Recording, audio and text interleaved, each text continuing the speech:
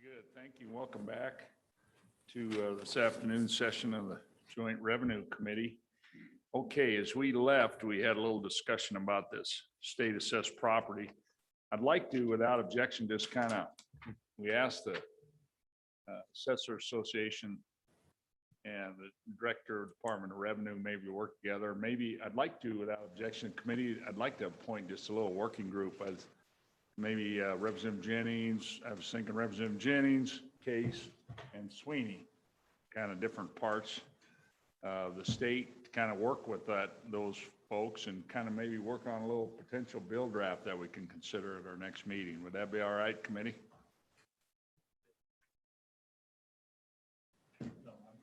Would that, yeah, I just think this kind of everybody get their input. Okay, so we'll just go ahead and we'll put that topic and maybe we can, that might be one bill we can kind of pass, maybe.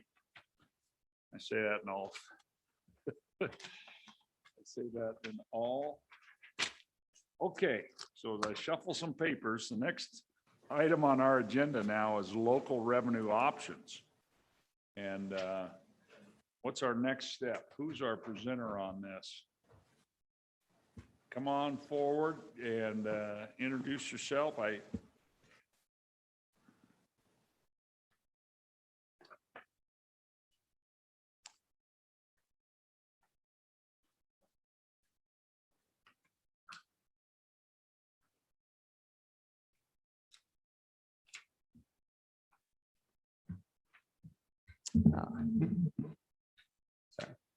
Well, good afternoon, Revenue Committee. I'm Matt Hall. I'm the mayor of the city of Cody and also the president of the Wyoming Association of Municipalities. So that's what brings us before you today. Lucky me, huh, Senator Case? Can you go ahead and introduce yourself? My name is Bob McLaurin. I'm with the Wyoming Association of Municipalities. Perfect. Welcome. Okay, please proceed. Yeah, thank you, Mr. Chairman. We just want to thank the committee for exploring the topics today that the Revenue Committee has addressed in their agenda. Of course, our association stands ready to partner with the legislature as we address the state's issues. We appreciate the work in helping our towns and cities with the resources we need to promote economic activity and improve our citizens' quality of life. Most recently, the passage of legislation like our surface water drainage bill, which is being implemented by several communities, several cities within the state to repair their aging, and in some cases, non-existent surface water facilities. Our municipal option tax, which is being addressed and implemented by a handful of cities that qualify to do so. And of course, the legislature and the governor's continued support of our direct distribution, which provides necessary funding for local governments and state as they address our critical utility and public safety needs for our citizens. Today, just speaking on behalf of the few mayors that have been able to make it to the meeting today, and of course the rest of our associates that are watching via Zoom, we certainly appreciate and are encouraged by the discussion and the debate that has taken place so far. We realize that the Revenue Committee here at the legislature has maybe kind of the unenviable task of proposing, debating, and carrying forward a lot of our essentially tax bills. But we know that WAM, our association, stands ready to help out and engage as we continue to have these discussions about our state's tax structure. And really with that, we would stand for questions. Are there any questions? Members, Senator James. Thank you, Mr. Chairman. So I was curious in implementing any of these taxes or tax raises that you guys are asking for. Have you looked at areas on where to cut first? And I also noticed that when you're asking for this for public safety and for economic development, there's a little sentence in there that says, but not limited to. So that leads me to believe that you guys, or they could spend it however they want. It's not limited to economic development or public safety. So I was wondering if you might be able to explain that for me, please. Mr. Chairman. Okay, go ahead, Mayor. Yes, Senator James, I'll do my best. I would at least bring up that this last year, and of course, our budget timeline is similar to yours, where we adopt a budget for July 1 to June 30th. But within this last budget year, almost every municipality in the state adopted a budget that it cut at least 15 to, I think we had one municipality that almost cut about 35% out of their general funds. So we've certainly done our best, especially looking forward, as we were anticipating a lot of the issues from the COVID and being shut down. And so we went ahead and forgoed a lot of items within our general funds that we could in order to balance our budgets. At the municipal level and as well as the county level, we certainly pride ourselves in being as transparent as possible. We, like you now, thanks to technology, do our best to put all of our meetings we can within all of our municipalities that have the availability to. Not everyone has IT staff that some of the larger first-class cities do, but everything that they can do so our citizens see what we're discussing, see how that affects their lives, and can help them engage in the process and the conversation when it comes to what we do with the budget. As far as public safety, economic development, when I refer to public safety, I refer to usually our police, a lot of our essential services, and those are all within the general fund. And not to get too far in the weeds, but for the most part, we have enterprise funds and general funds within city government. And the general fund is the only resource for revenue, our taxes and governmental transfers.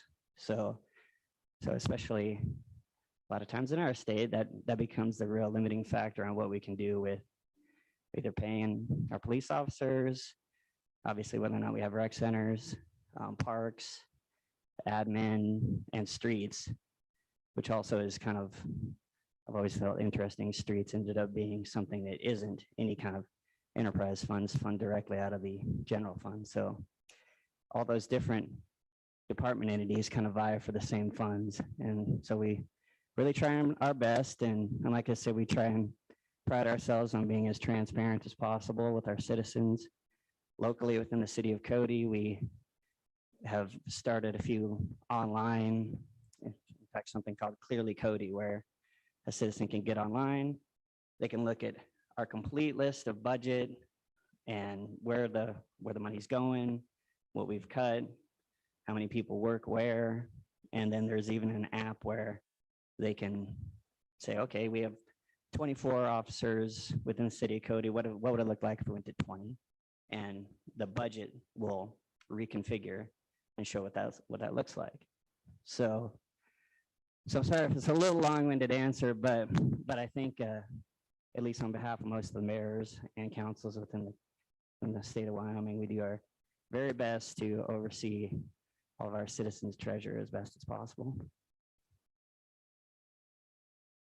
Okay, you have a follow-up? Okay. Thank you, Mr. Chairman. So would you say that the municipalities have eliminated areas that government doesn't belong, like owning golf courses or running golf courses and athletic facilities and stuff like that, where private sector could come in and do that and contribute in revenue instead of costing? Because I've noticed that those type of facilities lose a lot of money, far more than that's spent on them. So I'm assuming before you guys did your cuts, you looked at those and got rid of those. Yes? What do you Mr. think Chairman? there, Mr. Mayor? Senator James, well, I think for most of the municipalities that where those rec centers already existed, I did not hear of any that eliminated them outright. I do know that they did cut as much as they can within those operations. As we represent our citizens of our community. When we first built our rec center up in Cody, a lot of our citizens didn't really want to. They didn't want to pay for it, which is understandable. It was able to get funded and ended up getting built.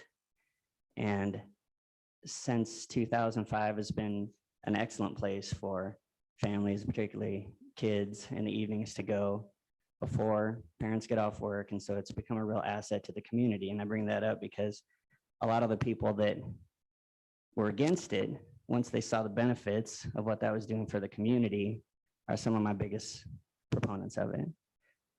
So if our community decides they want me to do some of those things to try and eliminate those facilities and departments, then we'll probably respond if that's the direction they want to go. But as it stands for now, a lot of those capital assets, I would call them, that we have, that we're charged with overseeing at our city government level, we're doing our best to try and maintain them, keep them active for the citizens, and do what we can to keep improving them. So if perhaps down the road someday our community, our council in Cody wanted to sell that facility, it would be worth something for private industry to buy and take over. Very good. Any other members?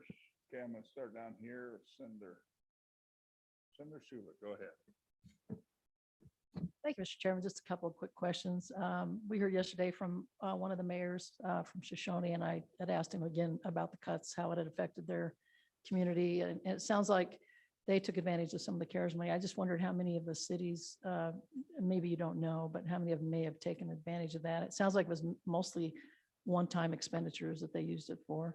And also, just as a follow-up, if I'm kind of interested in knowing too, if anybody's looked into the municipal tax that if anybody's kind of headed that direction also. Thank you. Go ahead, Mayor. Mr. Chairman, Senator Schuler, so as far as all the CARES money and obviously a lot of the new ARPA that is coming through, most of our municipalities, and well, I would say all the municipalities I've discussed with, have done their best to earmark those monies, knowing that they're one time. I mean, we obviously can't. It doesn't make any sense to start to hire a few more staff when we know that in the next budget cycle it's not going to be there. So we're doing our very best to manage what we also perceive as probably a one-time gift. I guess if you want to call it that, from the federal government, the municipal option tax. And remember, just briefly, when we had a lengthy discussion with the Wyoming County Commissioners Association on how to move forward with that legislation, it did include a lot of caveats to where, rightfully so, where the general purpose penny, the fifth penny, and the sixth penny had to be in place. So not all the counties have covered those. And so I think the few that have are trying to look into what they can do to put a municipal option tax on the general ballot, which, thanks to an amendment that was passed last session, makes that available to those communities. But I do think, especially in the future, as things start to progress, that you'll probably see more communities try and take advantage of that as much as they can.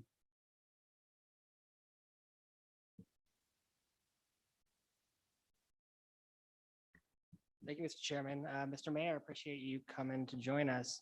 So during this last session, as you know, we had a whole bunch of bills that were various types of options, and we kind of corralled them all and said, let's make it an interim topic. So I'm wondering if you have any thoughts on any of them.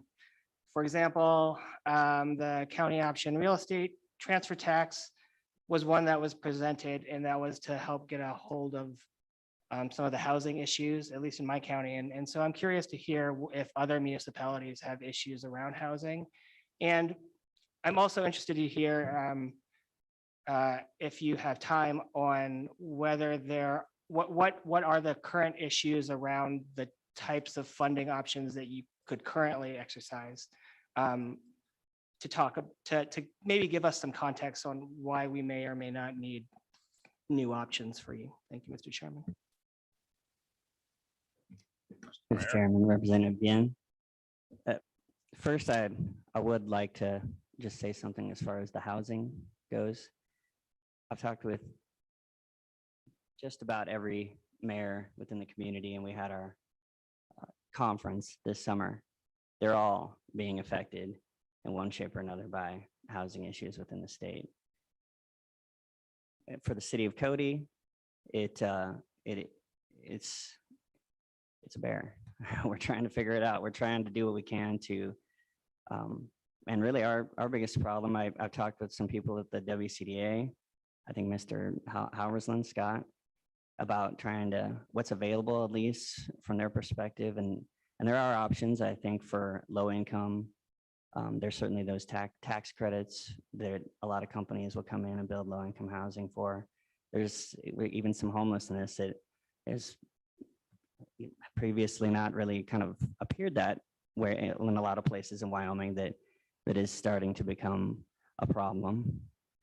And so we're really trying to, this is just one of these things that it kind of felt like it snuck up on us. And so we're trying to use what we can to, for obviously the ARPA fund resources, what they're trying to do with the rental assistance program that the DFS has rolled out is trying to help with some of that, the low income, those federal dollars that come to the WCDA that can apply for those grants, and the tax credits for the companies that are coming in and building for those low income housing. The real kind of bugger, so to speak, is affordability of housing. And for instance, our hospital is the largest employer in the city of Cody. And we often will bring in nurses, and they're looking at about, in the neighborhood of 60, maybe somewhere above 60, 70,000. They can't afford to buy a house. It's just that simple in Cody. So we've tried to address that at least somewhat on the local level, because their housing issues are complex. They change from municipality to municipality. And so we're kind of maybe trying to get the housing authority together, but any kind of funding, any kind of revenue stream or help, or that the legislature could help provide with that. And I'm sorry, I haven't really looked into the municipal or the real estate transfer tax bill, not knowing exactly what that looks like. But certainly, if there were more arrows to put in our quiver, so to speak, to help out with these problems, particularly in that affordability area, then I'm sure that it would be something that my members of my association would get behind. As far as your kind of follow-up, I think that our municipalities, we have to balance our budget as you do, and have to make tough decisions. And so I think that the availability for us to find, either new revenue streams when we come to that point is something that we continue to try and look for. And certainly ease of implementation also can be kind of difficult. My county is one of only 2 in the state that has not passed the general purpose tax, and we tried to pass it last year, and it died 60-40. That's pretty good defeat. So we're moving on from that. But to say that doesn't have a positive impact on all the other counties, and then the ones particularly in our case, where tourism is one of the main economic drivers, it's from a community leader standpoint, it's kind of tough. So when people do come in and they want their rec centers open, or they want more police officers on the street, or they want their streets re-chip sealed or redone, it can be a little bit frustrating from some of our community leaders' standpoint. Sorry for that. Any other questions? Representative Gray. Thank you, Mr. Chairman. Thanks, Mr. Hall, for being here today. What is the approximately, I'm not trying to put you on the spot, but since the start of COVID, approximately the federal allocation to Cody?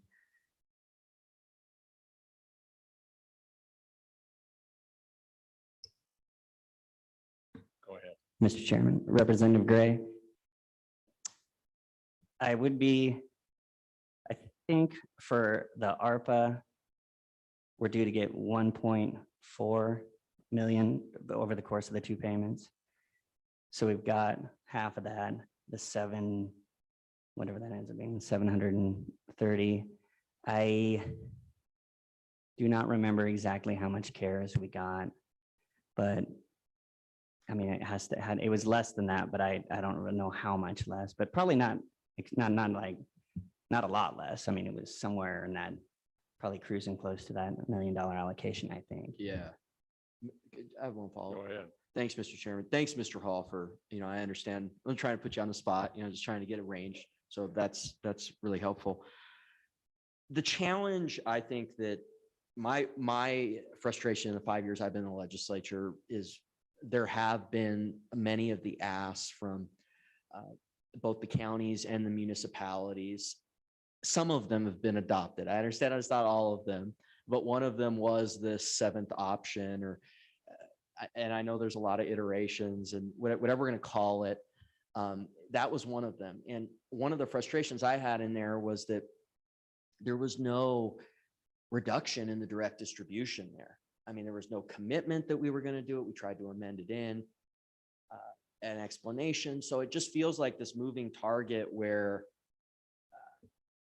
there's these asks and one or two get debated every time. Maybe it'll pass. And then on the flip side, we don't get the direct distribution reduced a little bit. I'm not saying it's 100% right off the bat. And it's a menu of things, but have you thought about what a percentage, especially for the bigger municipalities, that could maybe bear a little bit of a reduction? I mean, look, I represent one of them, but I do think that Casper could bear, some reduction direct distribution. I think they could. Okay. And I understand the argument about rural areas, but we're all in this together. Okay. And so I understand, that, but have you thought about that? What do you think Cody could do and overall? And thank you for your time.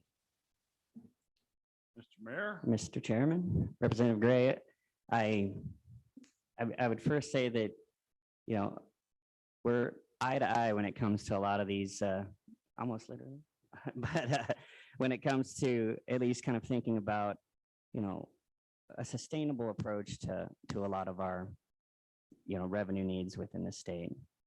I think as far as this community goes, I will be meeting with your city manager tomorrow for lunch. And so we'll broach that subject with him. We have, and definitely in the last, I think, budget session, this was something that we want to be a partner, at least trying to solve. What the situation in the state is now, I'm assuming is a little bit different than it was a year or so ago for, obvious reasons from the federal money injections and whatnot. But that is certainly a continued focus for municipalities and counties to look for ways where, we don't like coming down to the legislature each year and trying to ask for those direct distribution monies. We do it because we need it for a lot of our communities, and that's just kind of the position that we're in. But if we had some more options, it's Representative Yin was kind of maybe alluding to, that could be taken advantage of. I think that we would be able to partner with you and try and work towards solutions. So that direct distribution wouldn't be as big of an issue. And I know my colleagues behind me have a pretty good presentation from the county, and I think it has a lot of good ideas in there on how to maybe address these ongoing concerns. Okay, so as we kind of wrap up the city part, we're going to move to the counties. Go ahead. That's what I wanted to Mr. Lauren, if you've got some more Just- to add. that'd be Just great. real quickly, Mr. Chairman, if you go back to the history of direct distribution, for those of you that have been around here for a while, direct distribution came about in the early 2000s when the state capped federal mineral royalties and severance tax payments.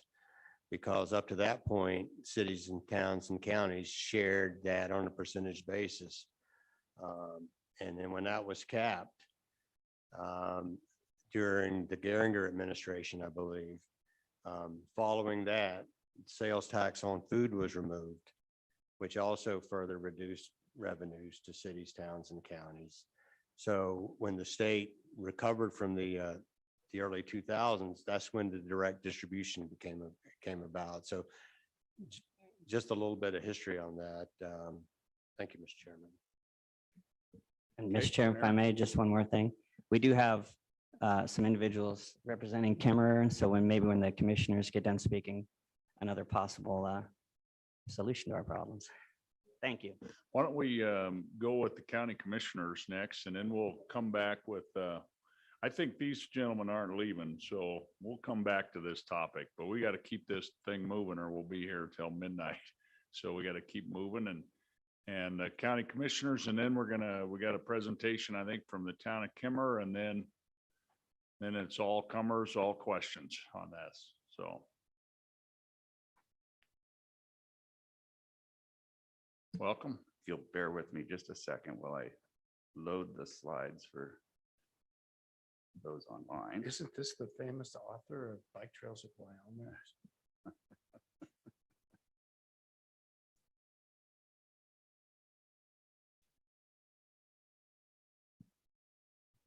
All right. Mr. Chairman, members of the committee, I'm Jeremiah Riemann here on behalf of the Wyoming County Commissioners Association. I'm joined in the room by Mr. Bill Novotny, who's the chair of the Johnson County Commission, as well as our current vice president. Can I just, and you've distributed this slideshow to everyone. It's on your desk there. So, okay. Yes, thank you. Mr. Chairman, all of you have those. I'll try and reference slides as I move through. I wanted to just start off that I'm not through this presentation proposing anything per se. With the conversation about direct distribution upcoming, this is intended to say, if you want to replace direct distribution, which by all means, we would love to find an alternative that was more reliable and didn't require us to come before you on a constant basis. These are some of the options that do exist, and I'll be happy to take some questions through that. Mr. Chairman, I wanted to just mention a couple of things about county revenue sources as I get into this, and I'm on page 3 right now, about county revenue sources, simply because they are important points as it relates to some of the options that I'll present here. I did want to make you aware, and I think I have in the past, that our association puts out a revenue estimating manual for our members on an annual basis. You can find that on our main page, and it, great thanks to LSO for many of the diagrams that we've been able to incorporate in that, but we try and project out what revenue might look for the next 2 fiscal years so that our counties are prepared as they go about their budgeting practices. Mr. Chairman, on slide 4, I'm presenting some of the intergovernmental funding pieces. This is again something that is included in that revenue estimating manual, and so you can get a sense of what it's looked like a couple of fiscal years back and what we're looking ahead in a few different state intergovernmental categories, whether that be property tax, sales and use tax, down to severance tax. Mr. Chairman, the next slide is really important, again, to this conversation about direct distribution. When I say state intergovernmental funding, I'm focused on sales and use tax, fuel taxes, direct distribution, and severance tax. And I have tiered these out, and this is something that my predecessor did, and it's, I think, important information. Categorize the counties into 3 different tiers, and they're categorized based on the amount of those intergovernmental funding sources that they receive. So you can see that the 7 tier 1 counties receive 58% of the total. Now, to give you a little bit of a sense, between fiscal year 19 and fiscal year 20, that's increased by 2%. So each of the other 2 categories have actually lowered by 1% each. The other thing that I'll just point out relative to these numbers is that all of them are lower between or in fiscal year 20 than they were in fiscal year 19. The average is 10% on the low end, tier 1, reduced by 7% on the high end, tier 3. Actually saw a reduction in that one fiscal year of over 17%. Mr. Chairman, if we look at property tax as the focus in this approach, 73% of property taxes collected in the state of Wyoming go to, are collected in 7 counties.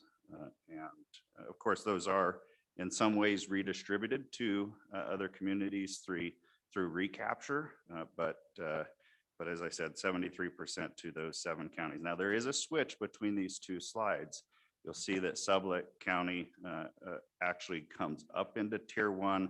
Fremont County drops into tier 2 in this particular slide. Mr. Chairman, I'm going to now focus on what are some of those options that exist to replace all or perhaps part of direct distribution. Again, as the disclaimers in a few places in here, and as I've said, these are not necessarily proposals. I'm just trying to show you what that could look like. But before I do, I think it's important to note a few things relative to what a solution must do. You can't make permanent a tax that's already collected. So you can't just impose the 5th penny, which is already imposed in 21 of 23 counties, and call that a solution. That generally exists because the voters have approved it. You can't, and I think this goes to Representative Gray's question, you can't give us a voter option and call that a replacement because it's subject to the voter whim relative to that particular tax. And these are critical dollars that the communities need. You also have to minimize that tiering. So we can't be giving more money to the tier 1 counties at the expense of tier 2 and 3. You have to make sure that we have some balance there.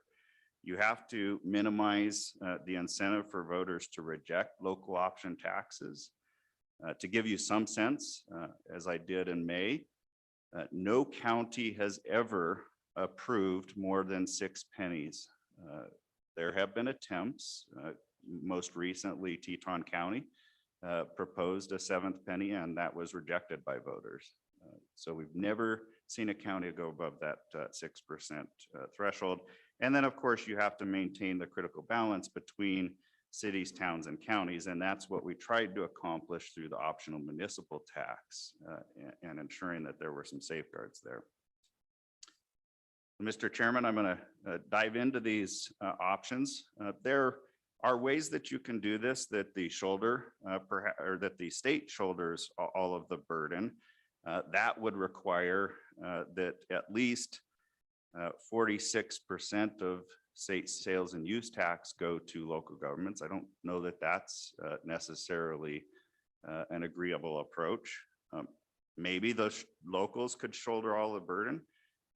That's not a sustainable approach with our current taxing authority. And then you could look at some set of combinations, and that's what I'll present in the slides that come. So, Mr. Chairman, looking at slide 10, the first option that could exist to raise some additional revenue for local governments would be to shift that current 69%, 30% share between the state and local governments of the sales and use tax, the 4% that is imposed. You could increase that local government share up to 35%, and that would net approximately $53 million per biennium for local governments. That generally is enough or actually it is enough to take local governments, or sorry, it's one part of, or about half of what it would take to get us off of direct distribution. That change would net approximately $18 million for counties, again, half of what it would take to move counties off of direct distribution. The problem is the distribution of that is not a perfect one-for-one to the direct distribution formula. This approach also favors municipalities over counties because generally sales and use tax is collected within the municipalities. On the positive side, it's not something that would raise taxes. On the negative, of course, it would take away from the state share of that particular revenue source. Mr. Chairman, on slide 11, you could increase the assessment ratio. This is certainly something that you've looked at for the industrial or other properties. If you increase that by 2%, the fiscal year 20 numbers suggest that you'd raise about $34.7 million for counties per biennium. Again, this is an approach that would actually favor the counties over the municipalities. And then, of course, higher property counties over lower property assessment counties. So we probably would see additional tiering happening, and that's something that we would want to avoid. This does raise taxes, but it also raises revenue for schools and special districts and other beneficiaries of property taxes. You could perhaps increase the statewide sales tax by 0.5%. That nets approximately $56 million for counties over the biennium if distributed entirely to local governments, sorry, or if you kept the current 69 or 70-30 split, it would raise about $17 million for local governments. Of course, this is one that has the potential, and we've had this conversation, I think, with the Education Committee more recently, of jeopardizing some of the local sales and use tax efforts that have existed out there. Again, nobody's ever gone over 6 pennies, and so you would be pushing into that existing territory.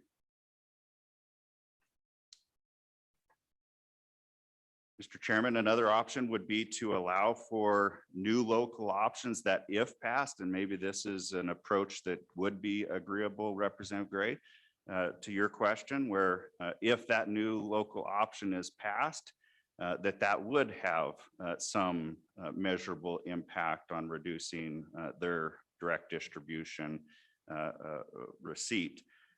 An example of this would be a real estate transfer tax. Again, I'm not proposing these things. This is just one idea that could fit within that umbrella and perhaps reduce that. You could also increase the under the cap severance distribution from to counties that currently sits at 3.88% up to 6%. And that would net an additional $3.3 million for counties. That, of course, without changes to the cap, as you all discussed yesterday, would have an impact on the other beneficiaries of the severance tax system right now. So, Mr. Chairman, what I did on slide 13 is to show you what a combination of the previous slides might look like. So if you increased the sales and use tax ratio on the state collection, as well as increase the assessment ratio by 1/4%, increase the statewide sales tax by 0.5% with the traditional split, and increased the severance distribution to 6%, that would net about $41 million for the counties over a biennium. That is more than enough, just more than enough to move counties off of direct distribution. What you haven't done, of course, under that scenario is move cities off of direct distribution. So I want to make that quick note. Mr. Chairman, I'll just close out with a few couple final slides that just present some other options that do exist out there in this space. One of those is to allow for local governments to have greater flexibility in increasing some of the fees that they charge, which could be for judicial, could be for certain real estate transactions, which are noted there. The next one would be to, of course, and you've had a great conversation about this, and that's reducing the number of sales and use tax exemptions or excluded services. I've put two things there. I wanted to just ponder the food tax in particular. As the slide says, that one exemption, if removed, would generate about $30.3 million annually for local governments. If you add in the state portion of that, you're looking at just over $60 million. That one tax, if you devoted the entirety of it on collection to local governments, could replace direct distribution.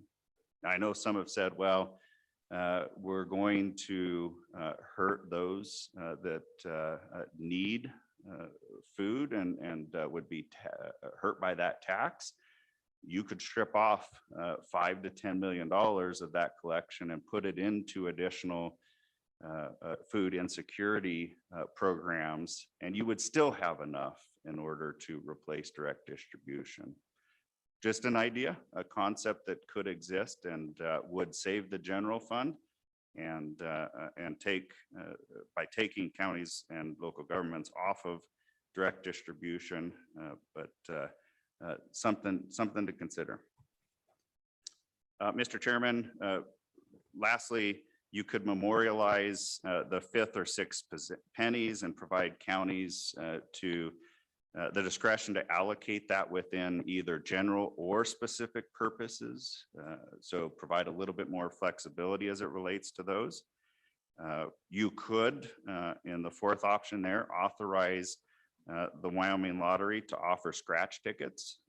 There's some conversation happening in joint travel around this concept to try and fund the outdoor recreation office and the Office of State Parks and Cultural Resources. Currently, that money goes to local governments, and based on the Wild Lotto estimates, it would raise about $652,000. You could increase the 8% local option cap. You could assess the state's currently uncollected 4 mills. That's authorized in the Constitution, but is currently not collected. And then the last one there is something that you could do to allow counties the ability to assess schools and special districts tax collection administrative fee, the same fee that the state collects against local government collections. We're only able to take an administrative fee from municipalities. We cannot assess one against the school districts or special districts. Again, I'm not proposing all of these as something to move forward, but wanted you to have some thoughts to continue the conversation and ensure that we're a productive partner in that. Okay, appreciate your presentation. Members, any quick questions or clarifications? Representative Baker. Thank you, Mr. Chairman. On slide 6, you have your 2022 projections. And I see that the sales and use tax is reduced by about $10 million. What is that attributed to? Yeah, Mr. Chairman, I don't have the manual in front of me, but we do kind of discuss what contributes to that. But a lot of this is based off of the state's own Craig analysis of future collections. And so at least at the time that these numbers were generated, we were projecting lower revenues over time because of the impacts of COVID. I suspect, at least for the current fiscal year, and it depends on the county, some are up and some are down across the board. But as a whole, I would guess that it's probably right around, once this fiscal year shakes out, right around the same that it was last year statewide. Now, that's as a whole, that's not county by county. Okay, follow up. Just for clarification, there's not going to be an expiration of any tax or anything like that that's attributed to. Jeremiah? Mr. Chairman, I don't believe that this accounts for the expiration of those, but of course, we do have some local options that will expire because they've finished the collection of their specific purpose tax.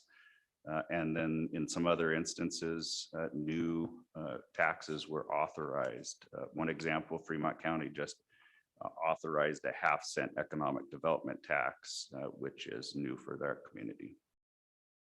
Okay, I just have a quick question, and you can just give it to us later on those tiers, tier 1, 2, and 3 on state intergovernmental and property tax tiers, and you got the percentages. Can you just put the percentage of state population in each of those counties, each of those tiers?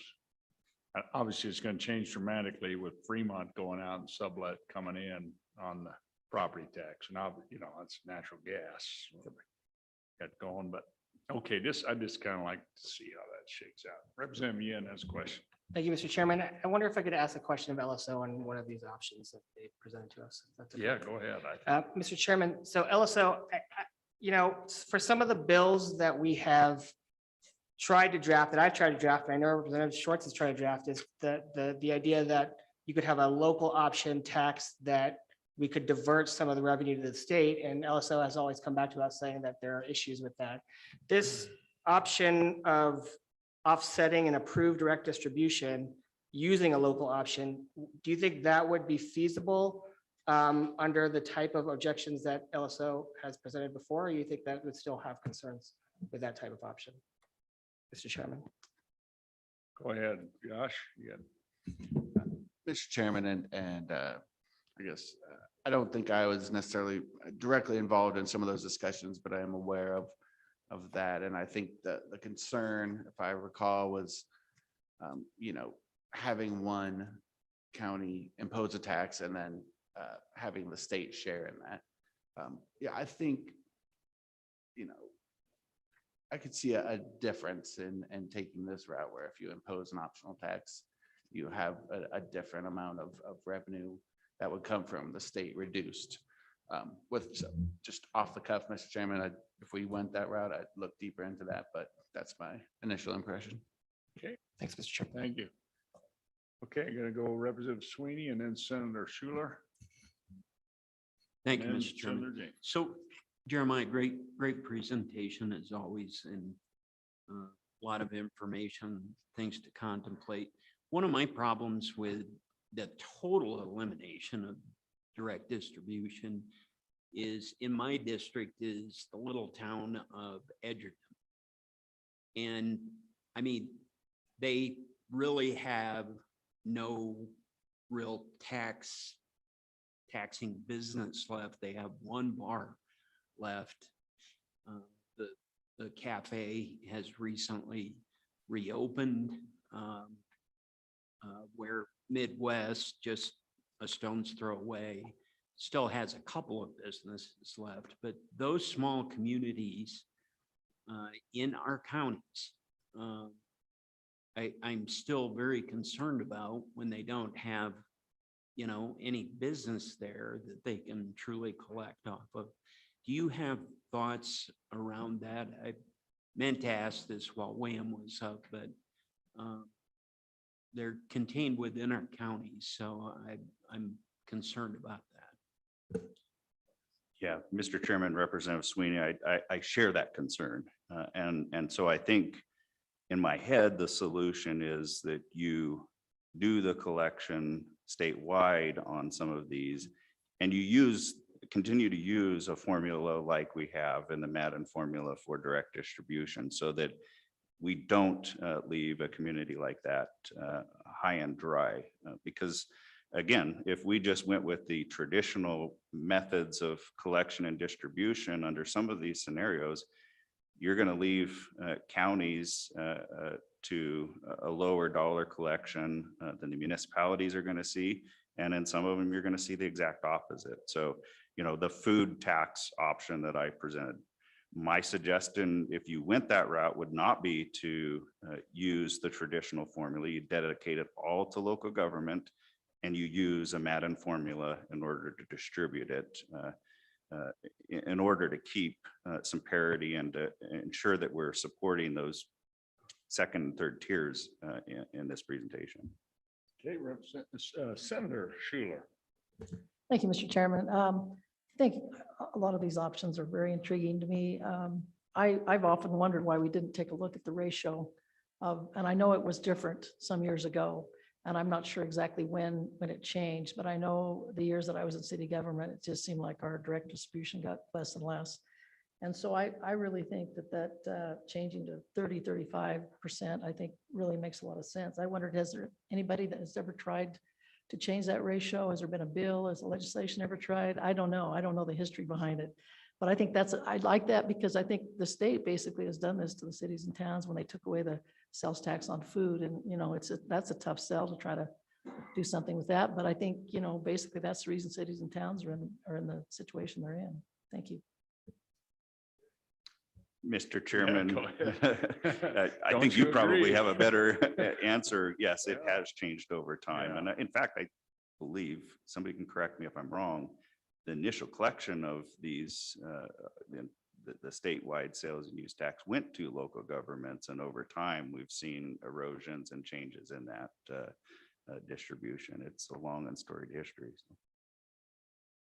Bottom line, I think though, sales taxes are most stable, and we've given, you know, a significant chunk of that to local governments, you know, 30%.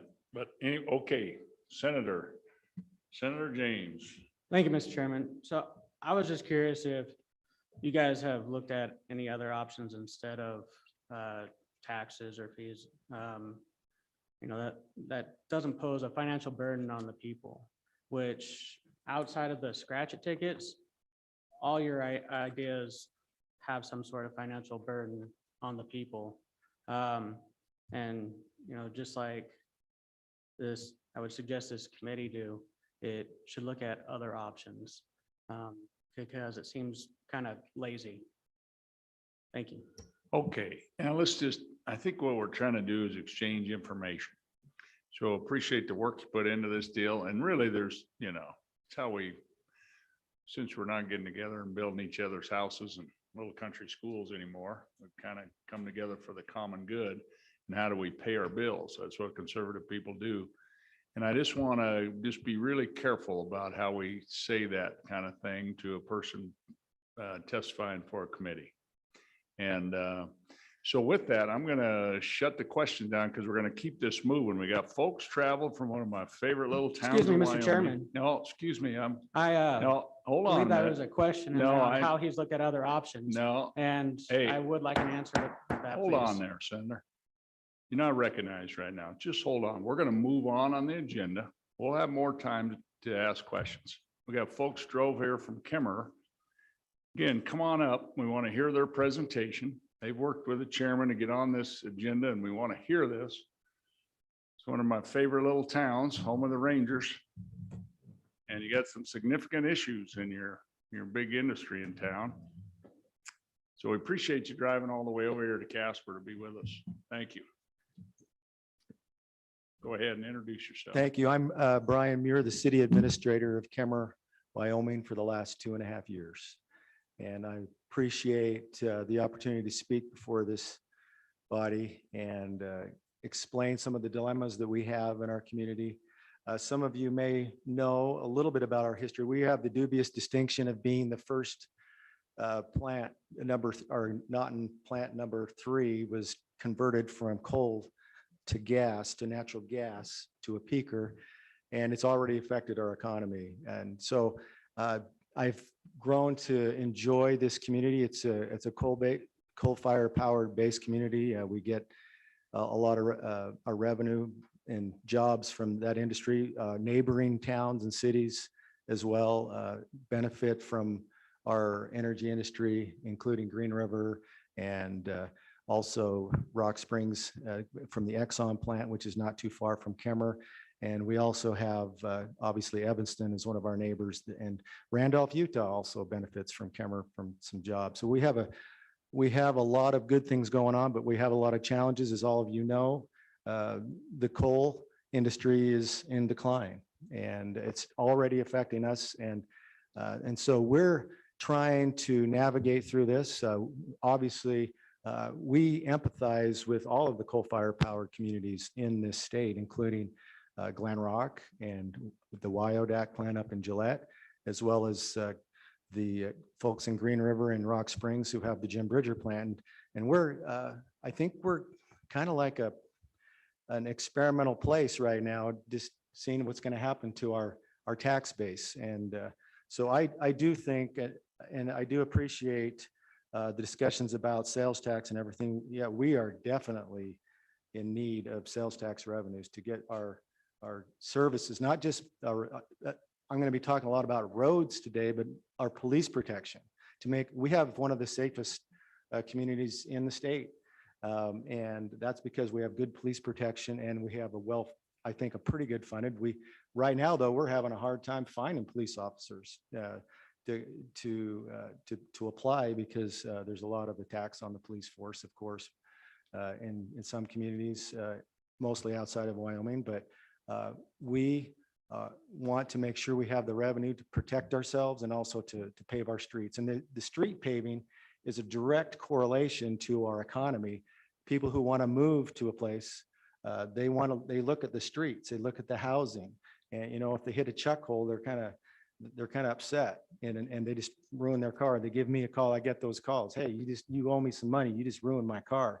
So these are important issues to us, the sales tax revenue. I appreciate WAM has been supporting us on a lot of fronts. We appreciate as well the County Commission Association in supporting the municipal option tax, which we think is critical to us. It's the meat that we need and just to give you a little background to what's happened to us is we did go after trying to get the 6-penny project tax passed. The predecessor before me, the city administrator, spent a lot of time working with our county and also the cities within Lincoln County to try to get some projects, got everybody on board, and unfortunately, we were not able to get those passed. And what was interesting is, if you know Lincoln County, about Cokeville South, the political philosophies are a little different than North, okay? So we're a coal-fired powered community, and a lot of people from Cokeville also work and commute to Kemmer. And almost everybody, Cokeville South supported, about 64% of the population supported our projects that we were trying to get. We had about $4 million ourselves in projects that we needed. These are not just, how streets, if those of you know how streets work, you can't just neglect your streets, because eventually you're going to dig yourself a really big hole and that you're going to have in years to get out of. You've got to keep them maintained and all that. So we had about 4 million in street projects. The whole county assessment, I think, or the county evaluation of all the projects together was about originally 15 million, then it got scaled back to 13 million. Up north in the cities, they supported us, but in the unincorporated areas, they didn't see any projects that they could connect with. I think the county put on there 3 garbage trucks. And they were trying to figure out, well, why do we need 3 garbage trucks? And I think their streets were okay, but And so that left us in a bit of a dilemma. We didn't get anything, right? We didn't get any revenue out of the 6 penny. So we need to have the 6, we appreciate the municipal option tax, but what we really need is also to get some bigger projects from that the 6 penny would help us with. Now, I'm going to just tell you the idea and this is a resolution that we submitted to WAM that we had. We've since changed the wording on what we're calling this proposal here, but we want to create a special taxation district within our county, and we would work with the county. They would be the ones that would be approving these districts so that we can provide for ourselves. So we can be a self-reliant community that takes care of our streets.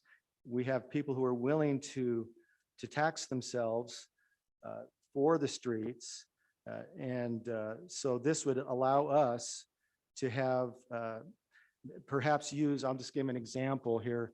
We could use as boundaries, perhaps the hospital district and have multiple people in that area that do use our roads a lot and do need our services a lot, being able to vote on that to benefit their own community.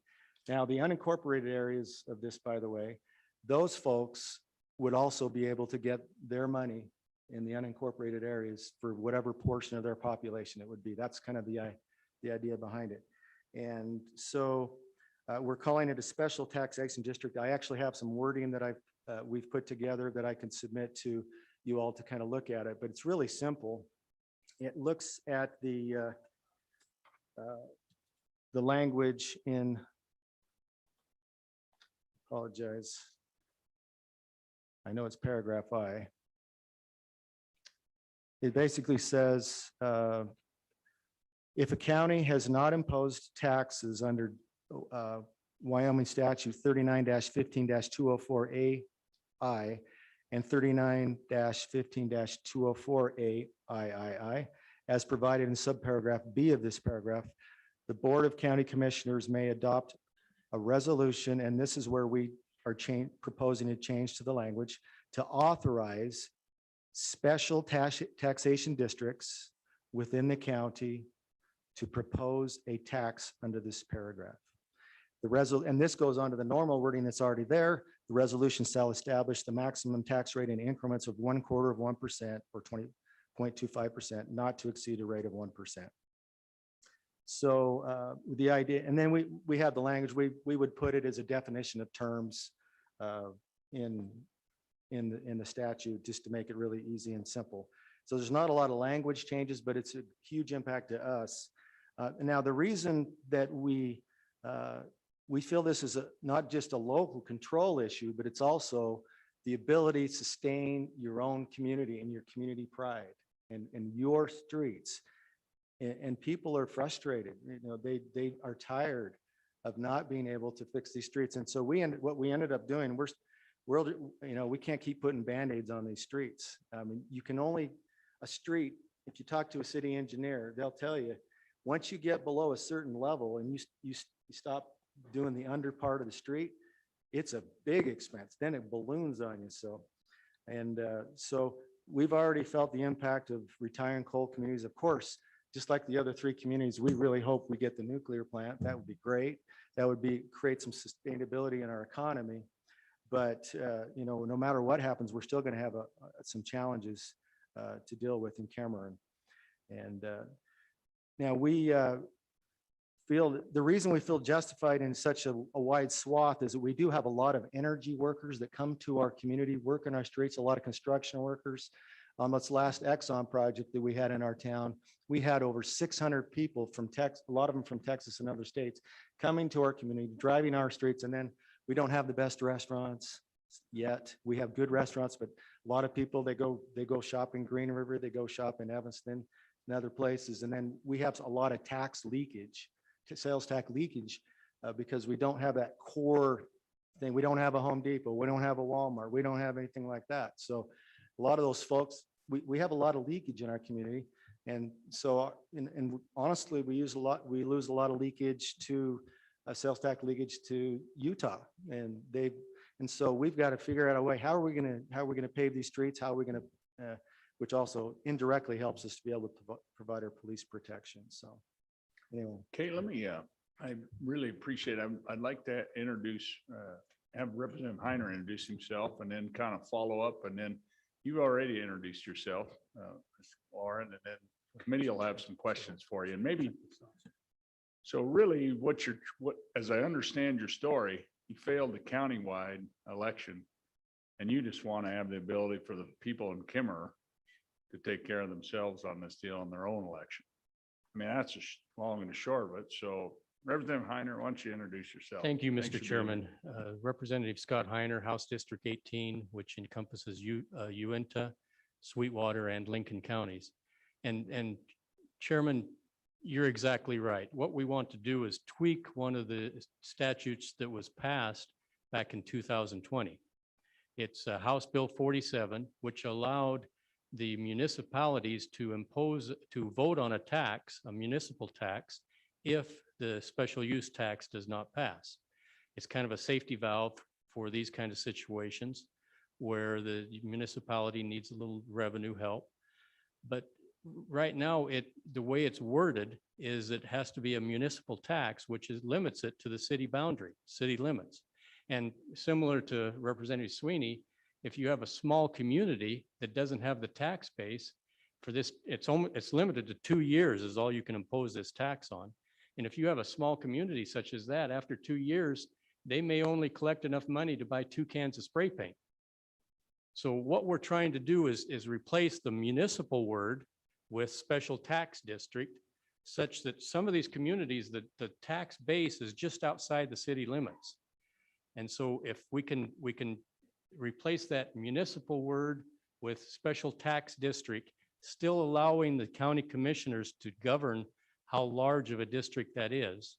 They still have control of that and recognize that it only can last for 2 years. And then it has a sunset that's in statute, so that they could maybe do a fire district or something like that to grab some of the larger industrial area around the city that utilizes the city infrastructure and have a bigger base.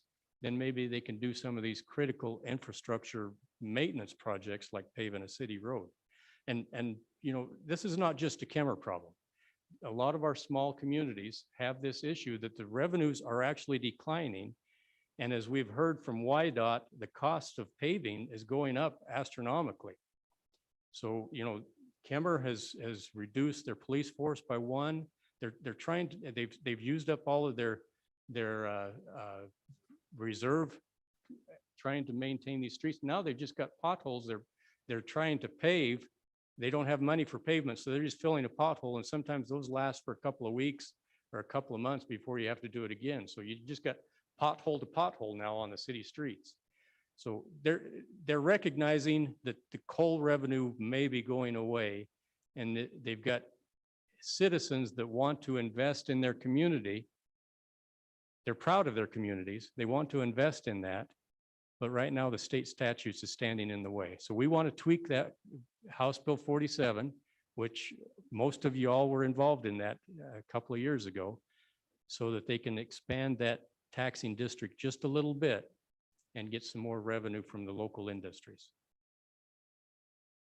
Any other, okay, committee, any questions on this issue or topic? Senator James. Thank you, Mr. Chairman. Did this fail or pass in Kemmer when it took the countywide vote?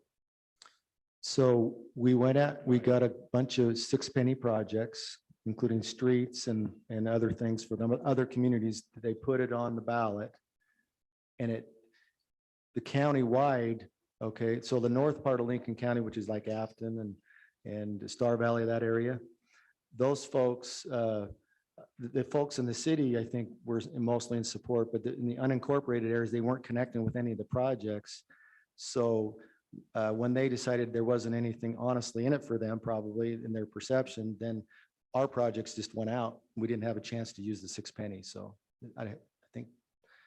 So it failed. Oh, Oh, yeah, the voters of Kemmer overwhelmingly and Diamondville supported, and so did Cokeville. So if you go Cokeville South, South Lincoln County, 64% were in favor of the passing these projects. Whereas in the north, yeah, they are a lot higher population. And so they outnumbered us as far as that. And so, and they didn't have any projects that the majority connected with, so. Follow up, Mr. Chairman. Quickly, yeah. Thank you. Has Kemmer and any other place where you're looking to put the special tax district, have they already looked at their budget and ensured that they're not spending anywhere that is a loss of revenue every year? Are we tight with our budget? Is that what you're asking? Yeah, I think. Director, So, yeah, always work through the committee chair. Oh, and it's sorry, I not a- beg your not pardon. it's a- Not a personal Okay. thing. That's how it works. Okay. Yeah. So Go ahead. I think he's asking if we're tight with our money and fiscally responsible. Is that kind of the general concept here? And careful to get revenues as anywhere we can. Well, Mr. Or- Chairman, I- Mr. yeah. Chairman, actually, like, do you have any things like the athletic facilities or golf course? I don't know what you have over in that area, so I'm Okay. just listing off things that Yeah. would qualify. Okay, thank Go you. ahead. Yes, thank you, Mr. Mr. Chair. Mayor, go ahead. So we have a rec center. We have a golf course, a 9-hole golf course. We have also an events center. And we also have a number of, we've got a swimming pool that's outdoor, probably one of the few outdoor pools in Wyoming that's municipal. And there's a lot of community volunteers actually that send money to subsidize those things themselves. We have the Kemmer Foundation, which provides money and funding. They provide us $20,000 a year to help our rec center succeed. We see the rec center in our community as a public health kind of asset. And so we are definitely in support of that. I think it helps with people's emotional support and helps bring families together. I see the benefits of those. I'm a big proponent of rec centers, and golf courses are good for the economy. I see a golf course as an economic driver. Honestly, we do subsidize them a little bit, but we also think there's intangibles that are hard to measure, that what it does for the community health. We've got a good senior league that meets every Wednesday. We get folks from the Bridger Valley that come over and golf with our people. And so we're very much in favor of those kind of amenities. But most of our money goes to police and to roads, public works and roads. Okay. Mr. Chairman. I'm going to move down now Oh, to Mr. Chairman, Senator. can I I'm have a going to follow-up, move down please? to Senator Schuler. We got a lot of people on this committee, so I I want understand everybody to that. have a chance. So Senator Schuler. Thank you, Mr. Chairman. Mine's a really quick question, and I just need a clarification. Are you going to call this a special taxation district, or will you take municipal out of it, or will it be a special? We're just going to call it a municipal special taxation? taxation district. Okay, so I just wondered what the tweak was going to So be. Administrator Muir, Okay, you're going to call that what? Special taxation Okay. district. I'm sorry, and that No, would, you're- Mr. Chair. and that kind of broadens it a little bit so that it could be a Cokeville, Diamondville. What's the Yeah. other little town? I can't remember besides Cameron. It's on the other edge of town, Frontier. Yeah, it would Frontier include is all of those. Okay, Now population 3, but we were good. Yeah, so that's all. thank you. Yes, Okay, now, next is Representative Yin has a question. yes. Thank you, Mr. Chairman. Mr. Muir, appreciate you coming forward. Yeah, I understand the concerns between northern and southern Lincoln County. I'm curious, with this district, would the district itself be in control of the funds? How would what's your idea on how the distribution of funds would go across municipalities and in the unincorporated area? Thank you, Mr. Chairman. Mr. Muir, okay, or is the Representative Heiner, you want to? He's better at this than I am. Okay, go on ahead, with the chair stuff. Representative. Sorry. Thank you, Mr. Chairman. So Representative Yin, yes, the money would still be based on the proportional population for the district, and we would work with the LSO to word that appropriately. But the county is still in control at that point. it doesn't change the way that we do it today.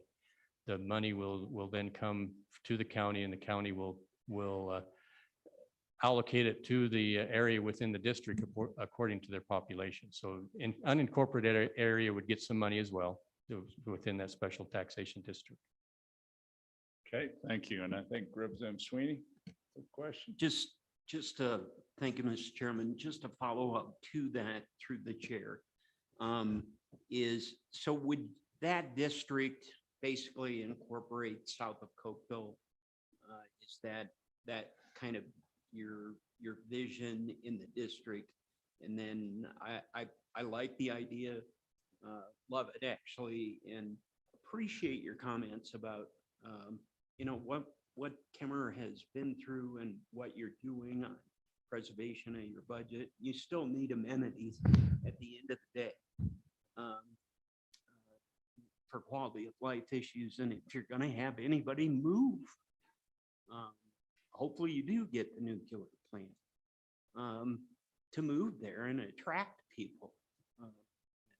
So is that the vision on the district? And the second part is, have you run this by your county commissioners then to take back to the overall County Commissioners Association? Okay, Representative Heiner. Thank you, Mr. Chairman. Representative Sweeney, thank you for the questions. The districts will be decided in collaboration, the counties and the municipalities. So if they want to do a big district like you mentioned, going all the way to Cokeville, that will be up to them to decide. It may only be a very small district, just the municipality and, a couple of miles outside the city limits, just to encompass some of these large industrial locations.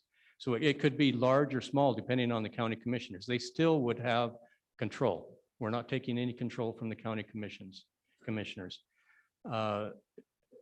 I forgot what the second part of the question is. Are the commissioners supportive? Oh, yes, our county commissioners are very supportive of this. They recognize that the sixth penny did not pass, but the needs are still there. So they're willing to work with us on that. Thank you. Okay, I'm going to move down to Senator James. Okay, anybody else? Representative Gray? Mr. Chairman, Administrator Muir, we get the aggregate numbers, but I'd like to have a couple more case studies on especially communities the size of Kemmerer, the revenue mix. Do you think you could just do a spreadsheet with all your revenue sources, just tobacco tax, sales and use tax, just fuel, just go through each one and put percentage of total next to it and include the direct distribution, because the data book that we get does not include direct distribution. That's an aggregate number. And so I'm curious on some of the communities under 7,000 kind of, and you're under that. So some of the case studies on that, if you could do that, I appreciate it. Thank you. Not a problem. I see you nodding. Not a yes. problem. Okay, and you can just email that to the committee. It'd Okay. be great. Or Representative Heiner can email it or through him, or that'd be great. Any other questions? Okay. Oh, I am sorry. Okay, online Senator Baldwin, your senator here. Thank Go you, ahead, Mr. Senator. Thank you, Mr. Chairman. I think all my questions have pretty much been asked. I apologize to Mr. Muir that I'm not there. I appreciate Representative Heiner being, I'm in quarantine in Kemmer at the moment. I think the only thing that I noted that was left out and not necessarily left out is the significant population difference between North and South Lincoln County. North Lincoln County, which includes Star Valley Ranches, is one of the fastest growing, regions in the state. And it's not going to slow down anytime soon. So the disparity is not over. The disparity is not going to end. I think the disparity is just going to widen. And I don't think the Lincoln County is necessarily unique in the state. And I would use the example of perhaps Natrona County.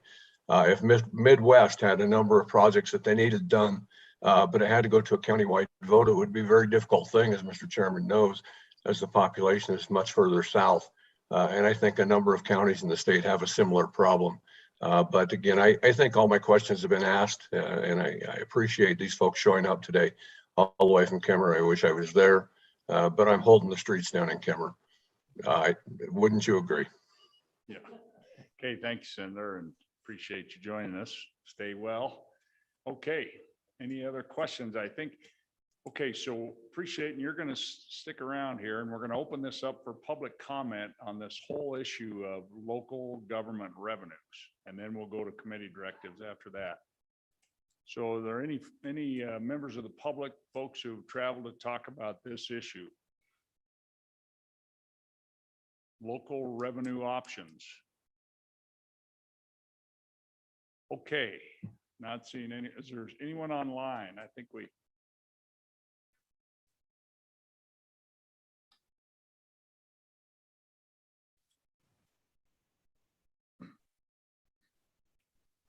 Okay, Miss Olson, can you hear us? I can, thank you, Mr. Chairman. Yes. Go ahead and introduce yourself, where you're from, who you represent, and go ahead. We'd like to hear from you. Thank you very much, Mr. Chairman and the Revenue Committee. My name is Anna Olson. I'm the President and CEO of the Jackson Hole Chamber of Commerce. It is my pleasure to join you from Jackson in Teton County today. And I have just a couple of comments to add following the good comments from WAM and WCCA.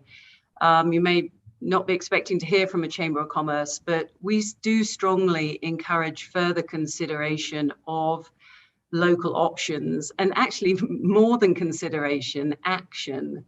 You know, we believe the diversification is needed within our local options, and every county has different. We just had some great examples, particularly around Lincoln County, of North and South, you know, discrepancies of what their issues are. But to have that local control and having the option of finding ways to raise money for your own problems or your own challenges is something that we strongly believe is a way forward and will help those local communities. There are two that I just want to mention. In one, and I know it's not really the Revenue Committee, it's more coming out of Corporations Committee, but special districts do work. The Tourism Improvement District that could come in front of the full body this winter is an opportunity for every major area that potentially is looking at growing the opportunity for tourism. Could be something they could use, and we know certainly it is a very viable option in our surrounding states. We at the Chamber of Commerce actually surveyed our members, of which we have 900 here, and real estate transfer tax was a preferred alternative to a viable solution to raising funds locally. There was a question earlier, can you make cuts? The housing crisis in Teton County has got to a place, no cut here is ever going to resolve it. And in fact, going back to that other comment, of course, it is now a Lincoln County issue, a Sublette County issue, a Teton Valley, Idaho, so an Alta, Wyoming issue. And we are seeing jumps in rent from 20 to 60%. Not just home ownership, but home rental has become impossible for most workforce here in Teton County. So providing alternatives that could raise significant amounts of money to provide answers to local problems and save communities. We're losing our workforce daily out of this community. We're down to under 60% living here. It is dropping rapidly. Now as workforce in 2017, 73% of our workforce could not afford a house here.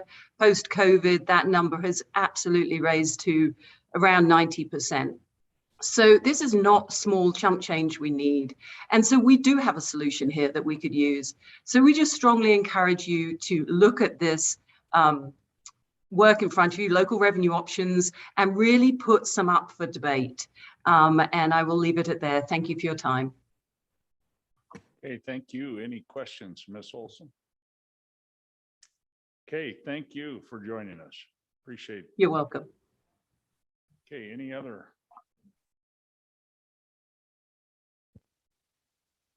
Okay, members, any direction for staff for our next meeting on this? Any other members of the public have offered? Okay. Representative Baker. Thank you, Mr. Chairman. So I just want to make a comment of kind of about the special taxing district. And you know, I've spent a lot of time this last year with YDOT and talking with YDOT, as has Representative Henderson and Senator Pappas on Transportation Committee. And I think what we've seen, you know, related to roads and, you know, you mentioned roads and law enforcement specifically. So I just wanted to comment briefly about the roads. I think what we've seen and what we've heard in Transportation Committee is that there is a real opportunity for coordination with local communities in trying to access some more federal grants and some federal money. And I think that there needs to be some more coordination within YDOT and their grant writers in educating local communities on what's available. So I think I just want to pose, you know, just put that out there, you know, similar to the discussion about the real estate transfer tax and the discussion we had with WCDA and the resources that may already be available. So just wanted to put that comment out there. Okay, anybody? Representative Yen. Thank you, Mr. Chairman. So I think I'm going to have two motions, given the presentations that we saw here today. I think the first one, which is an option I had never really thought of, which is the idea that you could offset some direct distribution to a county in a county option.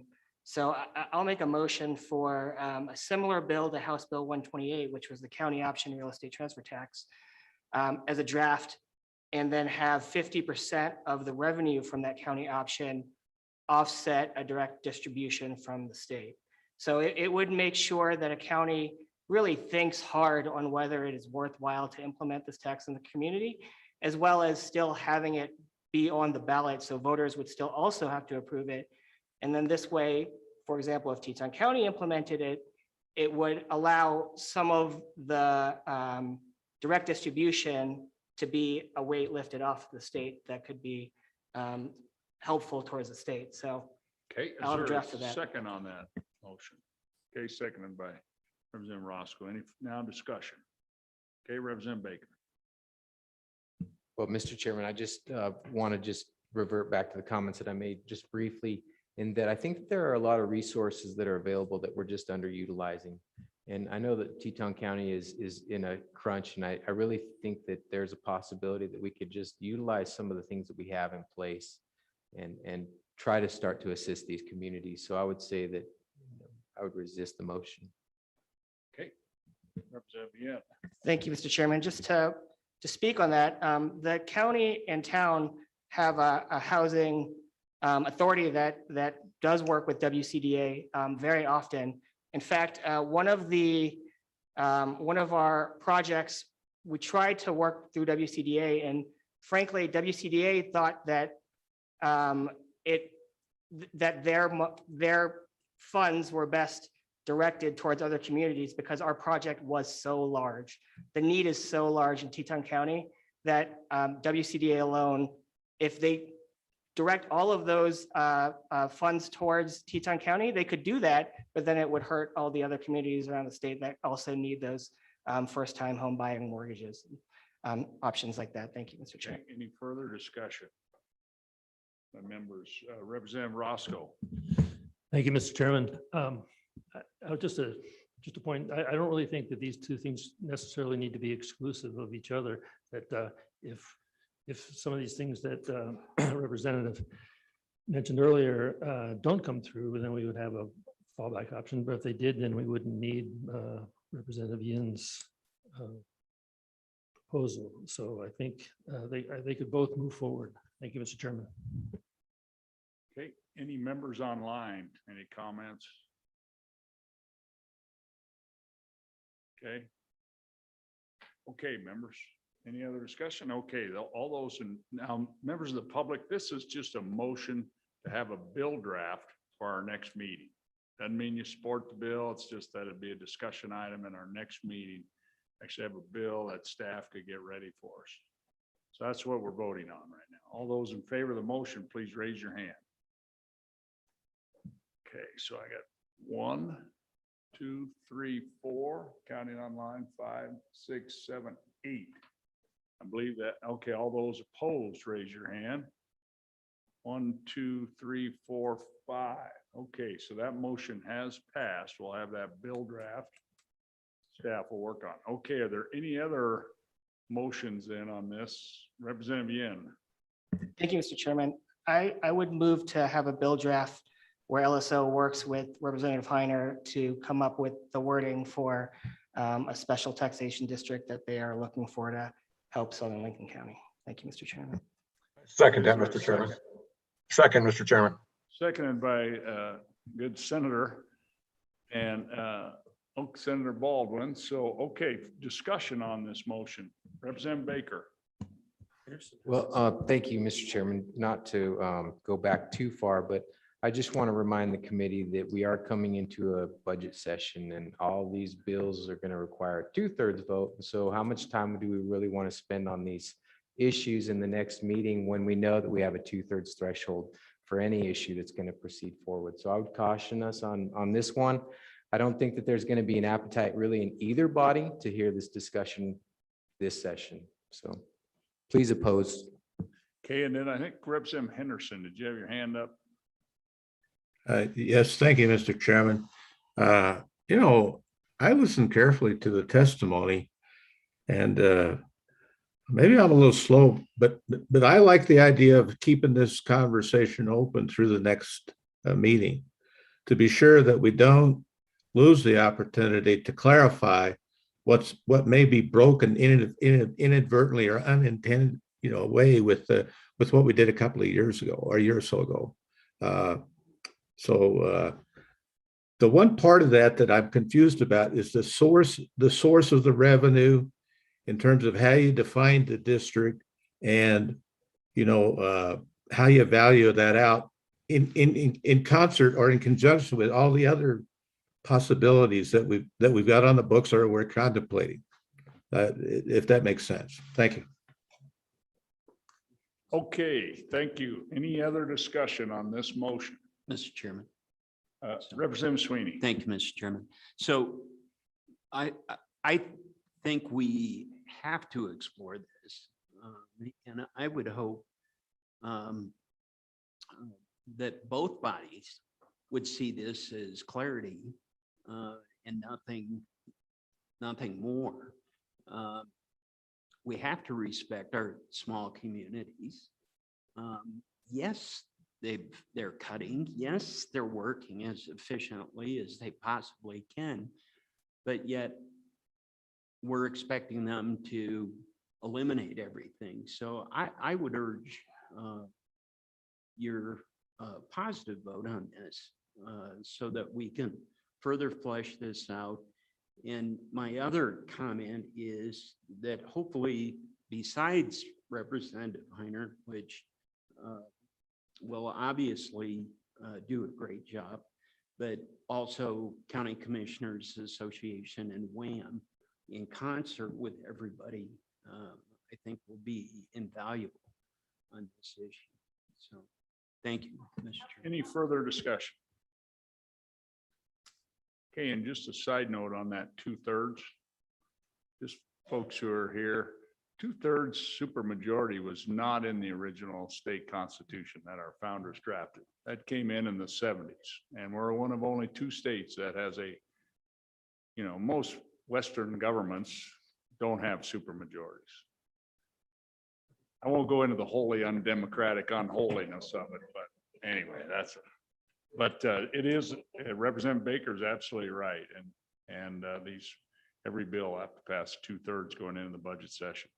Okay, sensing that we're ready to vote, and this is again to ask staff to draft a bill for our next meeting on this proposal that we heard from citizens of Kemmer. All those in favor of the motion to draft the bill, please raise your hand. I'm looking online. I see 3 online. 4, 5, 6, 7, 8. All those opposed, raise your hand.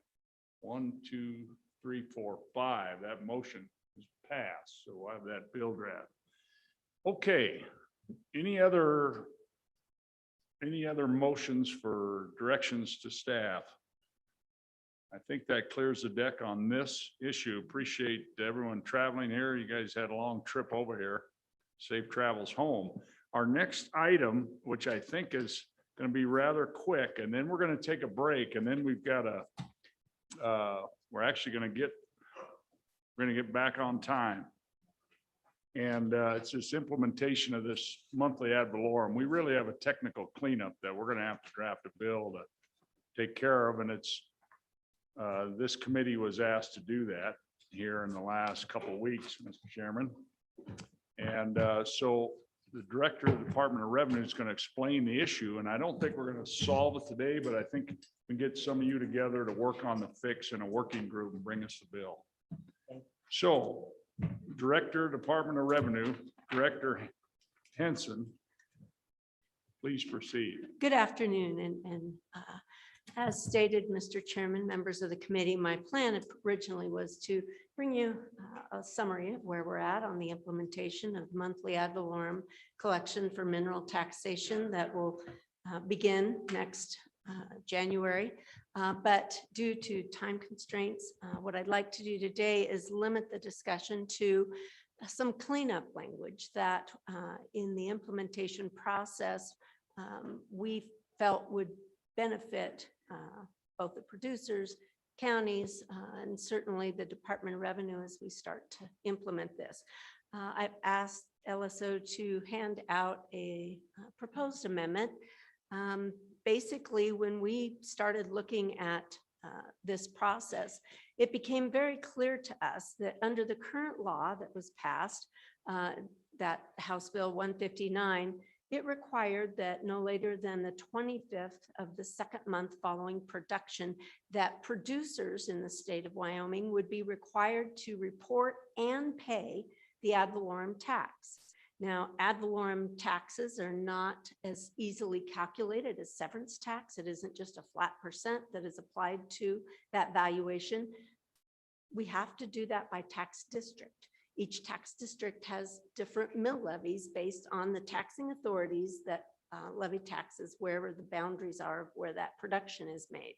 So because of that, we suggested that the same information that producers report for severance tax currently on that second month following the 25th of the second month following production, that is mirror language to severance tax, that they could continue to report in that manner.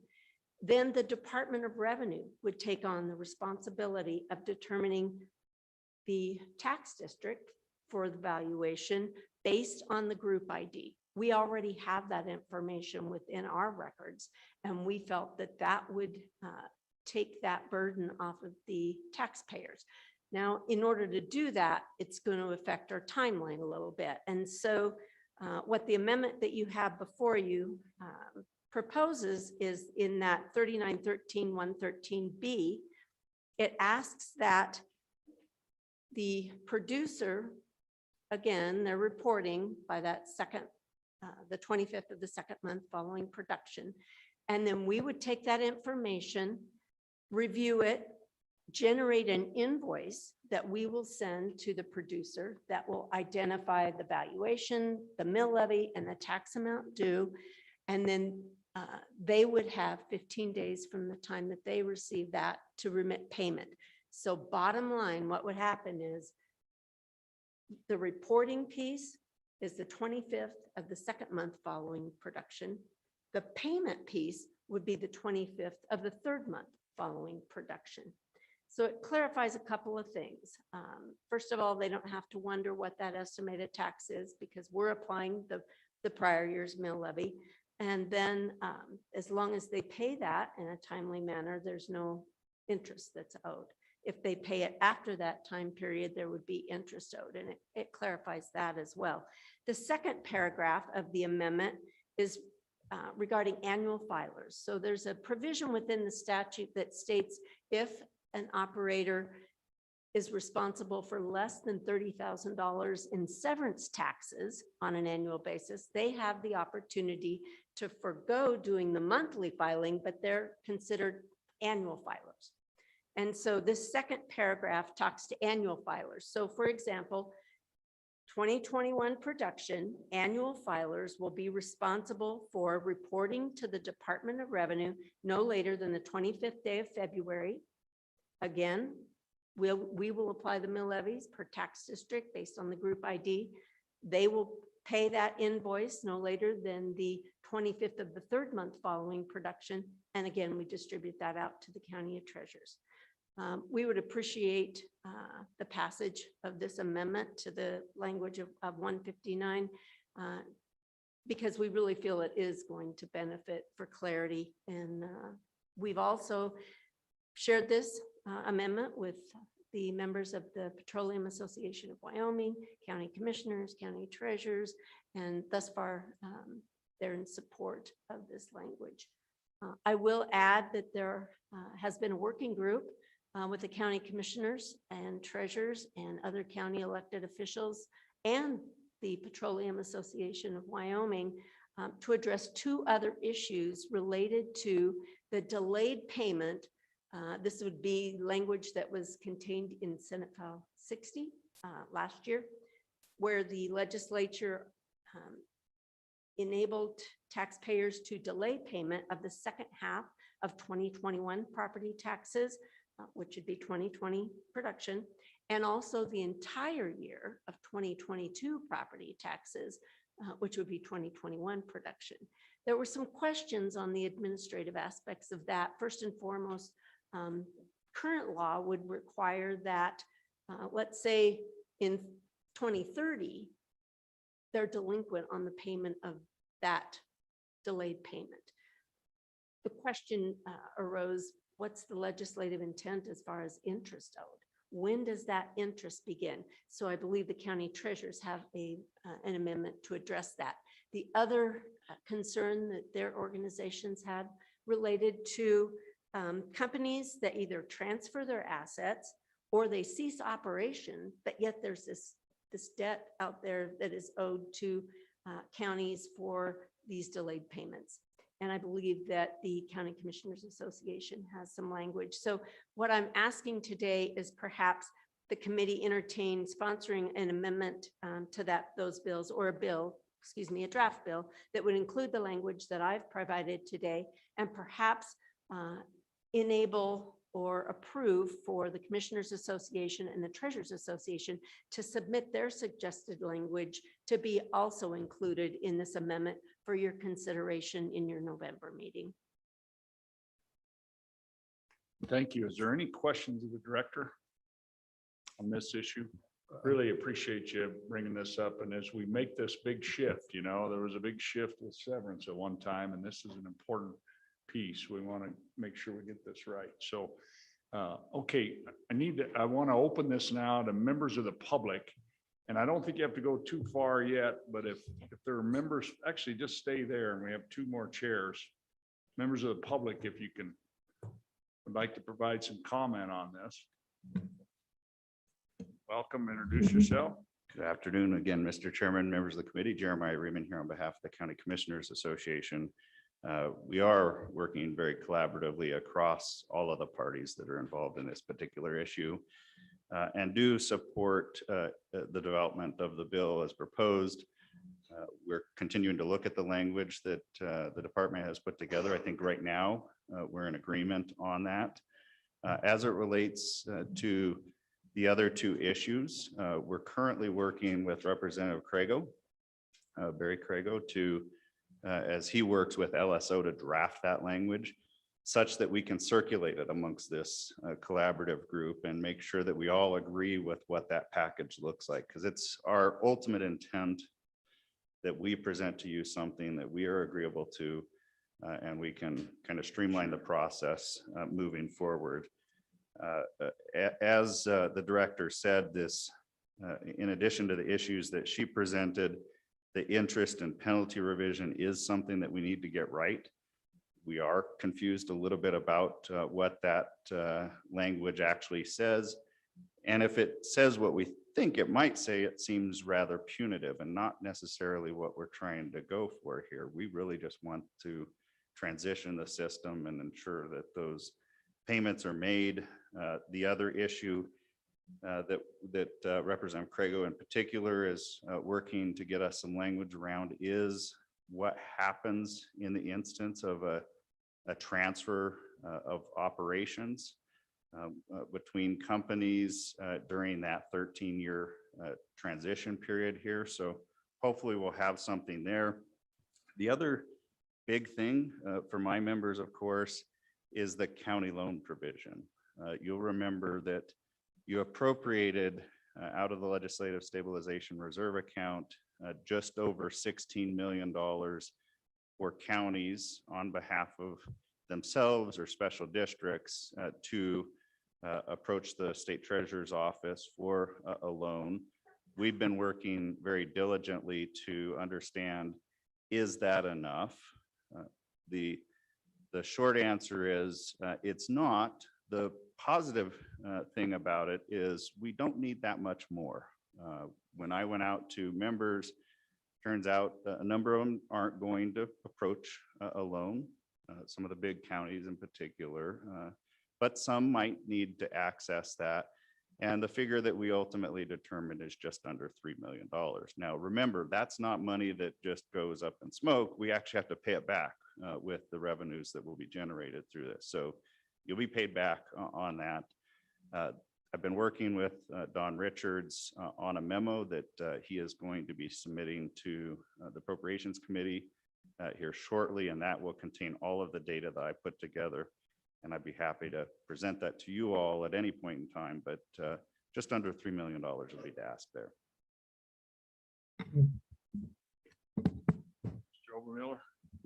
Thank you, Mr. Chairman. Pete Obermuller, President of the Petroleum Association of Wyoming. I'm not going to rehash the explanation. I think we're in the same boat as Mr. Riemann and WCCA. The language that was provided to you for today in terms of the timing is I believe fine for us. We'll take another look once it's drafted.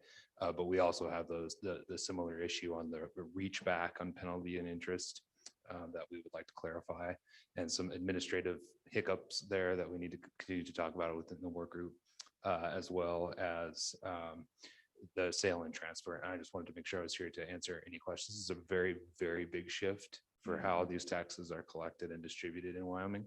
It's perhaps the biggest change that nobody knows about. So I mean, it's very easy for your eyes to glaze over on this, but it is really, this is your bread and butter right here. It's really important. So I just want to make sure that I'm here to answer questions about it. I think, Mr. Chairman, this has been quite a journey. We're pretty close. So a little bit more time for us to work it out internally. And I really appreciate my colleague and friend, Mr. Riemann, for his help and collaboration on trying to get this right. Okay, any questions by the committee? Representative Gray? Thank you, Mr. Chairman. I just want to clarify, did you say, because remember, we got into this debate in the last session, and I think it's been way too much money that the state has given for the transfer, for the cost transfer here. They want 3 million more, the counties? Is that what you said? Thank you. Just to be clear too, these are loans. These are all paid back. And Mr. Chairman, it has to do with cash flow. So go ahead, Mr. Riemann. Mr. Chairman, Representative Gray, if I can just briefly explain the issue. With this transfer, counties, on behalf of the beneficiaries of that money, which includes the counties, the special districts, community colleges, the schools are the big one. There ends up being roughly a 3 to 4 month gap in revenue collections. And so the $16 million, which it's correct, it's a loan that the counties would be able to apply for, is intended to ensure that there's not a cash shortage during that period, that everybody remains sort of static, if you will. As I went through that exercise, and some counties indicated they weren't going to take a loan. The result is that you need about $3 million more. Let me give you the exact number. The number that I have is that we need an additional $2,864,687. Now, I included the community colleges under our category because they don't have another carve out for a loan. If you took the community colleges out of that equation that or that number I just gave you, the remaining amount that would be needed for counties and special districts is just $587,279. Of course, we'll have to pay that back, guaranteed by the 13 years of additional payments that will be coming in. Okay, any other questions? Okay, go ahead, Mr. Can- Overbaugh. I'm sorry, I don't want to belabor this point, Mr. Chairman, but I do think this is really important because it gets really, it's very hard to separate in your mind what's happening here in terms of the payments. We have the switch to monthly payments, which is going to start happening in 2022, where my members are going to be paying every month based on their production from now under this amendment, 2 months prior. At the same time, starting in December of 2023, we're going to start paying back what they currently owe under the old system. So you'll be getting paid. This is why the gap is hard to wrap your head around, because why is there a gap when companies are paying 2 ad valorem taxes at the same time? It's just that it is a budgeting cash flow situation, but my members will be paying every single month. And then the state of Wyoming will get a Christmas bonus every December for 13 years of the previous system.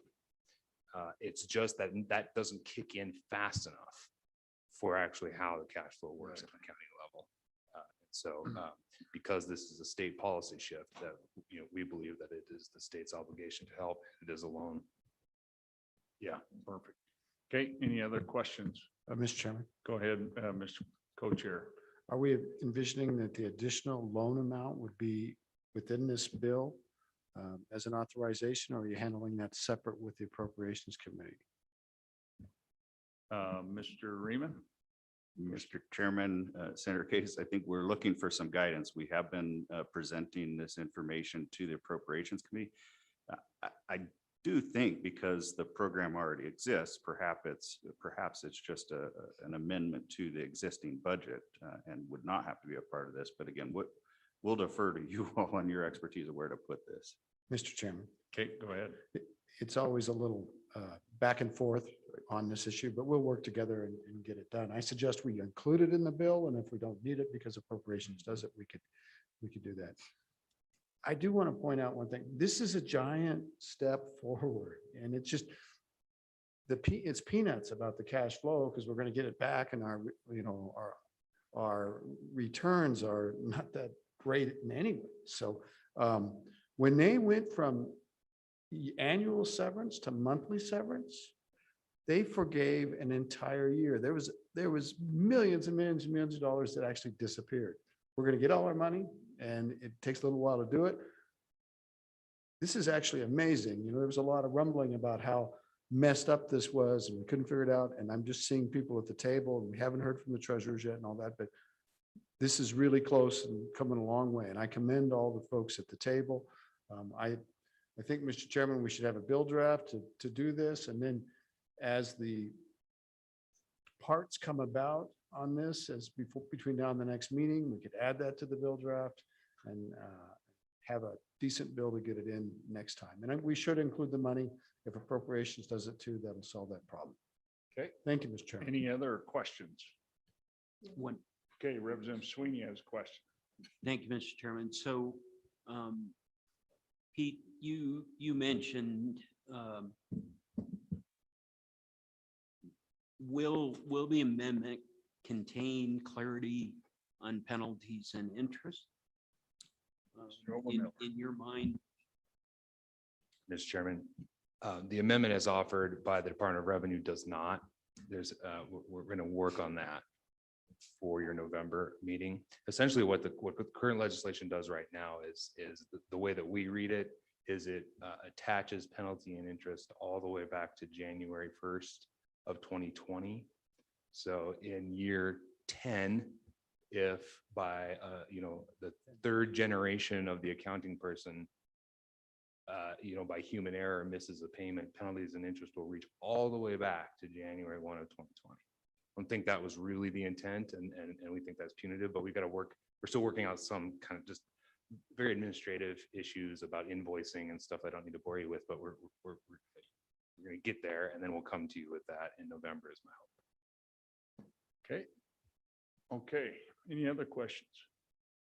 Members, here's what I'd like to, absent objection, and we can vote on too, but I think this is a cleanup that we like to, if we could get us, again, a small working group to work with everyone, and our LSO staff have been getting emails on this. I was thinking Representative Baker, maybe you and Mr. Co-Chair and maybe Representative Yin three of you work on that and keep the committee informed, and we'll have this bill ready. Members, does that sound like a workable plan? We'll get this thing ready so we can, get it fine polished. But it is really, it's a significant bill, boy. It's one of the biggest bills passed in many, many years. So it's going to be a really important difference for Wyoming. Okay. Anything else? Any other public comment on this issue? Okay, members, we're going to take, and that clock is a little different than what you have on your cell phone. 3:32 cell phone time. We'll be back at 3:45 cell phone time. And to continue our last topic, and that is property taxes and taxes on agricultural land and personal property. So thank you very much. We'll be back in a few.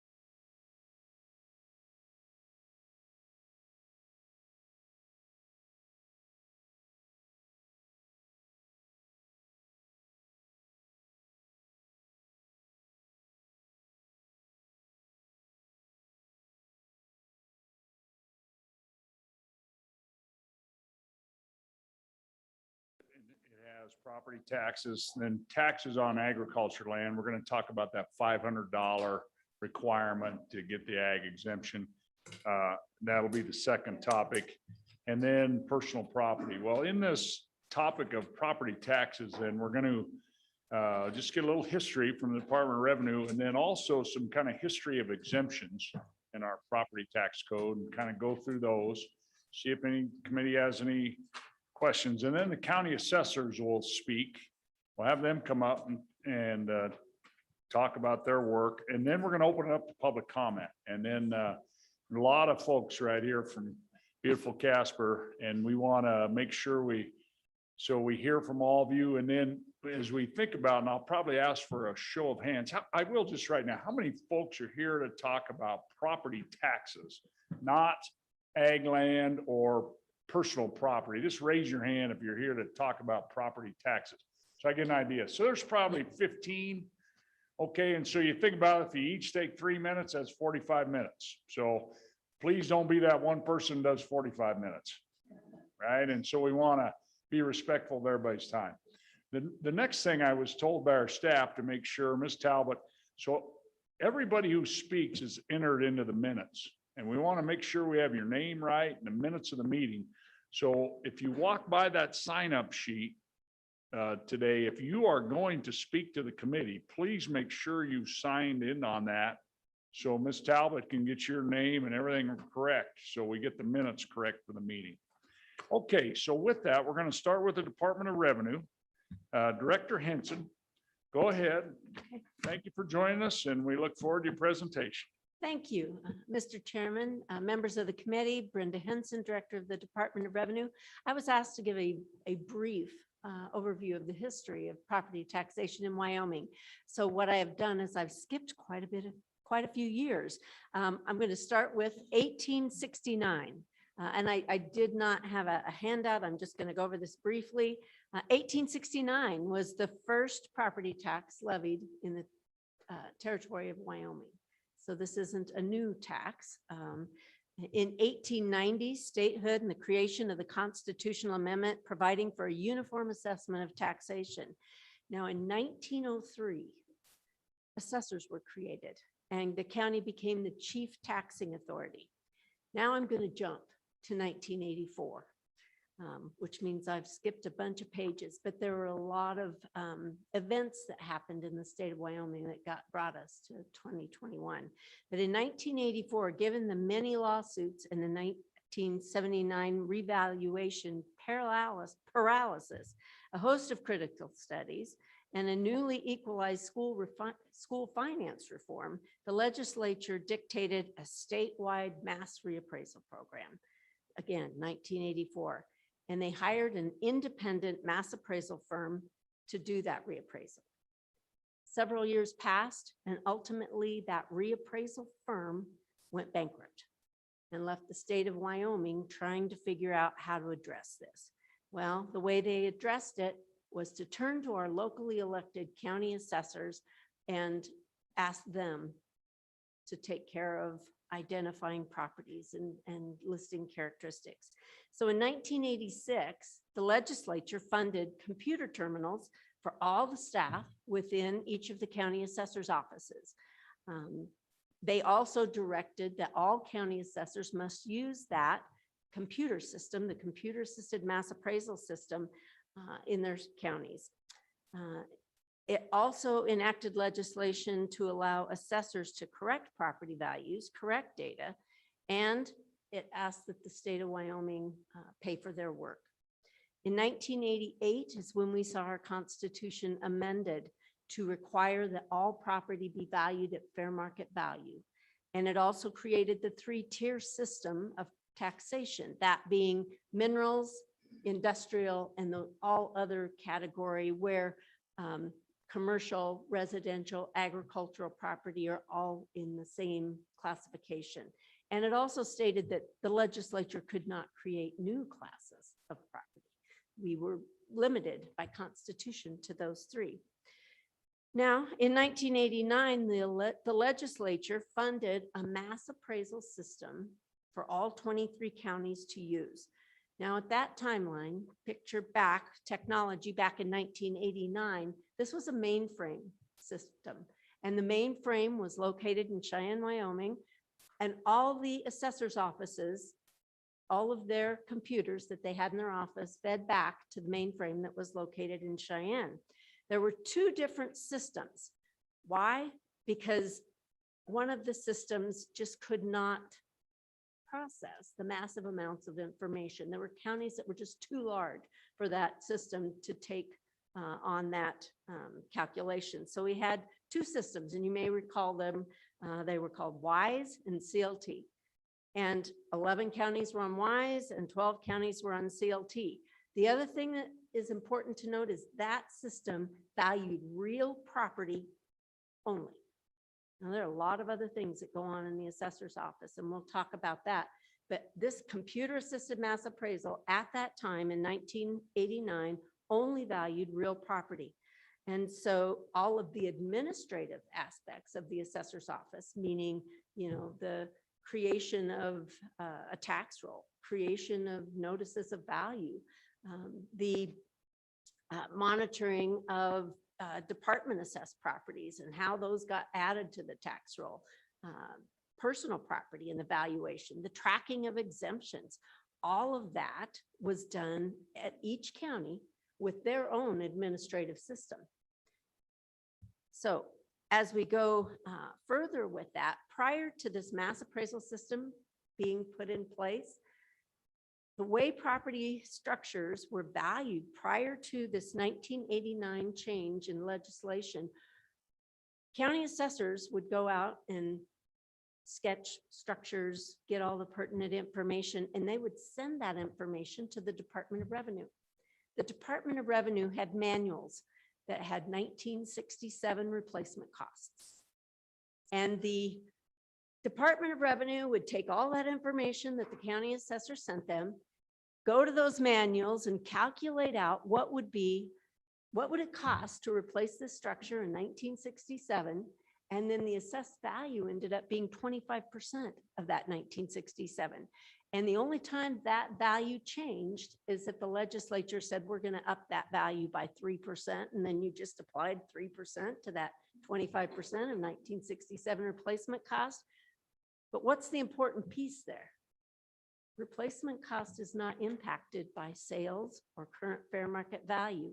So we had a system that was fairly stable as far as a taxpayer's concerned. Those values weren't changing. But how did I know? I just bought a house that was built in 1987, and I got my assessment schedule, and the value on the assessment schedule is 25% of a 1967 replacement cost.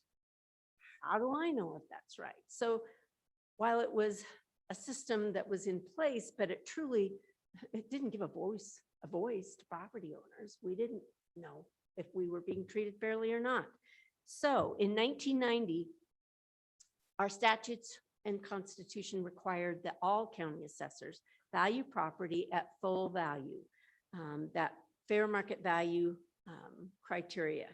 There was an implementation time period of and from 90 to 1992, county assessors could only increase the value by 25% unless there was a change in the property characteristics.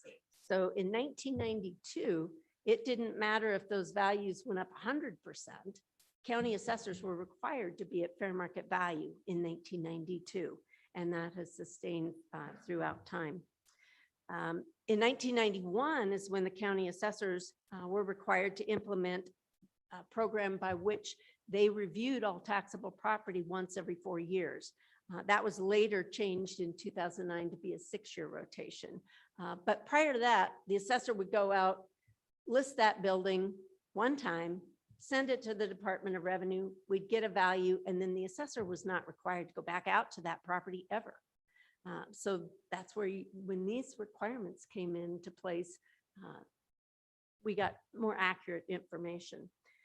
So 1995 comes along.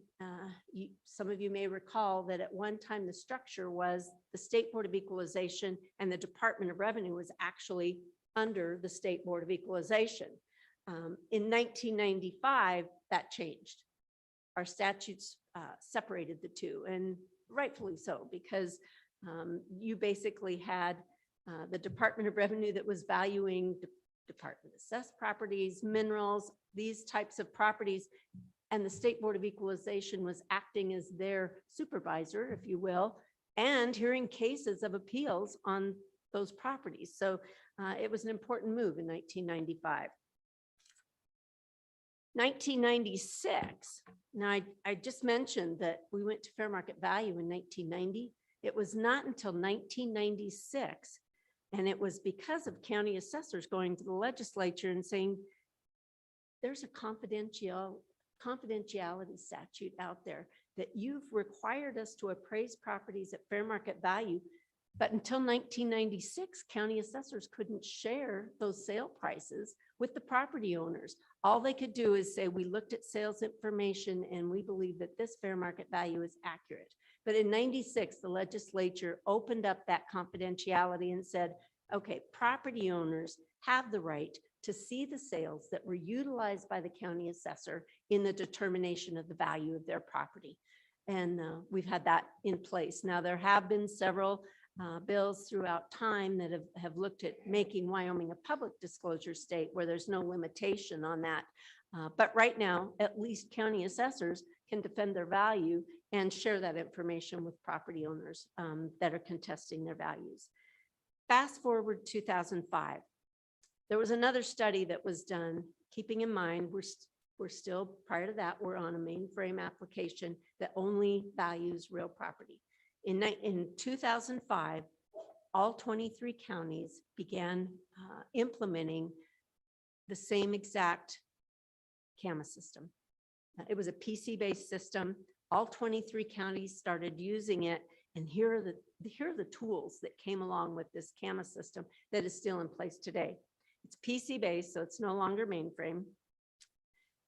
The CAMA system is now capable of doing all the administrative functions within the assessor's office: exemption tracking, tax districts, department assessments, the functions of tax roll corrections. All of that can be done within that system. We also have the ability to save photos at the account level. We never had that ability in our old system. A sketching package. When the field appraisers are out taking the measurements of the property, the sketching package is fully integrated with our valuation package. And so that they sketch it and then they enter that and it auto-populates information within the appraisal system. So again, streamlining and saving those historical sketches. That's in the CAMA system. The other thing that was important to note, building cost tables. Building cost tables since 2005 are updated on an annual basis for the state of Wyoming and per regions in Wyoming and specific locations. And we're using Marshall and Swift cost tables, which are the same cost tables that the majority of fee appraisers use. So we're talking the same language when we're talking to fee appraisers. So that was a big improvement on the CAMA system.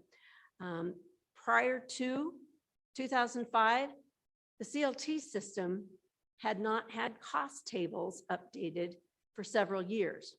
And so this was a big improvement when we went to our CAMA software that we have today, and it's called RealWare. I hadn't already said that. The other thing that happened, because all 23 counties are on the same system, the format of reports, assessment schedules, all of those things are uniform now in all 23 counties. And the data within those systems is accessible to the Department of Revenue, the State Board of Equalization for quality assurance and equalization purposes. All of that was made possible because all 23 counties are using the exact same software and have the exact same data. The other thing that happened is many counties took advantage of the data being in that format and they propped up websites. Many counties across the state have websites where, as a property owner, I simply key in the address of my property. I see the assessor's information, square footage, how many plumbing fixtures, how many bathrooms, does it show that my basement's finished? So what this gave is direct access to property owners to all the information within the assessor's office that they physically would have had to go into the office prior to this time period. So that was a huge knowledge base for property owners. And not only property owners, think about it, every time a property was listed for sale, your local county assessor's office would get the realtor that listed the property, the realtor that might be interested in that property, the insurance company. They were all physically having to go to the assessor's office to see the property characteristics. This did away with that. So now, instead of answering the phone and going to the counter, assessors had more time to collect accurate property characteristics. So again, sample queries are being built all across the state to quality check data and make sure that somebody didn't accidentally key in 9 bathrooms instead of 6 bathrooms or 3 bathrooms. So there are quality check queries, and the assessors actually share those with each other. The other thing that happened is because of one system statewide, we were able to prop up the statewide parcel viewer. I don't know if any of you have had the opportunity, but there's a link on the Department of Revenue website. But in one website, you can actually go out and find out ownership information, valuation, what tax district. It's all on the statewide parcel viewer. And if you are an entity that needs all of the information statewide, you actually can download a shapefile and use it within your own projects. So that came about as a result of the CAMA system. The other thing that we did at the Department of Revenue is we developed a CAMA website where we could share information with assessors. Communication is key in this process. The one other thing I wanted to touch on was in 2020, funding was made available for the acquisition of oblique imagery in the state of Wyoming. That's 3D imagery that you can actually measure using imagery as opposed to physically going out to a property. This was huge. As you can imagine, assessor's office staffs are not increasing. And what happens is you've seen the construction that's going on in the state of Wyoming, almost across the state. So they're trying to do more with less. So what this imagery did, it also had a tool, a computer program that could take historical imagery that had been flown within the jurisdiction and compare it to the imagery that we flew statewide in 2020, and then 2021, we finished it up. And it actually took those images and was able to provide a list of parcels to the county assessor where it appeared that I've either got a new structure or I've got a structure that's now demolished, or it looks like I've got an addition, or I've got a portion of a structure that's no longer there. But it definitely identified for county assessors across the state, maybe these are the parcels that I need to make a priority and go out and look at. And it basically said all those other parcels, the footprint didn't change. So any information that I need to gather as an assessor would be contacting a property owner and seeing if the interior information that I've got is accurate. So the oblique imagery was a game changer. And I do have to say, for Natrona County, who has been short-staffed, I did want to mention that over 5,000 parcels were identified as needing to be updated based on this change finder information. And so this was a real key, how fair is it as a property owner? I just happened to be in the rotation and the assessor's out there and they picked up my new detached garage. But the person across the county put their detached garage on right after the assessor's office was there. And it's going to be 6 years before my detached garage gets on the tax roll.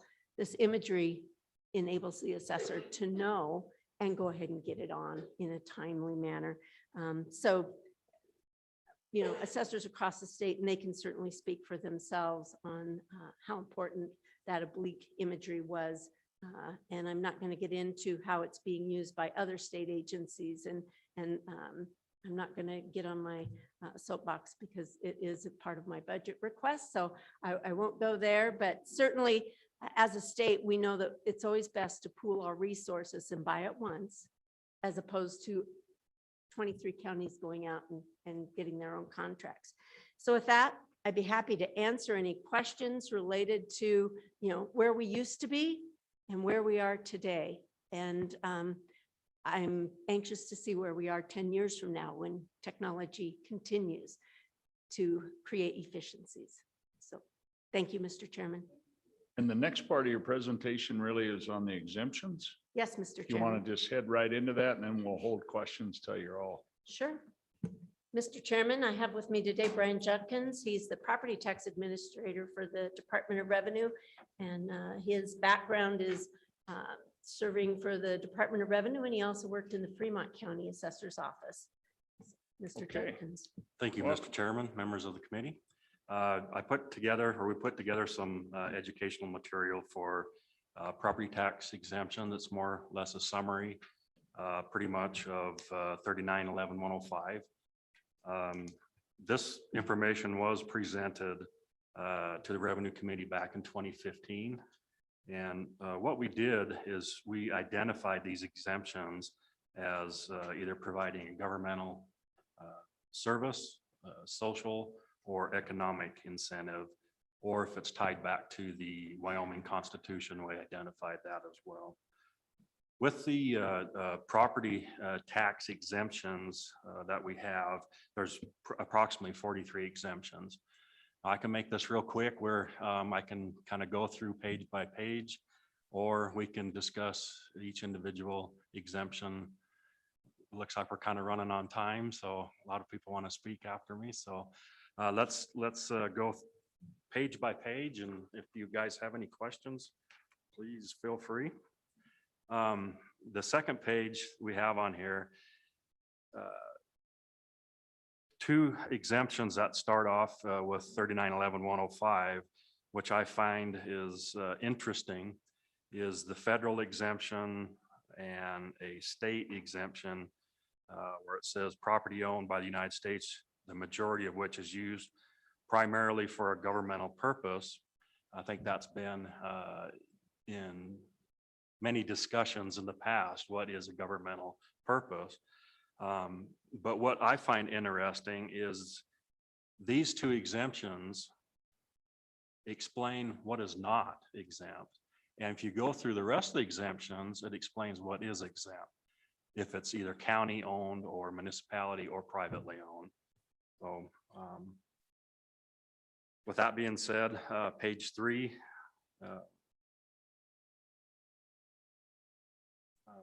under Roman numeral number 3 is where it starts with county properties are exempt, primary use for a governmental purpose. Goes on to school districts, Wyoming cities and towns. And even with the cities and towns versus what's explained in the federal and state, it explains what is exempt rather than just the opposite for federal and state.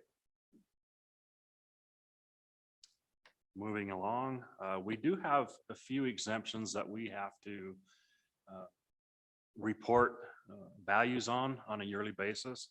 And on page 4, if you look under fire engines, so any fire equipment, we do report that to the State Board of Equalization, keeps track of those numbers. For 2021, the assessed value for firefighting equipment was a little over $5 million. Take it by the statewide average mill levy equals about $400,000 in taxes that was exempt for firefighting equipment.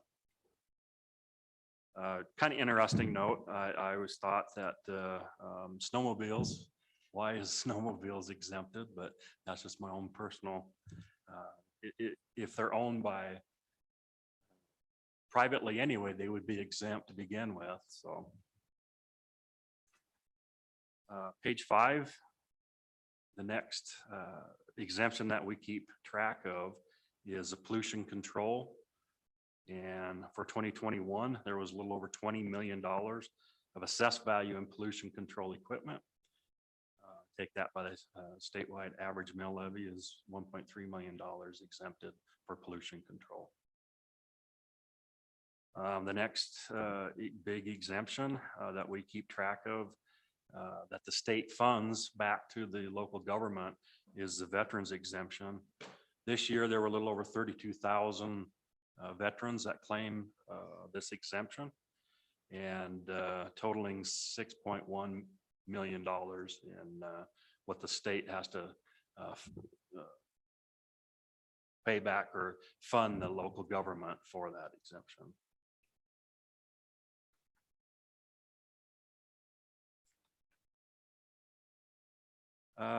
Page 7, the next item that we keep track of, or the state, for the State Board of Equalization, is Community Development Organization. In 2021, 839,000 in assessed value was derived, and about a little over $57,000 in tax revenue was exempted from that.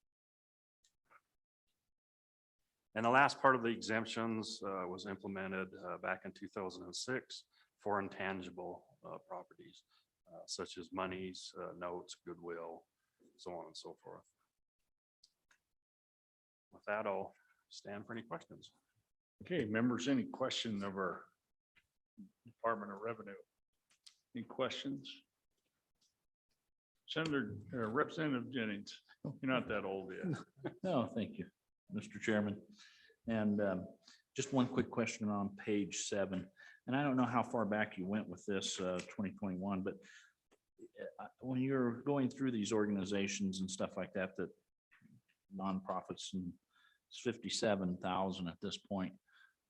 Have you seen have you looked back enough to see if there's a trend? Is that number going up or down dramatically?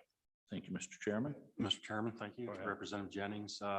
For this, I did have 2015 data, and it was very similar to what the data was in 2015. Okay, thank you. Any other? Okay, well, thank you so much for your presentation. And now I'd like to ask County Assessors Organization, Ms. Huxtable, or come on up, and you have a presentation for us. And then we're going to open this to public comment. Talk about property taxes. So you're, it's like we got a Thank you. handout. I do, Mr. Chairman, members of the committee. Can you pull that closer to you yeah. too? Yeah, there you Dixie Huxtable, Converse County Assessor, and for this presentation, I'm representing the Wyoming County Assessors Association. And I did put a document out on the website. It's a fairly brief one, and we have copies for all of the committee, and then we have some extras that we'll put on in the back. And I don't have it in a format for a presentation. Oh, it looks like somebody did do that for me, bless their heart. I particularly like the front cover where it says WCAA, we value Wyoming. And we do value Wyoming in more ways than dollars and cents. We love our communities, and we are very proud of our communities. So we want to always do the very best we can for our communities. Page 2 of this document goes to department rules. I'm not going to read them to you verbatim, but it's out of the rules what the assessor's duties are in regards to property tax valuation. Going to page 3 is more of a general terms. And basically, the county assessor is an independently elected official. He or she is accountable directly to the electorate. The county assessor does not work for the county commissioners, nor the Department of Revenue. However, there is significant oversight from the Department of Revenue and the State Board of Equalization, both in procedures and in statistics to verify that we are within the limits of valuation. We administer property tax within our county boundaries based on Wyoming rules, constitution, manuals, and guidelines. The county commissioners do control our budget, and they also control the elected official's salary within the constitutional limits, statutory guidelines. County assessors are required to be bonded. Not sure everybody knows that. That's one of the few elected officials that we do have to be bonded. County assessors must take and subscribe to a separate oath than other county elected officials. So when we are elected and put in office that 1st of January every 4 years, we have to say a separate oath that we will meet certain criteria. County assessors subject to the scrutiny of taxpayers. Decisions that are made related to valuation and exemptions may be appealed to the County Board of Equalization, provided that they are filed pursuant to statutory limitations. County assessors work with other elected officials over which we have no direct control. So we work with treasurers, we work with commissioners, we work with other elected officials that we don't have any control over, but we have to work close hand in hand. County assessor must be certified by the Department of Revenue to perform their duties to exercise the authority of a property tax appraiser. In other words, we have to go through education and get certified to set value. Anybody in our office that sets value has to go through those education classes provided by the state of Wyoming. We are required to administer assessment laws and regulations that may be seen as cumbersome or ambiguous, and in some cases may conflict with the assessor's own personal beliefs, but that's what we are elected to do, and that's what we do. Taxation is often, this is kind of my favorite statement, taxation is often misunderstood by the general public, the private sector, and public servants, and even other elected officials. When we sit down with other elected officials and explain how taxation works, there's a lot of confusion from the point that we go out and do our duties to the point that the taxes get distributed, how much is involved and how that value plays a part. On page 4, we have limited the categories. I just kind of dropped it down into 4 basic categories of our duties. Discover all the taxable property within our jurisdiction. We list an accurate inventory and then determine the taxability and the classification. Number 3, the value. That's the big one. Estimate the market value on residential, commercial, and industrial property using all 3 approaches to value. And that is our golden rule. That is what we do for residential, commercial, and industrial. For agricultural land, we determine the selected value per acre based on the land's capability to produce. I think the department has a presentation a little bit later to go through that entire process, but once there is information provided by the Department of Revenue, it's up to the assessor to select a value within a minimum and maximum range. And you have to select a number in between there. It won't let you get outside that range. System that Ms. Henson was talking about is set up for all 23 of us, and they put that in there. You have to go between their minimum and maximums. Statistical compliance, that's all part of value. We are a mass appraisal, which differs from a fee appraisal. That when you want to refinance your house or a business and you go get a fee appraiser through the bank and they're looking at your property and 3 to 5 comparables, that's a fee appraiser. We are mass appraisal. We are looking at all properties in a mass. But there are certainly statistics out there to make sure to ensure that we are not over or undervaluing property. And that's where the oversight from the Department of Revenue and the State Board of Equalization comes into play. We submit documents annually. We go through an audit with the Department of Revenue.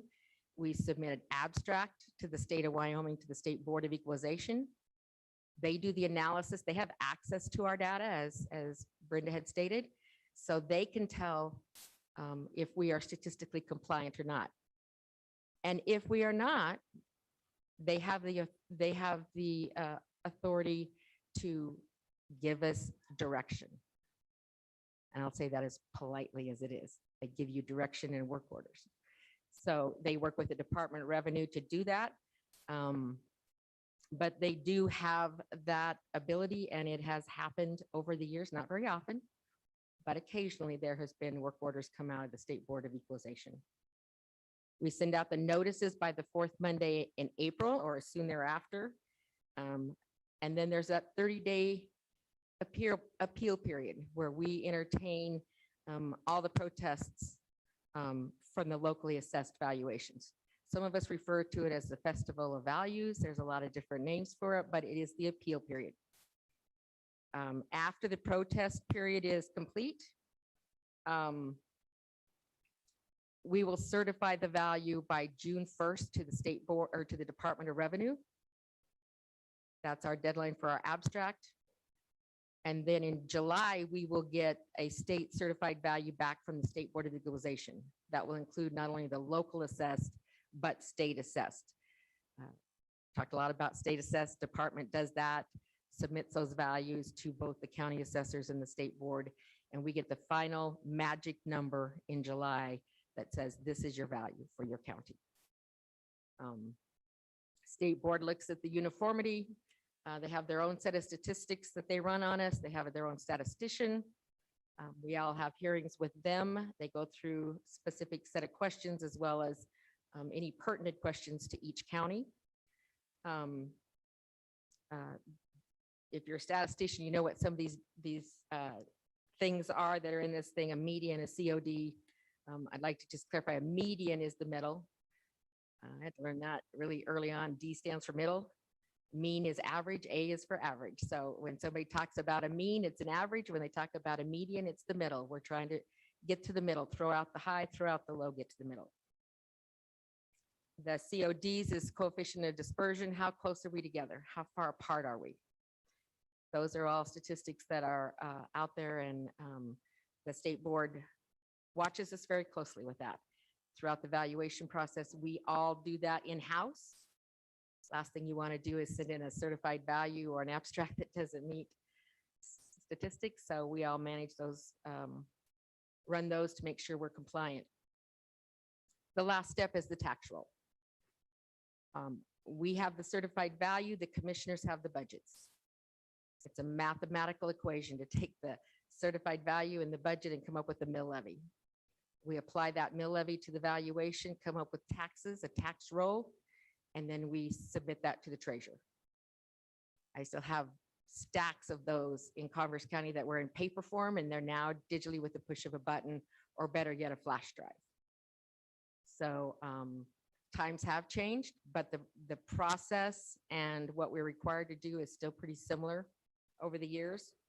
At the very end, the last page, this is another one of my favorite pages.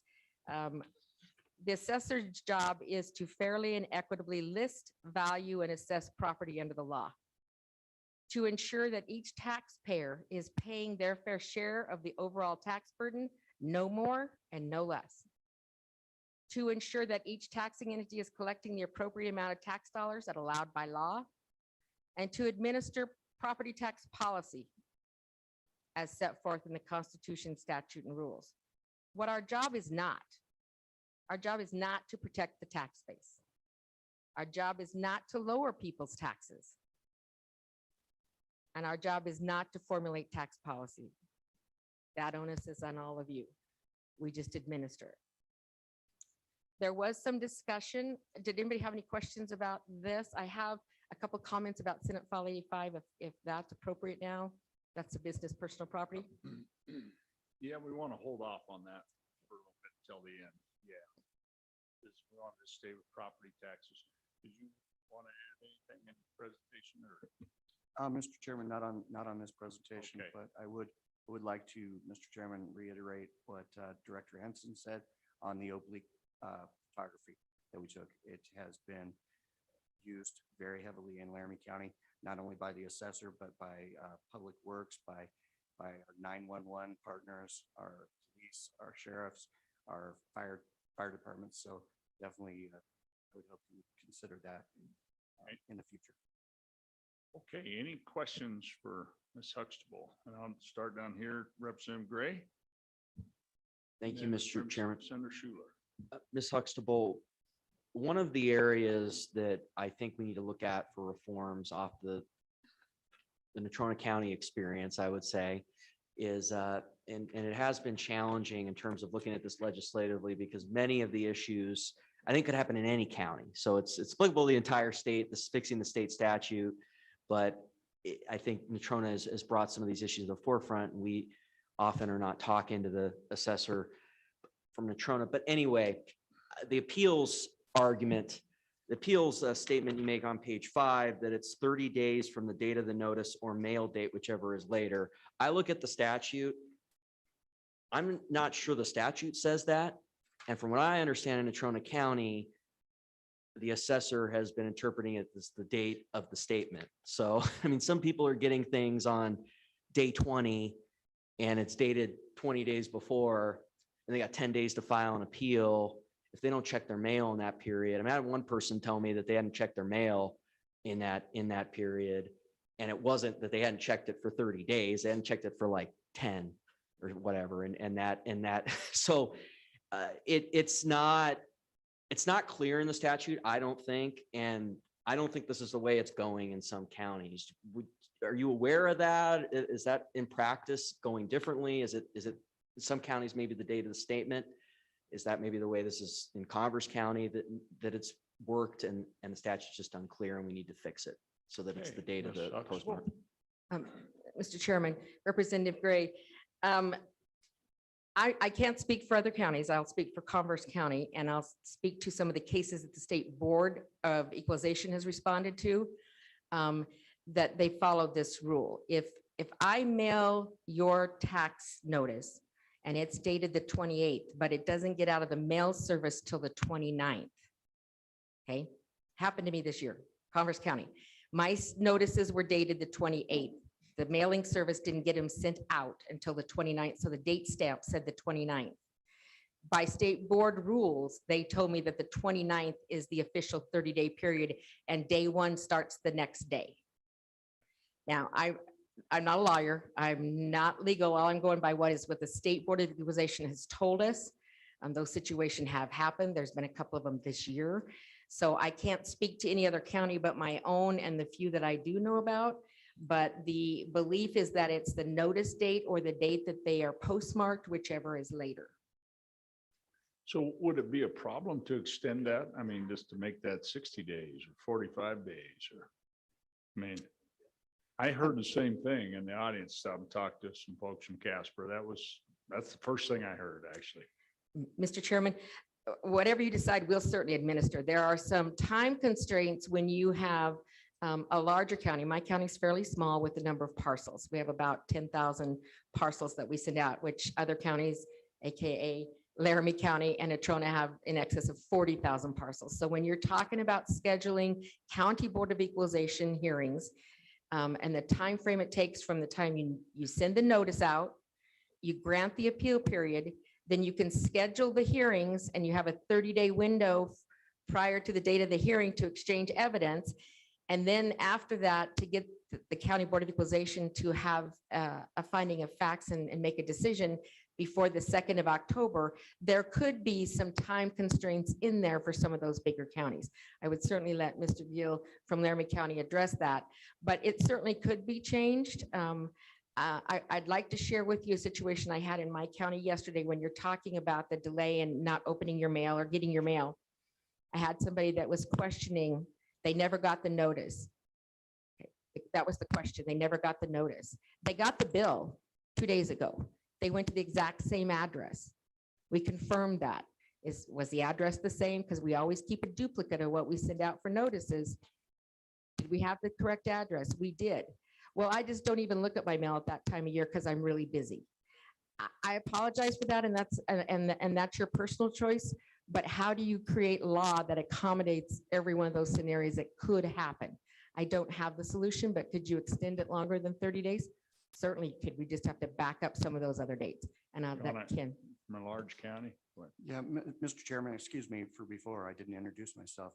Ken Gill, Laramie County Assessor, and to Representative Gray's point, yes, it could be extended, but at this point in time, with the 4th Monday in April being when we have to send these notices of value, if you extend that into 60 days, well, now you're into the calendar year of us reporting to the State Board of Equalization, our abstract. So we would really have to change the tax calendar in order to do that. Okay, well, let me follow up okay, any other questions? Yeah, Senator Schuler.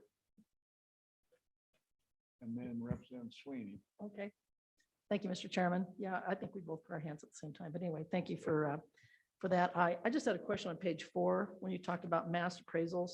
I had a question in one of the smaller towns in my county a couple of years ago. There were some issues. They had built a new subdivision And some of the folks over there felt like some of the folks in the older part of town were kind of getting dinged for this new subdivision. So when you say mass appraisal and you're appraising a universe of properties, how far does that go, especially in a smaller town? Could you give us some clarification on that? Assessor? Mr. Chairman, Senator Schuler, very good question. So in some cases, it's very small counties, it could reach countywide, but in most counties that I'm aware of, it does not. The assessor has the responsibility and the ability to establish boundaries. Land economic area, the area around the land, you put a certain group of land area together. Neighborhoods are the same scenario. Neighborhoods deal with improvements. Land economic deals with land. So it's every assessor's duty and responsibility to make those boundaries where they seem appropriate. In some cases, it may be tax district driven because of the difference in the mill levy. Some of it could be economic. Maybe the area closest to a school is a different boundary than one that's outside of the city limits. Certainly, town limits is a certain boundary for most of us. But that's the responsibility of the assessor. And I don't know of any county in Wyoming right now that has all of their land or their neighborhoods in one big group. Given the number of sales they have, now bear in mind, there's not always as many sales in every part of the county. They may have to group or merge some of those together or re-stratify to get enough sales to have a sample that's appropriate. But initially, no, they're not typically one. You have another comment? Mr. Chairman, if I could follow up with Yeah. that also, Senator, mass appraisal versus single property appraisal. So mass appraisal is a universe of properties. We're valuing a universe of properties using statistical models. Whereas a single property appraiser, he's looking at your property and using some comparables to come up with a value for a mortgage purpose possibly. Okay, Representative Sweeney and then Representative Roscoe. Thank you, Mr. Chairman. So I've heard some complaints that really the County Board of Equalization, which is county commissioners, really have very little latitude or authority in most everything on appeals ends up getting sent to the state. Would you agree with that? Go ahead. Mr. Chairman, Representative Sweeney. So as our statutes are currently drafted, the County Board of Equalization is comprised of your county commissioners, your Board of County Commissioners. So that's who sits on the County Board of Equalization. And as our statutes are currently drafted, the assessor's value is presumed correct until the taxpayer overcomes that burden that the assessor's value is not correct. The county commissioners sitting as the Board of Equalization have the ability to affirm the value or to remand that case back to the county assessor with specific requirements. For example, they could remand it back to consider a piece of information that was entered into the hearing that they hadn't considered. They didn't consider the income approach and income information was provided, and the commissioners can remand it back to that assessor to consider the income approach. What the County Board of Equalization cannot do is set a value. It's outside of their duties and responsibilities to actually say, I think this property should have this value, so we're going to remand it back for that value. That is not legal in our current situation. I hope that answered your question. It did. Can I have a follow-up? Sure. Mr. Chairman, thank you. So part of the problem is if the state Board of Equalization agrees to the matrix in the mass appraisal, then I see it that the county commissioners have very little authority to remand it back to the assessor and say, we've just heard testimony that this is screwed up and it makes no sense. So in that case, where do the county commissioners go except call on the State Board of Equalization and get your butts up here and tell us what's going on? which I don't think they have authority to do. Go ahead. Mr. Chairman, Representative Sweeney. So the County Board of Equalization absolutely does have the right to remand it back for specific cause and for certain considerations. And it comes down to what is included in the testimony of that hearing. County Board of Equalization hearing is the first level of hearing. That is the evidentiary hearing. If you're thinking of a court of law where all the evidence gets entered before the judge, that's the case for County Board of Equalization. When you move up the ladder to a state board, that's an administrative hearing to determine if the county board acted appropriately with all the information they had, if they were ambiguous, if they made the right decisions. So it's very, very important that during the County Board of Equalization hearing, that all of the evidence from both sides, the taxpayer and the assessor, get entered into the evidence. Because then if the commissioners sitting as a Board of Equalization don't respond the way the taxpayer feels it should be, then they have all that evidence in the record to move on up to the state board, and the state board would consider it and say, no, there was enough information, you should have done a different decision, or you need to think about it differently. And those are handed back regularly. That happens every single year, that the state board sends it back saying, County Board of Equalization, you missed something in the record. And so while I think there is a burden to overcome, because yes, our statutes say the assessor is presumed correct, once the taxpayer overcomes that burden in their testimony, now the burden's back on the assessor to prove where they're at. So there is a taxpayer remedy, but those County Board of Equalization hearings are very, very important, that all evidence and testimony be presented in an appropriate and legal manner, because it is a court case. That's what it is. It's not just a few people sitting around a table talking. It's very, very important that there's a recording, there's maybe even a recorder, evidence is handled properly. It's very important as you move up the ladder in the appeal process. Okay, very good. Okay, I'm going to move now to public comment. And we've got a lot of folks here who want to talk about this. And so how will this kind of work this is you just come up and actually you can stage yourself. We've got 4 chairs and we can slide the microphones back and forth.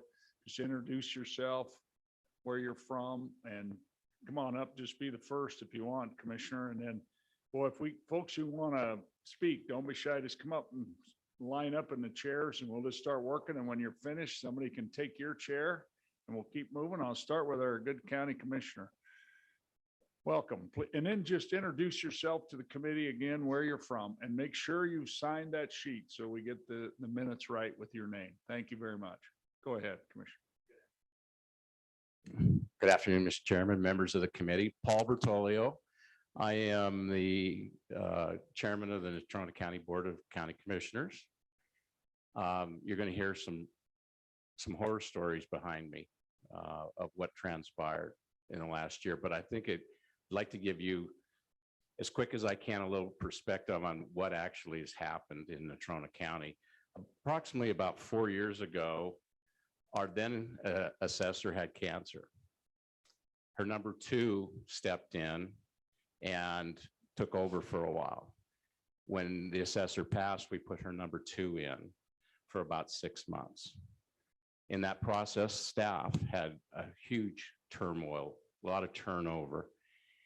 Then Commissioner Keating ran and became the assessor.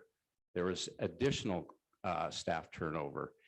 So the staff that is in there, other than maybe one lady who's very good and is currently the number 2 in the office, most of them have hardly any experience.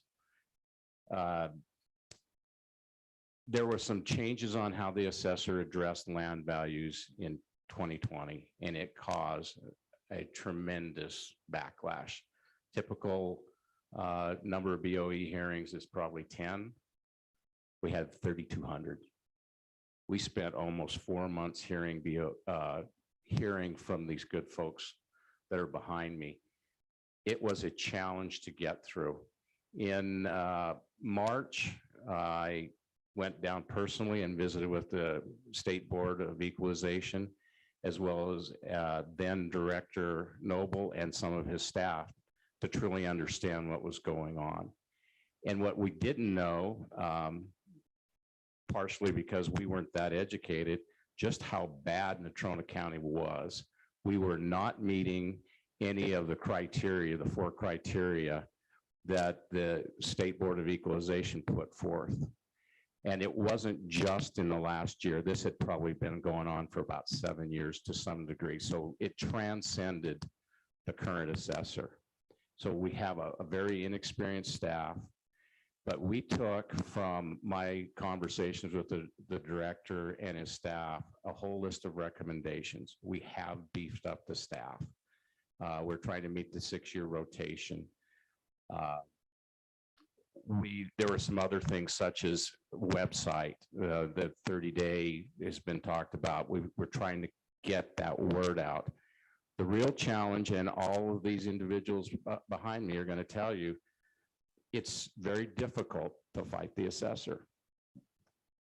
Understanding how the process that the assessor goes through to come up with values is so different than what people think. The neighbor's house sold for 300,000. Now you're telling me my house is 375,000. So the mass appraisal versus what people see is a challenge. We had a huge land value issue last year, which created discrepancies in vacant land that should go for $2 or $3 a square foot was $11 a square foot in places where you couldn't probably sell it for $2 a square foot. The assessor followed the rules, and as a Board of Equalization, if they follow the rules, we have to literally reaffirm, even though it doesn't pass the smell test. The Director Noble at the time also agreed, but we took as many of their recommendations and have now implemented. Now, it's not perfect yet. We're down from 3,200 to 300 this year. There are a lot of things that were done wrong in Natrona County for a number of years. I am not here to defend the assessor. I think some of the issues are directly related to a lack of experience within the staff. We're in the process of trying to get them up to being fully staffed. We have funding issues within that. Obviously, we can't just simply hire them and not have revenue to cover their salaries. But we are making great strides. There are some challenges in Natrona County that are probably a little more unique. We're very centered around Casper, and the outlying areas are very sparse. And under the rules that the assessor has to follow, it drags areas in to areas that are not really comparable because you have to have 5 sales within an area. If you don't have 5 sales, that area has to be drug into someplace else so that it meets their stratification. They're so disparate, but the assessor is doing what the rules are. If there has to be changes, I don't personally believe it needs to be statutory. I think it's something that is probably within the realm of the State Board of Equalization as well as the Department of Revenue. And with that, I'd be glad to take any questions. Okay. Any questions? Chairman, Representative Gray. Thank you, Mr. Chairman, Commissioner Bertolio. This practice of quote unquote clearing attributes or different characteristics that have been on a property oftentimes downgrades in the assessment valuation. The practice of clearing all of them, which did begin before the current assessor, I am really uncomfortable with that. And then this whole idea that, well, if people come in and complain, then it comes back, but people that might miss it, I mean, it's one of the reasons why I think we're getting disparities, okay? And so can you talk more about, because you've been on the ground on this for the last year and a half, what happened on this whole attributes thing and the argument that the state required it, you know, the current assessor, and I think the last one too, actually, this predated, because I remember we had a meeting with her in 2018, I think, that this predated that. And I've heard that somehow the state required a mass clearing of attributes. Is that true? And how do we fix that? Chairman. Mr. Chairman, Representative Gray, I don't know where the clearing of the attributes came from. I don't know if that was discretionary on the part of the assessor or if that was something that came from the Department of Revenue. The attributes were, so if I have a piece of property and it's 40 acres and 70% of it's a canyon, it's not usable, it's a physical attribute, you can downgrade the usable part of that land. So when you're looking at it, you're not charging or not assessing the whole thing at the same value. Part of that created some of the discrepancies because somebody would go in and sit down with the assessor, whichever one it was, and they would make changes to those attributes. So you would see somebody with a really low property tax next to somebody who would say, I have the same attributes, but they didn't go in and actually contest their property tax and sometimes it's not protesting. During that 30-day period, the assessor's office is open to take and sit down and look at it. They will admit that they're not perfect, but there's a challenge there in that the attributes, once they're taken off, and the very first year, when they stripped off a lot of those cases, property taxes went up from, I had one individual went up from 800 to 8,800. And they didn't catch that fact that the decimal point had moved over. Well, they'd stripped all the attributes off. So this is going up the mountain here and it had really only 10% usable. So when they stripped the attributes off, the property value went up tenfold. Okay. And that created a lack of consistency in it. So I'm not defending the assessor, how he approached it. There were errors.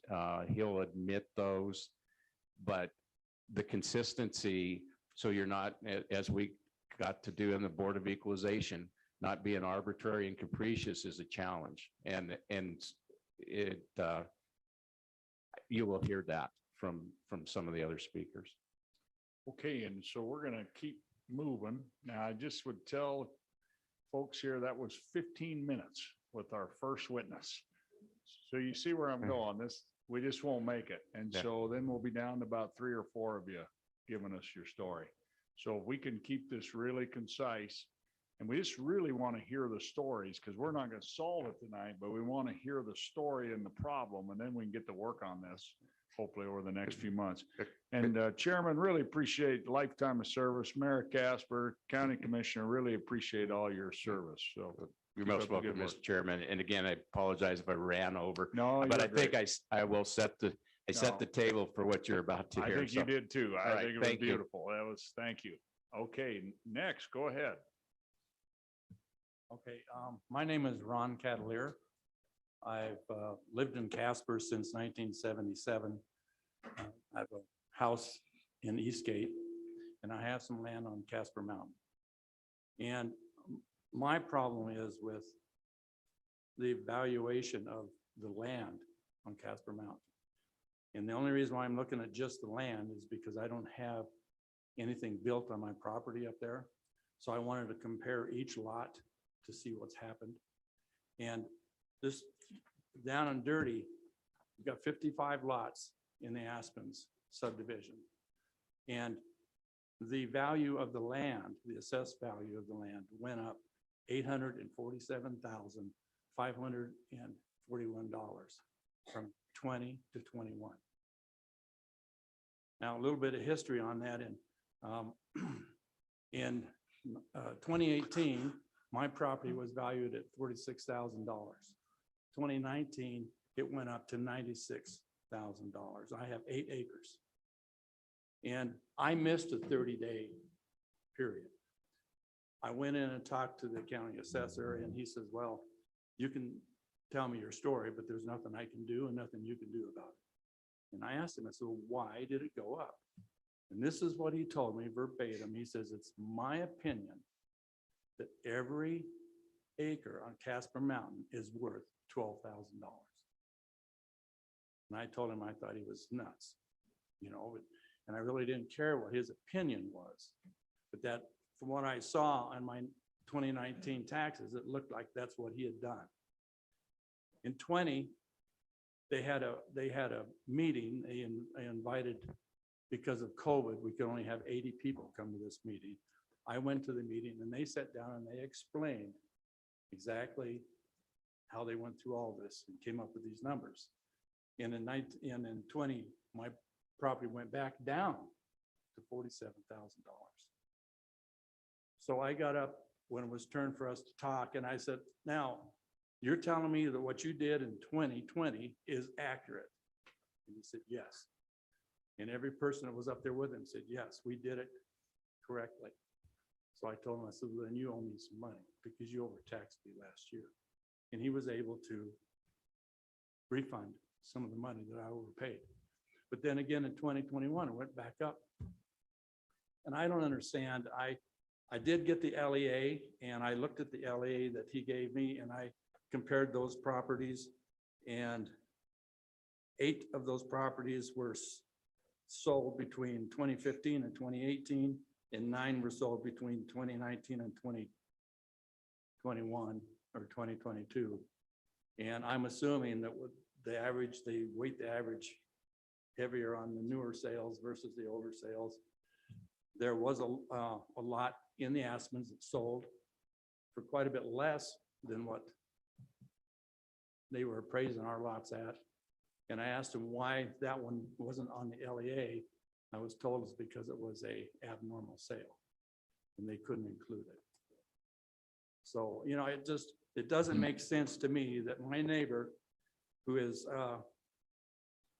the lot has 1,100 or 11 and a half acres, and his assessed value is $47,783. The lot right next to him, which is the one I own, is 8 acres, and it's $69,928. Now, there's no difference in the land up there. There's no improvements on the properties. The county assessor told me it was because he's in a different LEA, and there's 2 LEAs on the mountain, one for less than 10 acres, and then one for 10 acres or more than 10 acres. And that's why his is so much less. You know, my property tax went up 32%. His went down 42%. Doesn't make sense. And that's all I have to say. It doesn't make sense. And I've got all the backup. If you guys want to see it, I did give Representative Gray a copy of this spreadsheet that I put together, and I left personal names and stuff off of it. I just put the lot numbers. So. Well, anybody have any really questions? appreciate you sharing with us. Is there any questions, Mr. Mr. Cavalier? Chairman. Yeah, go ahead. Just one Representative note, Mr. Chairman, we emailed that out at 8:07 yesterday, Wednesday at 8:07 a.m. So you'll see all the lots and the Aspens, the fluctuation. So that's in everyone's inboxes. Thank you. Gray. Okay, thank you. I do have one more thing to say. Sure. Is I am not one of those people who are against paying my fair share. I don't mind paying my taxes. What I don't understand is why there is such a discrepancy. Yeah. It doesn't make sense to me. And, you know, and I'm not a mathematician, but it just doesn't smell right. Yeah. Thank you. Thank you. Appreciate you being here this evening, waiting around for us. Okay, we'll go. Okay, next, go ahead. Guys, no, you're good. I've been in Casper 59 years. My name is Brian Grenier, and I've lived in Wyoming my whole life, and I love this state. I wrote this letter to the county commissioners a year ago, and I'm just going to read it to you. And I'll give this to you when I'm done, but it shows my 2 properties that I got and how my land went up, my property went down, my property went up, my land went down. Anyway, this is my letter. I'm not appealing my taxes for my 2 properties. I am, however, questioning how you figure my taxes. It makes no sense at all. You need to come up with a better system that is fair to both parties. Don't punish a homeowner for improving their property. help those that stay in their property. I've lived in my same house for 37 years. In 2015, I purchased the house next door to me for $45,000. Pretty bad shape. You would think the rise and fall of land and buildings would be similar, but they aren't. Why? Our taxes are low compared to other states. That's why I like living here. It just seems to me that the county gets the money that they need instead of spending what they get. I think taxes should be based on what the purchase price was paid. It could be increased a few percent each year. Let homeowners improve their properties. When a property is then sold, you can then base taxes on that price.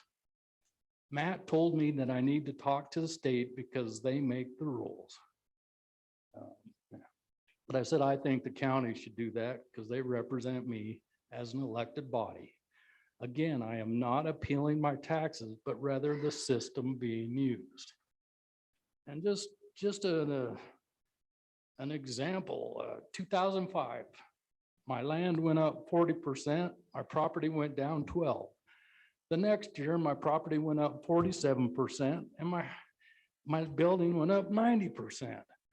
Anyway, I'd like to leave this with you. You can copy it. I don't need a copy. The county's got it. Their attorneys have it. And I do feel like when a person improves their property, you get penalized, you get taxed. Just think how much prettier the city would be if you didn't do that. That's why I bought the property next door. It was renters and they didn't care. And it was a trash. And you go look at it now and it looks nice and the lawn's mowed. So anyway, I went over my 3 minutes. I Oh, you're great. apologize. I don't have a 3-minute limit. I just an example. And if you can leave that letter right over here at this table, we'll have that and we'll enter it in the minutes and we'll have copies of it. So really appreciate any questions, first of all. Any questions? Okay, thank you for being here. Appreciate. Okay, next, go ahead. And then Miss- go ahead and fill that chair. There you go. We got it. Mr. Chairman, Cindy Barlow speaking just on my own. Today, you guys heard testimony of how in 2005, the CAMA system was introduced to Wyoming. Being a farmer assessor, I can tell you that as much as we have the CAMA system, it's not used the same county to county. I can only speak for one, but in the new line of business that I've been doing and consulting with people and helping them with their property taxes, I can tell you that it is not uniform. When we talk about the sketches and how the sketches are accepted into that data, if they're all accepted uniformly in exactly the same way, then they calculate the same way. If they're not, they don't. The GIS website, something that was compelling to me here in Natrona County as I started to help people last year, was that there was information available in 19 and 20, which was helpful so that you could see the year before and the current year being assessed. As soon as the data was set out from the assessor, which was late September, most of your taxpayers did not see statements of consideration, which by statute is they're promised that they get to see those. When we talk about the opportunities to appeal your taxes, it's not a level playing field. If the assessor is presumed correct to begin with, and we have to overcome that presumption, then we should be able to see the data in its raw form. Allow us to be able to affirm that the information used was correct. If that information is being data loaded into an Excel spreadsheet, then provide us a copy of that Excel spreadsheet so that we can be assured that what we're looking at is a correct formula within that Excel spreadsheet. I've seen incorrect formulas in those spreadsheets. With that being said, it's so important that a taxpayer really have the opportunity to appeal with the same information used by the county assessor. We are told that we get a statement of consideration.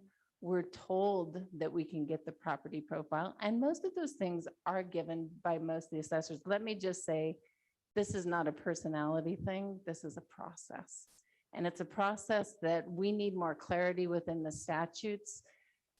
If we look at the one that says you get to review the statement of consideration in the rules, chapter 7, and then, but in the statute, it says that this assessor must or shall, not shall, but will provide the statement of consideration, then we should be able to have a copy of that statement of consideration to affirm the data. It was denied, and 9 times out of 10, for the people that I represented in Natrona County, it was never even answered. So when you try to present your appeal to the County Board of Equalization, you don't even have the data that really supports the county value. That's a problem. And that needs to really be solved. So I didn't come to just complain. I do have a solution that I think is important, because I think time is of the essence, and we need to be able to help you guys see some of the things that would be helpful. Number one, our non-disclosure state is an issue. We need to be able to see the sales price. We need to be able to have that data to be able to affirm that the numbers used by the assessor are correct. That's statistics 101 at the very beginning, to know that your data is correct. 2, it'd be nice on this presumption that it's a level playing field, that the assessor has to prove that their value is correct, and that if we too also have the ability to create that analysis, that we can then show that there is an error in that. And that's what really gives the taxpayer the muscle to appeal their taxes. As we move forward, I think it's important that we realize that there is not uniformity in Wyoming. With our LLCs being the way that they are, you can form an LLC and you can put your land in the ownership of the LLC, and I can sell you my LLC, and now there's no conveyance of a new document in the courthouse. That's an issue. Not all sales are being looked at. When we look at this fluctuation of value, and you guys are looking at revenue, can you imagine these percentages going up and mill levies being set, and then next year them dropping, or vice versa? And let me just say in closing, that as we talk about how the state or even the county board remands these appeals back to the assessor to review because they uphold the taxpayer, and then in the end, they're able to come back, the assessor, and say, we reviewed your data, we see no problem. If the assessor is the judge and the jury, then where is the appeal? Do they then have to start over? We have an issue in Wyoming that needs serious attention, and when we're looking at revenue, it needs to happen sooner than later, especially as we have people moving into our state and our values changing so exponentially. May we be ever mindful of how this is affecting us and be willing to take a step and move in the right direction. I stand for any questions. Okay, thank you. Question, Senator James. Thank you, Mr. Chairman. First off, I want to say I really appreciate your testimony. And you seem very knowledgeable about this, and not to put you on the spot or anything, but and if you need to get back to us on this, that's fine as well. But do you have any idea or suggestions on how to make the appeal process easier and less burdensome on the property owner? Thank you. Go ahead. Mr. Chairman, Senator James, this process has, to answer the question quick and simple, no. Under the laws and where we sit right now, it has turned out to be a bullying process, one that intimidates the taxpayer and forces them to hire an attorney and causes them an exponential expense that sometimes far outweighs the tax. So we have to come up with an easier way. Part of that is full disclosure, knowing the sales price in advance, being able to confirm the data, and the assessor even though you've got that 30-day window, you guys have to know that the data was cut off at a certain point to where we could not get anything. We didn't get any information until like September 30th. And then guess what? We had to have our exhibits in by October 15th. And so the assessor has a year to prepare, and a taxpayer gets 15 days. And yet we have to prove our correctness. That's impossible. Mr. Okay. Chairman. Representative Sweeney. Thank you, Mr. Chairman. So full disclosure, I hired Cindy's services for commercial and industrial property and residential properties. And the bullying, I got information to her as quickly as I got it. But I finally gave up in the process because it was at a point I was going to have to hire an attorney to take it further or join in with other landowners. And I finally went down after our county assessor agreed to finally meet with me without an attorney to try to figure out some of the differences. To me, and to an average person, it's Greek. So the bullying is accurate as far as I'm concerned. And if there are some ideas which Cindy actually outlined a few, I would be more than glad to work, towards some of those things because it is a problem. And it's not just here that this will be out into the future, but also, but thank you. Thank you, Representative. Any other comments to wrap up? Mr. Chairman, I do have just one last comment that I think is quite profound, because a lot of the people that I did help this last year, I would love to see the statistical analysis and how it applies after the adjustments were made to the parcels that were simply just reduced to get the appeal to go away. I bet if you ran those changes within the overall analysis that you would find a non-compliant analysis. Your valuation is either correct or it's not. And when deals are made to get appeals to go away so that this issue is not brought before the state board, that is an issue. That is not uniformity, that is not equality. And so we talk about constitutionality, but the two basic fundamentals have already been breached. Okay, thank you. Okay, appreciate your testimony. Okay, and I believe you're next. I'm John Bird. I'm with the Natrona County Taxpayers Association. And Mr. Chairman, committee, I have a few things I'd like to talk to you about to begin with. But first of all, I'd like to answer Representative Gray's question earlier for the county commissioner about land attributes. In 2019, properties went up. I had a meeting with Mr. Keating and I asked him, I said, the land attributes are gone. Why? And he says, well, we took them all off. And I said, you just took them all off? And he said, yes. And then later on in a hearing last year, the county commissioners asked Mr. Keating if he would consider functional and economic obsolescence. We were talking about a property up on Midwest Heights. I don't know if you guys know where that is. It's probably one of the poorest of the poor places in Casper. Probably compares to Edgerton, probably not even the Midwest. Small hometown now. But it's 310 very Watson. poor. The roads are chuck holes 3-4 feet deep. People are up there are living from day to day.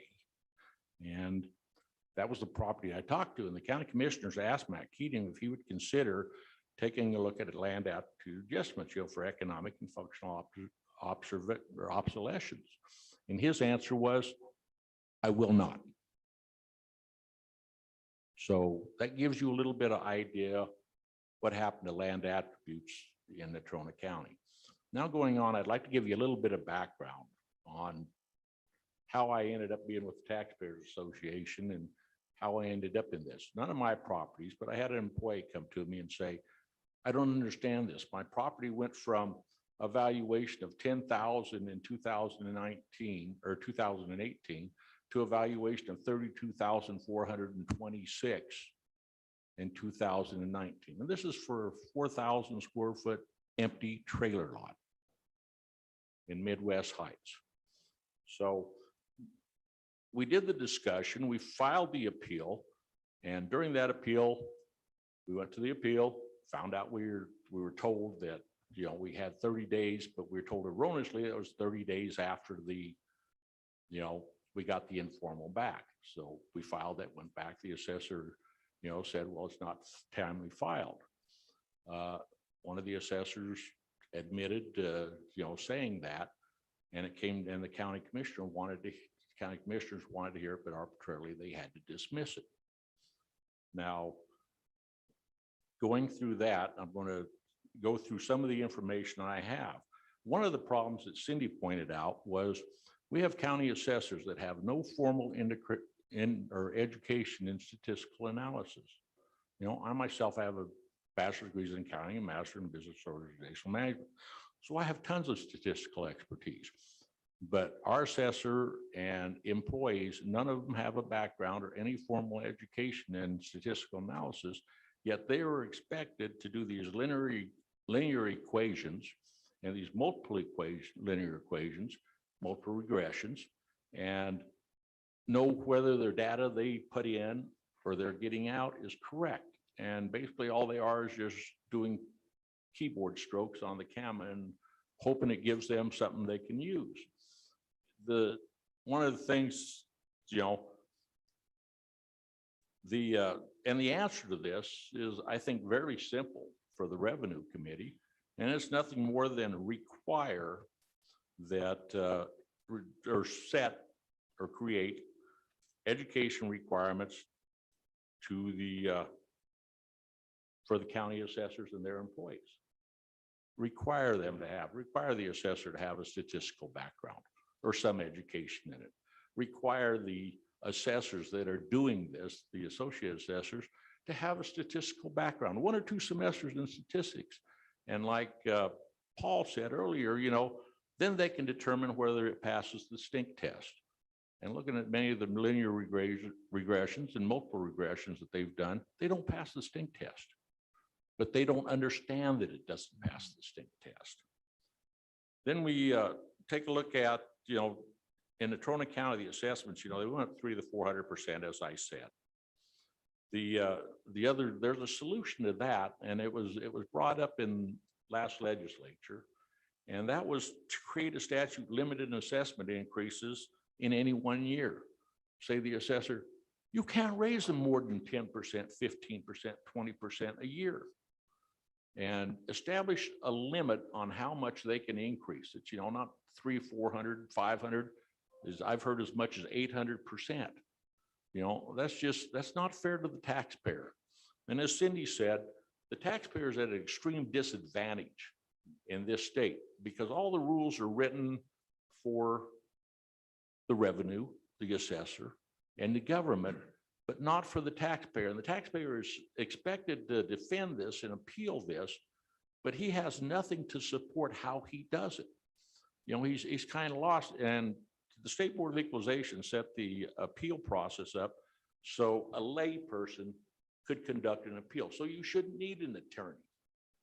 And that's the way they set up the process. But the problem is you don't have the way to get to that point because you don't have the information, as Cindy says. You can't get the information. It's confidential.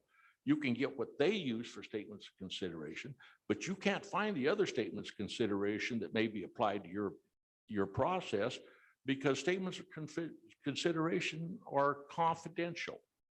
And that in itself puts the public at a disadvantage, and it's an unfair playing field. And I would recommend that you take a look at making statements of consideration public, not confidential, but public. So they're kept in the public domain to where people can look at them and they get their assessment, they can go call up all this stuff and they can have that information. Cindy talked about how hard it was for getting that information for her clients and me with other members of the Natrona County Taxpayers Association. All these guys I know from the last few years. But one of the things with statements of considerations, and I'm going to give you an idea what went on with one of my appeals. Well, I'll give you this year's appeal. And the tax assessment came out in the end of April. We had till the end of May to file the formal appeal. So on the 24th of May, we went down to file the formal appeal. At the form, we wrote a letter of everything we wanted that's required by statute, even quoted the statute in it. We handed that letter to the assessor and said, well, we'd like these documents. We'd like to file a formal appeal. The assessor said, well, you can file the formal appeal online. And I said, okay, I can do that. But here's the letter. We would like this information. At which time I was told that, well, the county attorney has to approve all this, which that's not according to statute. It's not according to regulation. It's not according to State Board of Equalization rules. I said, fine, just get it done. I need the information. That was on the 24th of May. So 4 months went by until last week. On the 24th of September, I went into the county assessor's office and said, we presented this letter on the 24th of May. Why have we not got the information? We were told by the assessor, well, we're in litigation with you and all your stuff has to go through the county attorney. At which time I took the letter up to the 4th floor to the county attorney and presented it to the county attorney. And we got the deadline for, I have to have all my information in. I'm very smart about the information. I've been through this for 3 years. I've been playing this game. But the problem is we now have a deadline of October 15th. And we're now at the end of October. I still haven't received any of the information I requested from the county assessor. The statute tells the county assessor what he is going to do and what he's going to apply to the taxpayer. But it does not set forth a penalty for him not complying. There are no penalties set forth in the statute for the county assessor not complying with the statute. We cite the statutes, we say he has to comply, but if he doesn't, that doesn't matter because I have no recourse. I can't go to the sheriff's department and say, I want to have him charged with not complying with this. There's zero recourse in it, you know, for a taxpayer. And then there's a problem is, well, sometimes you get erroneous information from the county assessor's office, as I did a few years ago, which led to the case being dismissed and it went to the state board. And I think one of the answers to that is you have a taxpayer bill of rights, WS 39-11-102, taxpayer rights. I think one of the best answers to that is to add a taxpayer right, and the right should say a right to accurate information provided by assessors and DOR explaining statutes, rules, and regulations. And that would give the taxpayer more rights and make sure they have other information. Then the other part, when we talked about the dismissal for being late, it went to the county board, and the county board, they had to rule for dismissal. They wanted to hear the case because the assessor admitted that they gave wrong information, but their hands were tied on the 30-day statute. And this came up just a little bit ago about wanting to extend that 30-day statute to 45 or 60. I think I have a better answer to it. Amend the 39-111-102, the 30-day requirement, to state the CBOE, County Board of Equalization, may toll or extend the 30-day deadline for good cause. And basically toll or extend, that means to either waive it or just extend the date for good cause. And instead of having to create a totally new statute that, you know, compliance here and there. It's going to give the county board some authority to say, we're going to hear this case. Instead of in case of thousands of them last year, the county attorney and the county assessor come in, the first thing they argue is not timely filed, dismissed, not finally tiled, dismissed. And whether, you know, during our period when this happened, whether there was a reason for it or the 1,000 that were dismissed, how many others, if I received wrong information, received the same wrong information? And if they had an avenue for the county board to act and toll or extend the statute, it would have solved that problem.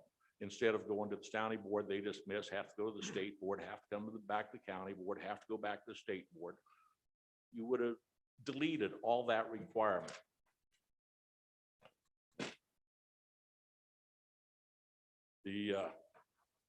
I guess I'm done. That was really good. Appreciate I got a lot of notes. So, You want my notes too? yeah, I'll take them. Let's, we get going. Okay, questions, Mr. Byrd. Go ahead, Representative Yen. Thank you, Mr. Chairman. Mr. Byrd, there were a lot of things in there. One of the things that I noticed you said was the statement of consideration isn't public. And we aren't, we're one of a handful of non-disclosure states where we can't disclose the sales price. Are you saying that disclosure of sales price would make it much easier to really determine and have transparency in whether or not I guess we're I'm not really being understanding you very well. assessed? So a non-disclosure state is a state where sales price of a piece of real estate isn't required to be disclosed to the public. In most states, the sales price of real estate is disclosed to the public and must be disclosed to the public. Are you saying that disclosure of the sales price of real estate to the public would help with determining? actual Absolutely. assessment? That is the biggest thing that you can do to help the public and especially the taxpayer in filing their appeals and knowing how to file their appeal and what data the assessor uses. The assessor, when he gives you, go in and say, well, I want a statement of how you did this. And he gives you a piece of paper with 5 properties and said, well, we did it on multiple regression. Here's the 5 properties we used. And that's all the information you get from him. You don't get to see the statements of consideration and why they chose one, why they didn't choose one, why they, you know, the information they went through in handling the information. So yes, making the statements of consideration public is probably one of the absolute biggest things that you guys can do. Okay, we'll need your support on that bill. Because I'm telling you, there's going to be a whole other group, say, on this privacy issue. But it's really good. I appreciate it. Any further questions, Mr. Byrd? And we're going to move to the man next to you then. I really appreciate you being here. Thanks for your testimony. Go ahead. And I will be brief. My name is Ken Carpenter. I'm a longtime Casper resident, and I was one of the taxpayers that got bullied. And part of the story is I started out with 50 appeals.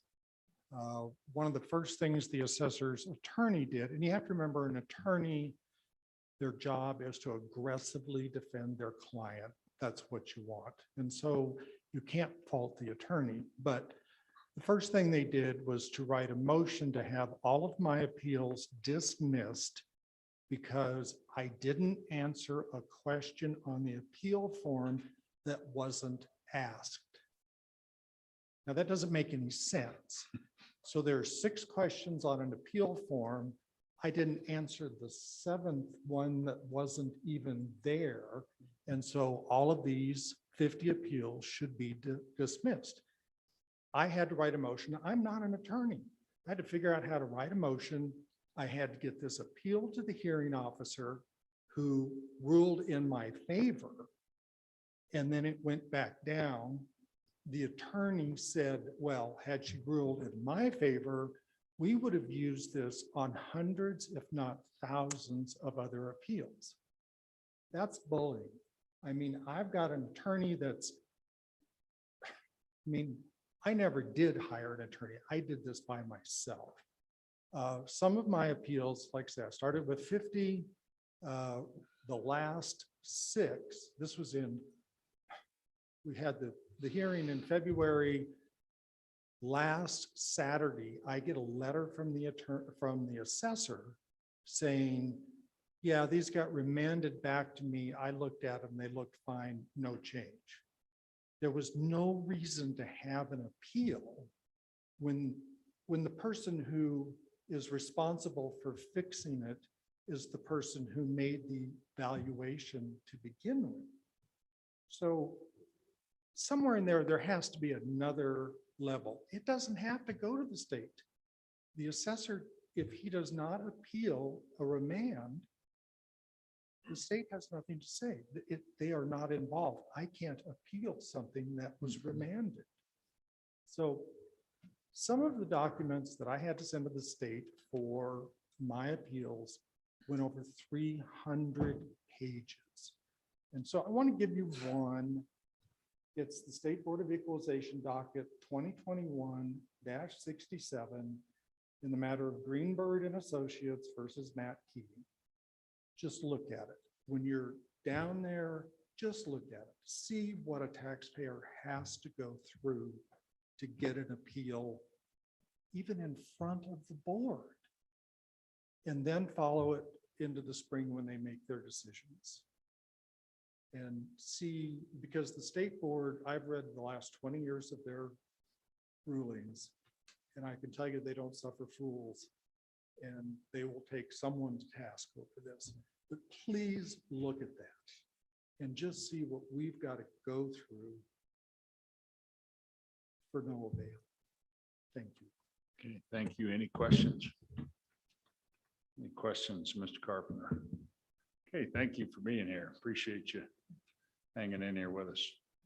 Next, who is next? Okay, go ahead. Thank you. My name is Andrew Schneider, and I live atop Casper Mountain here in Natrona County. Invite you all up to come see the aspens as they're peaking this weekend. I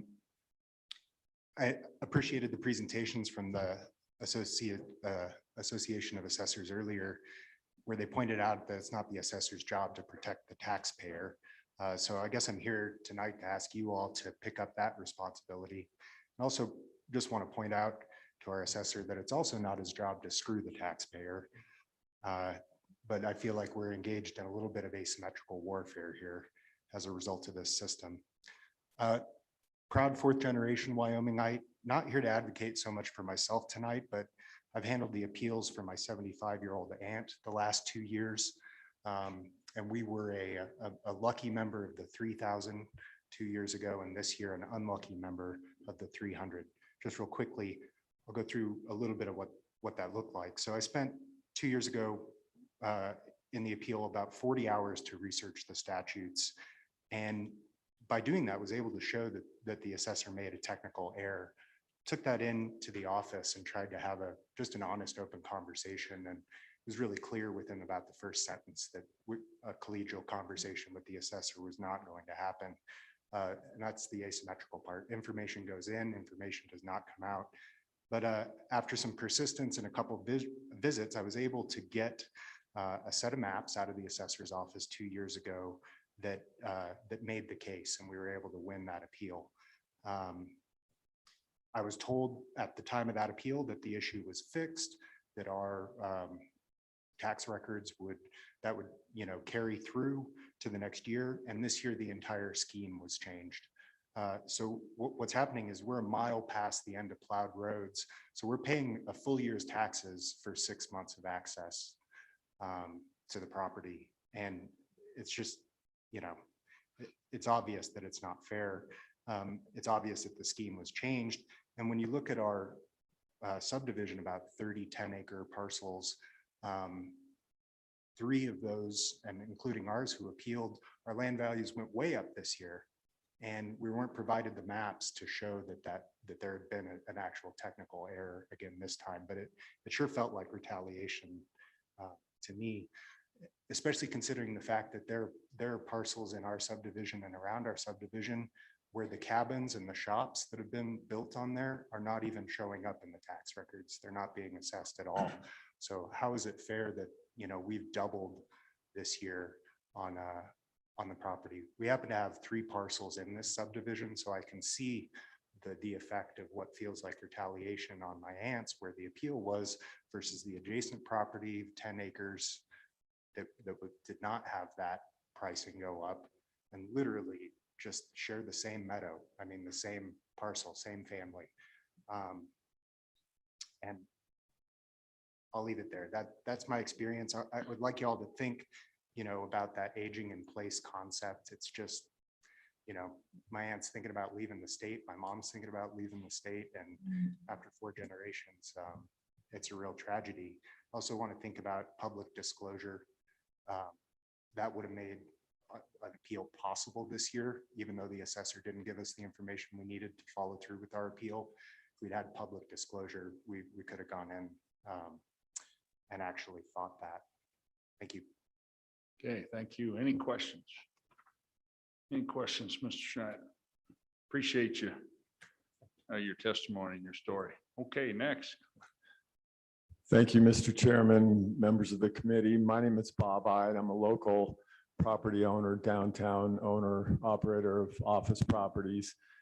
And I know you guys aren't the State Board of Equalization. I was going to talk about my trials and tribulations with county assessor, but you've probably heard enough of that, and I won't bore you with my story, but it's been a long ongoing battle. And when people ask me what I do for a living anymore, I tell them I get up in the morning and argue with the county assessor all day and then come home. That's pretty much my story of late.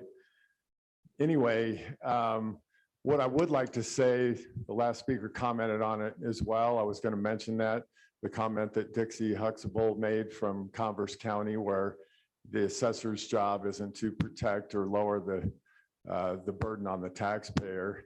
That's on us. That's on us private property owners. That's why I'm here, to convince you guys to, kind of be a guard for us here too, as far as that goes.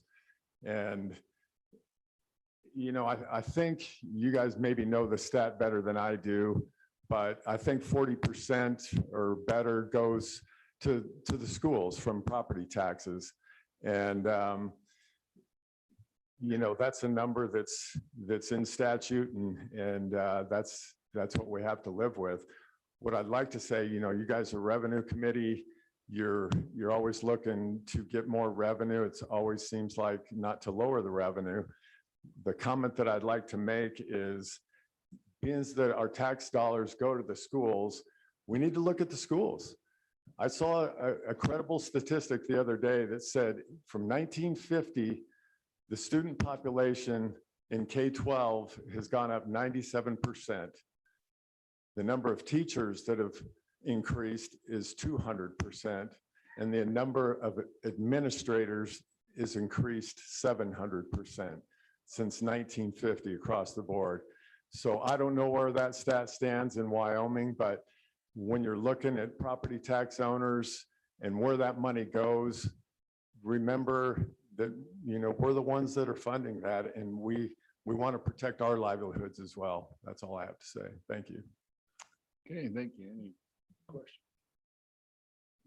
Representative Sweeney. Thank you, Mr. Chairman. Thank you, Mr. Hyde, for coming. So were you one of the lucky few that got thrown out of the assessor's office? You threw me out of my own office. Yeah. So, because I know there's several hands that, and I've heard stories from folks. So do you, when you have time from your other duties, would you possibly, like Mr. Byrd and Ms. Barlow, have some basic recommendations that the committee might look at, like the statement of consideration, those type of things? And I know, I don't know if you're a licensed realtor, but I know your bride is, which realtors have a different view on disclosure at times, but those type of things that we might, as a committee, consider would be really helpful. So That's right. Absolutely. I would be glad to help there. I talked to Ms. Barlow, or my attorney communicated with her last year, and she's well aware of my situation as well. But Thank you. Okay, thank you. Any other questions? Okay, well, thank you. Appreciate you being here today. Thank you. Okay, who's next? Go ahead. Mr. Chairman, members of the committee, Lori Urbakite representing the Wyoming Realtors. And I also was part of the 3,000 last year, and I'm yet again this year part of the 300 because I don't give up. But our properties went from 27,000 to 64,000 to 87,000 this year, and it's a 2-acre undeveloped lot. So I know what these people are talking about. And through the process, here are some recommendations, literal recommendations that the realtors would be very anxious to support. One is to remove that notice that the appraiser is presumed to always be correct. When you appeal, you get this little letter. I got it just last week. And it says, note that the petitioner has the burden of persuasion to prove by a preponderance of the evidence that the assessor's valuations were not derived in accordance with the required constitutional and statutory requirements for valuing property. A mere difference of opinion is not sufficient. So I think that would be step one, remove that put us on a level playing field. Right now, the assessor's up here and we're down here and we've got a huge hill to climb. So that would be the first one. The 30-day notice, I filed my property appeals on May 27th, and on September 17th, I finally received some information from the county assessor, A, asking me to withdraw them, and B, saying that I have until October 15th to provide all of the evidence. So it seems to me that's a pretty long stretch, and I think maybe we could go 45 days or 60 days. I don't know why it took that long for them to, especially now that they only have 300 of us instead of 3,000, but Well, I nonetheless. think, lengthen the one and then shorten the other. Correct. That's, Thank you, Mr. Chairman. The other issue that, when I got this year's tax assessment, I actually went to the assessor's office and sat down and had a very civilized conversation with him for 2 hours. The LEA, the area designation, because my concern was that our lots were not being compared to other undeveloped lots. And he told me that my lots would be compared to whatever he decided in the LEA, which is it's the area designation. And I said, well, can I have a copy of that? No. Can I see the boundaries? No. So I think we need to address that. And I asked, how are those established? And he says, I draw them and I do it personally. That's my job. So I think we need to explore that. I don't know where that is in statute or rules, but I think that area needs to be explored as well. And then finally, the disclosure issue. Some of you may think that the realtors would oppose becoming a disclosure state. Since 2000, we have not taken a position on that issue. Half of our members are very supportive of becoming a disclosure statement. They believe we already somewhat are because of the disruptors in the real estate industry. They're all online property listings. So they don't see any difference. If you talk to realtors that are along any of the borders, a lot of them are licensed in both states, and all of the states surrounding us, I believe, are disclosure states, and they have no issue with it. And they've worked in that arena, so they have no problems. If you talk to realtors in a couple pockets in our state, they're going to be very, very opposed to it. But with a split like we have, and I'll do another survey in a couple weeks and see how the split is moving. But with a split like that in our membership, we will not take a position. We will not oppose a bill to become a disclosure state. You won't see me drumming up support for it because we will have no position. As a taxpayer, you bet I will support that. But as a lobbyist for the Wyoming Realtors, we have no position. And that's my testimony, Mr. Chairman. okay, Thank you. very good. Thank you. Any questions, Representative Sweeney? So thank you, Mr. Chairman. So on the disclosure, did you, after one phone call I was on, did you guys survey last year as far as to the realtors on the disclosure? Mr. Chairman, Representative Sweeney, no, we did not because there was not a bill to address it. And I try real hard not to bother my members if there isn't a specific piece of legislation for them to look at. I am going to do it this year. We did discuss it at our September meeting. So there may be a change, but it would have to be a real major change before we would actually take a position. We can't have a 45-55 split. We'd lose half our members, so. Okay, any other? Okay, thank you so much. Appreciate you. Really good. I'm taking good notes. Thank you. And it's all on the YouTube. Okay, welcome. Well, my name's Pat Meyer. I'm the Park County Assessor. How's it going, Mr. Chairman? Good to see and you Mr. again. Co-chairman and members of here. Wonderful. First thing, I want to apologize to all the Natrona County people for going through this nightmare that they went through. As I've told you before, I've been doing this for 36 years.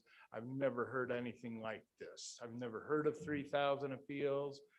I don't understand what they were doing, so I can't speak to that. But however, I will speak to the appeal process since I've been doing it for so long.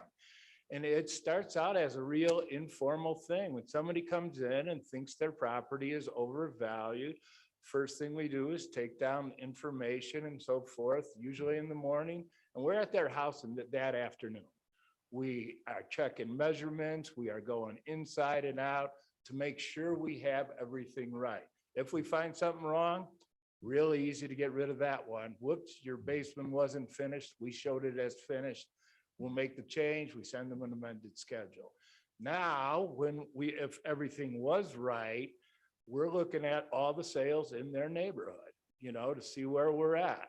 We have stats on their neighborhood to see for uniformity, for level of appraisal we're at in that neighborhood. We don't do fee appraisals where we get to pick out our favorite 3 comps. That's not how it works in mass appraisal. We'll go into that a little. Then we bring that taxpayer in and we show him the sales that we use to help value that property. Now in 2011, we acquired the map server, as some of you are very familiar with. 16 counties are on that. Natrona County is not one of them. So when we give them their sales, I go, why don't you just see what sales of your kind of property are selling for? That's usually it. We teach them how to use the map server. We've already taught them about the stats on what the uniformity and the level of appraisal in your neighborhood. Usually they go home and that's all, it's all over. I never hear from them again because they see that, because in general, assessors are conservative with their values, especially on residential property. We're very conservative. We don't try to set the market. We're just following the market as to what's going on. Now, if they come back to me and are still not satisfied, okay, that's when I'm actually giving them what I'm going to give upstairs to the appeal. I'm showing them exactly and explaining them how their house is valued, from the land value, how we got it, to how we got the house value, to how we got to market value in the end. And when you give them that kind of communication, if they still want to go upstairs, you're right, they can't win. I do believe they can't win if you know your job and you're doing it correctly and you've communicated with them and you open the sales to them. Now, the assessors, we've tried for 20 years, I'll bet, to get an open disclosure law. We want it, we want to be able to show them that any time of the year. Anytime they come in, this is what stuff is selling for. I mean, we were lucky this year because we had a big increase, but everybody knew things were going up in Park County. So I still didn't have any appeals, some informal ones. But since I got on that map server, we used to have like 200 people inquiring. Once I got that, because people know how to use it, they can see their neighbor's house. They can see the square footage, how many baths, is their basement finished, pictures of their garage. We're all transparent already. And in most assessors, during that 30-day period, they will do the same thing. And especially the ones on map servers, so you get to see everybody's property, and that's how it should be for uniformity. And the assessor should be able to explain how he arrived at that value. And I believe most of them do. The assessor's office is the only one that's required to get permanently certified, and that's not very easy. We take IAAO classes, International Association classes, and they're like college courses scrunched up into a week. They're hard. You go home every night and you study and you take a 50-question test and you got to come up with a 70 or better. So it's really hard. And then it's continual education, 28 hours every other year. You have to have it for continuing. And we do take statistical courses to learn about statistics and so forth in our offices. We take modeling classes, we take income approaches, 1, 2. You got to be able to defend an appraisal that comes in and be able to know all 3 approaches, because we have to know how the fee appraisers are doing it.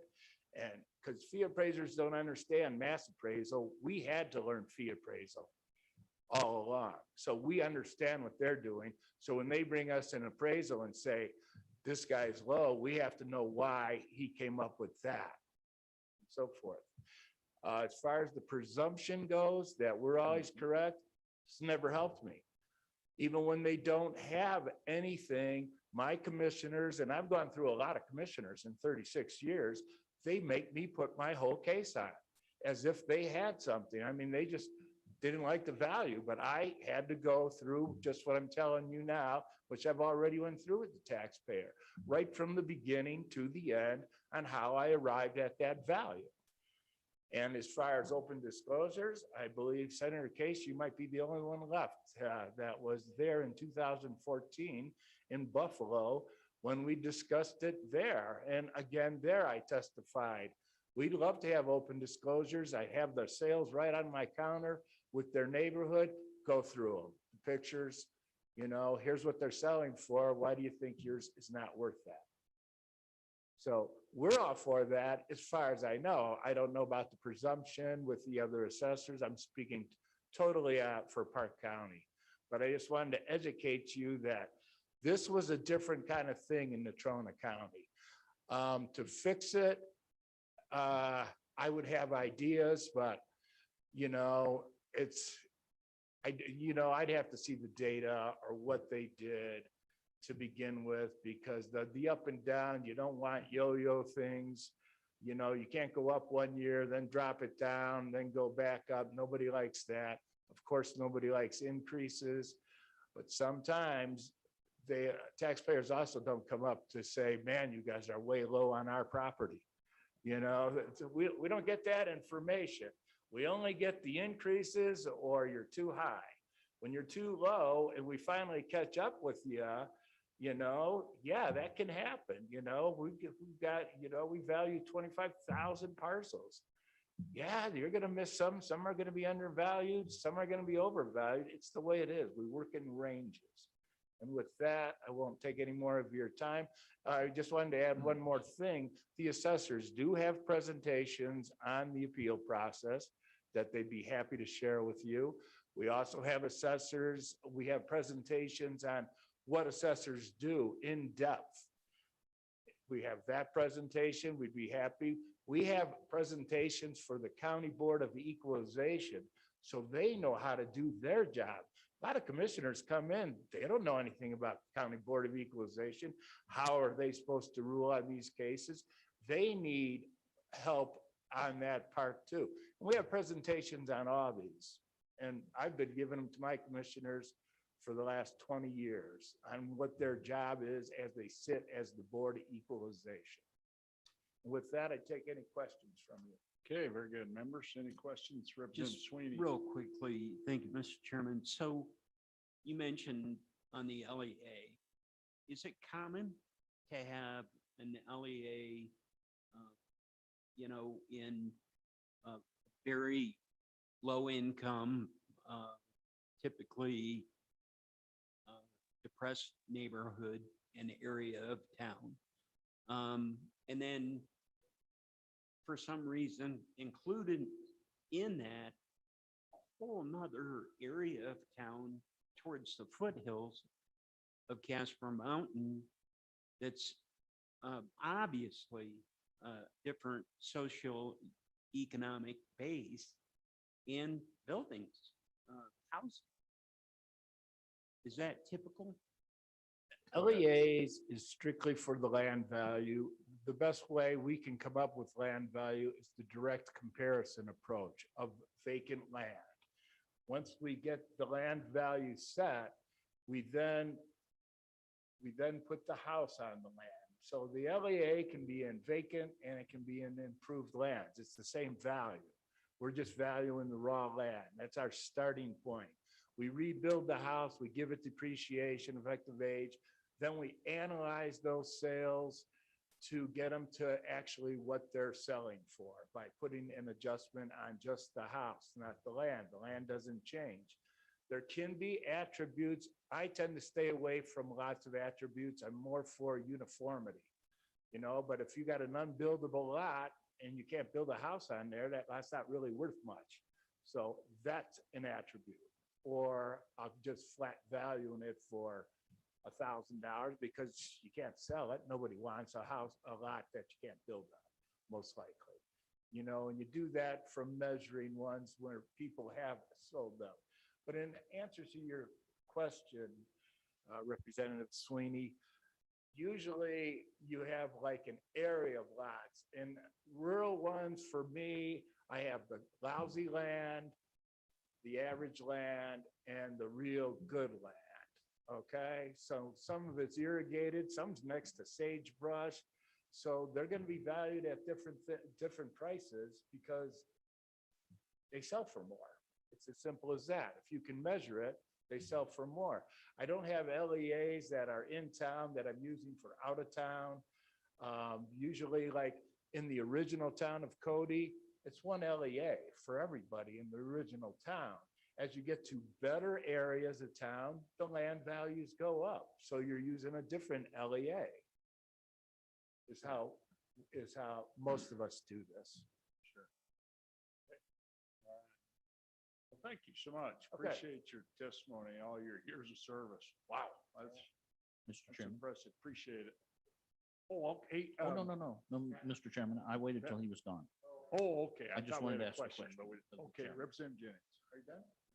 Yeah, Mr. Chairman, I think he's done, yeah. I think since it's thinning out a little bit in the chairs here for testimony, at some point, I would like to ask a question. I've been trying to decide who to ask of. Could we ask Ms. Barlow back at some point at your convenience, Oh, sir, yeah, for one sure, she's question? here. Maybe we'll wrap up. Thank you. And here's where I want to kind of go with this tonight for folks here. You know, we're getting the story, right? That we're not going to solve this tonight. We don't even know. And then I thought I would just appoint like a small, what I call a working group, and then they'll do some extra work on their own, volunteer, and then get a bill ready for us, because we're going to have another meeting in November, be in Cheyenne 2 days for all these bill drafts. And so that's where I want to go with this deal tonight. We'll have a motion on this. I'm sure it'll pass to sponsor or to draft a bill that we will work in November. And so that's where just so everybody knows kind of the process. Is there anybody, you know, and so we're sitting here at 6. Some of these folks are going to try to get on the road and drive back home tonight. And if you have something really that hasn't been said, you know, and you got a story that is way different, we'd really like to hear it. But if it's maybe some of the same. Mr. Chairman, You bet. this is Senator Pappas. Hey, Senator Pappas. I just wanted to let you know, there's been a lady in the waiting room waiting to speak for all afternoon. You need to let her speak. Okay, we'll go to online here in just 1 minute. Anybody here then or am I ready to go online? You wanted to, I think, sir, in second row there. Yeah, come on up and introduce yourself, and you bet. Dean Grayson. I'm a resident in Trona County for about 49 years. I'm a business owner, run a small business for 30 years. Have several properties here in town, my house, have some land on the mountain, specifically, and a business that I operate, and I own the building there as well. So everything that was said here today, I can echo. Every single one of them has happened to me, including the 15-day notice to become Perry Mason. I finally got the list, and I have this list of things I have to get together, and I have 2 weeks to get it done. I also have a job, a real job. And from what somebody else said there, it's probably cheaper to pay the taxes than it is to hire a lawyer. And this just isn't right. I mean, you're squeezing the people till you're going to get the point pretty quick that we're running out of money too. So we've got to get a handle on this tax situation. And my property on the mountain, echoing Mr. Catalier, again, I went to Keating's office last year. Is Mr. Keating here today, or is he out campaigning for Liz Cheney? Careful now. I just asked. Yeah. I haven't seen him. I didn't know if I didn't see him Go or ahead not and finish your story. after getting thrown out of his office. So anyway, but my land is, he reduced it last year and got it back to within reason because we went in and we talked about it like the Park County assessor was saying. And he brought it back to realization because we're 2 miles from the pavement. I'm on an improvement district. We take care of our own roads. Natrona County doesn't give us a dime. We take care of our own roads for the last about 1.5 miles. The other people take care of it beyond that. But again, they raised it up almost 100% again this year. So here's the yo-yo effect that the Park County attorney was, or I'm sorry, assessor was explaining. So do you have any questions of me? Yeah, any questions? Mr. Brett? Well, I appreciate you. Okay. Did you have a question? Okay. Well, appreciate you being here, and I've heard the same story over and over again, so I just, like I said, we can just double it now again. Thank you, sir. yeah, thank you. Okay, anyone else? Any other members of the public? And I'm going to go now online. If we can, Ms. Talbot, if you work your magic. Okay. Hello, Hi. can you hear us? Yep, I can hear you. Can you hear me? Can you hear me? We can. Go ahead and introduce Super. yourself. I'm Patty Gunderson, and this is my husband, Terry. And I'm sorry we couldn't meet in person. It looks like it was a beautiful day, and I'm sorry to miss our neighbors from the mountain. We've owned mountain property for about 30 years. It's 450 acres. It's kind of a unique property up there. So I think it would be hard to find comparable valuations, but that has never mattered in the past because for 30 years it was classified as agricultural property. And that's because from the moment we bought it, we worked with the local forester and developed a forest stewardship plan and designated the primary purpose of that property to be timber. We've got maybe 200 feet of buck and rail fencing near one of the entrances to the property. We don't have any paved roads, like the previous gentleman said. We don't have any utilities or resources. It's pretty remote. We can't get up there except maybe 5 to 6 months out of the year. 6 months is a good year. But we have always managed it for timber.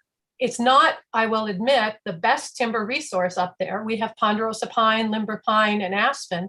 But working with the forester, it seemed like a doable thing, and it allowed us to take the leap and buy some beautiful property that we'd wanted forever. So for 30 years, it was classified as ag.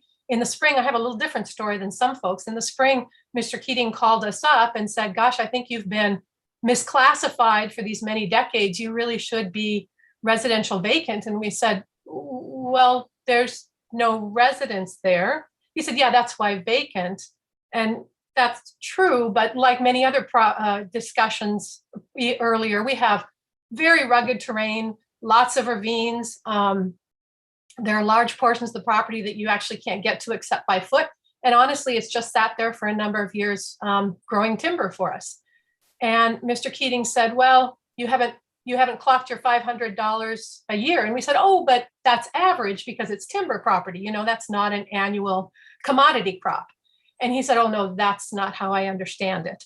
And so we tried really hard to convince him that timberland just has to work differently. And I think most of you folks got a packet from us in the email. It was about 15 pages or so. And so hopefully you've had a chance to read it. And I'm just trying to hit the high points here. But we got reclassified from ag to residential. And we missed our 30 days, by the way. I will be perfectly candid with you.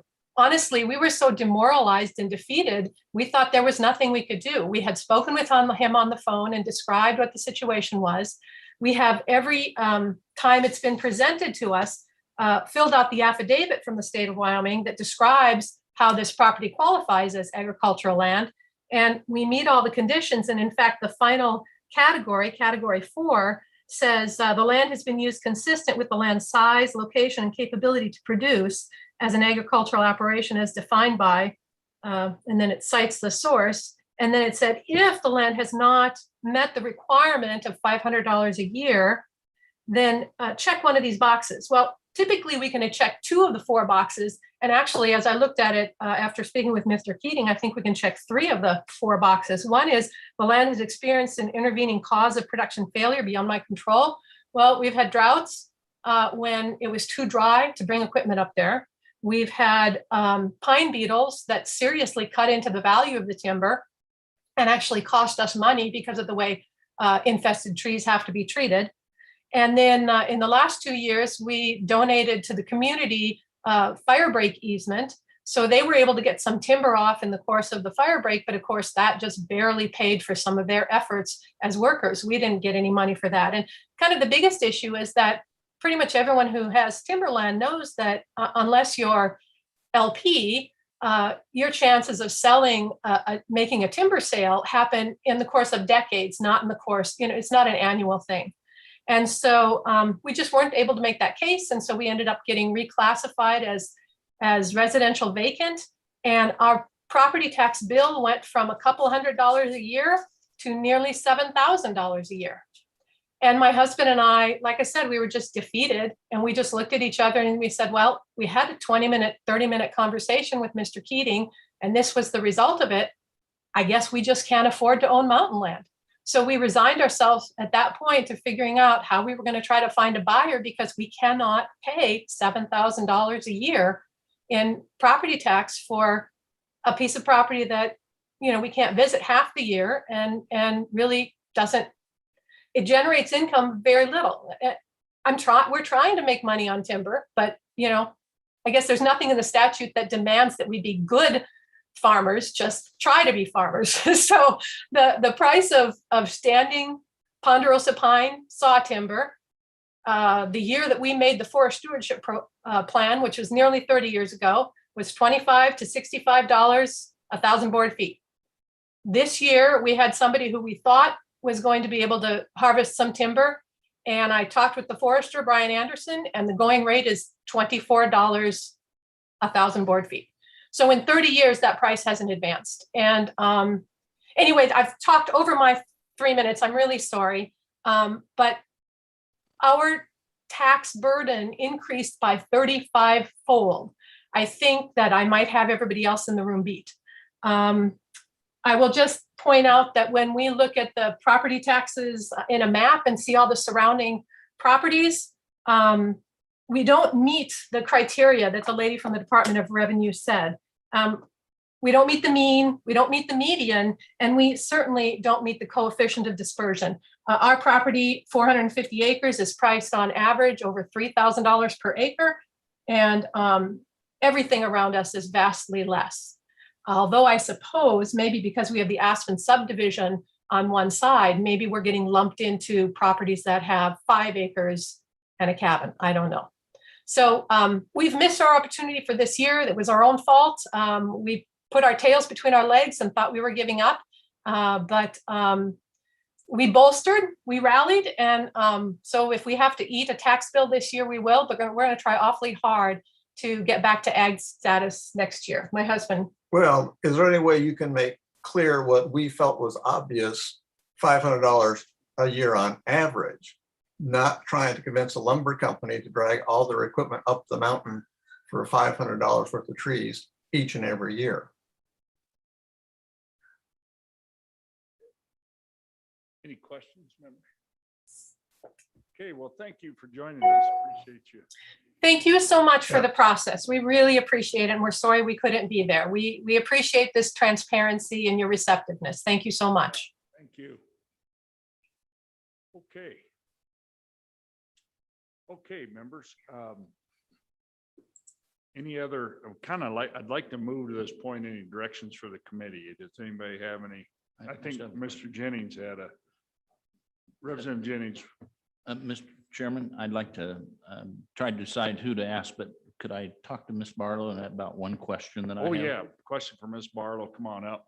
And then I tell you, I think we just appoint a subcommittee to go to work on this, or a little, sub-working group.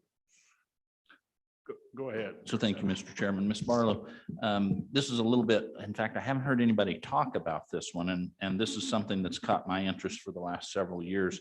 And I think we're going to have a number of solutions to try and move forward at the end of this working committee probably. But I was thinking a little bit about acquisition.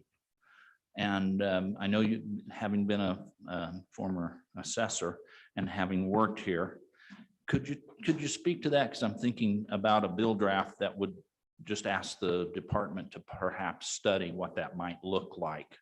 Because I don't think the appetite's in the legislature to do that. But I think it, especially for this committee, it might be important that we actually see what might that look like if we're having problems with the current system.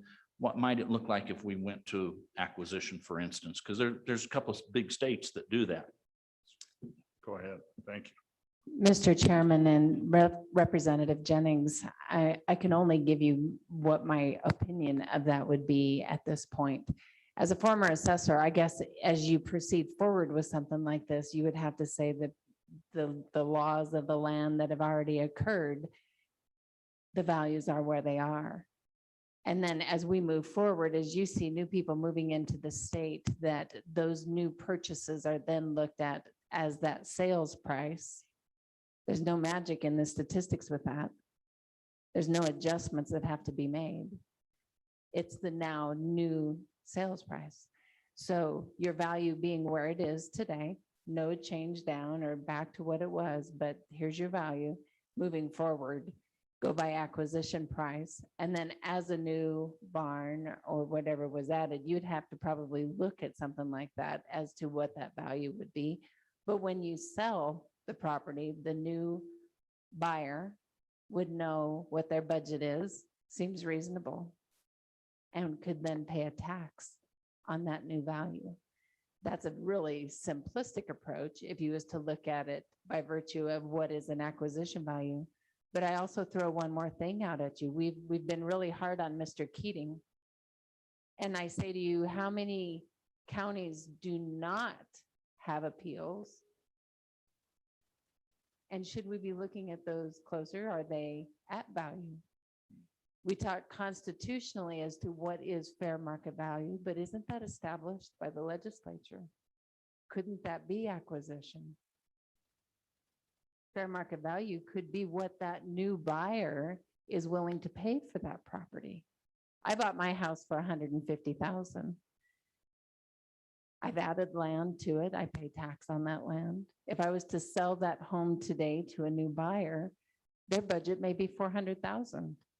Shouldn't they pay the tax on that $400,000? If the assessor is now saying that my home is worth $400,000, I'm now paying a tax on an unrealized capital gain. As we look at moving forward, I think it's complex no matter how we approach it.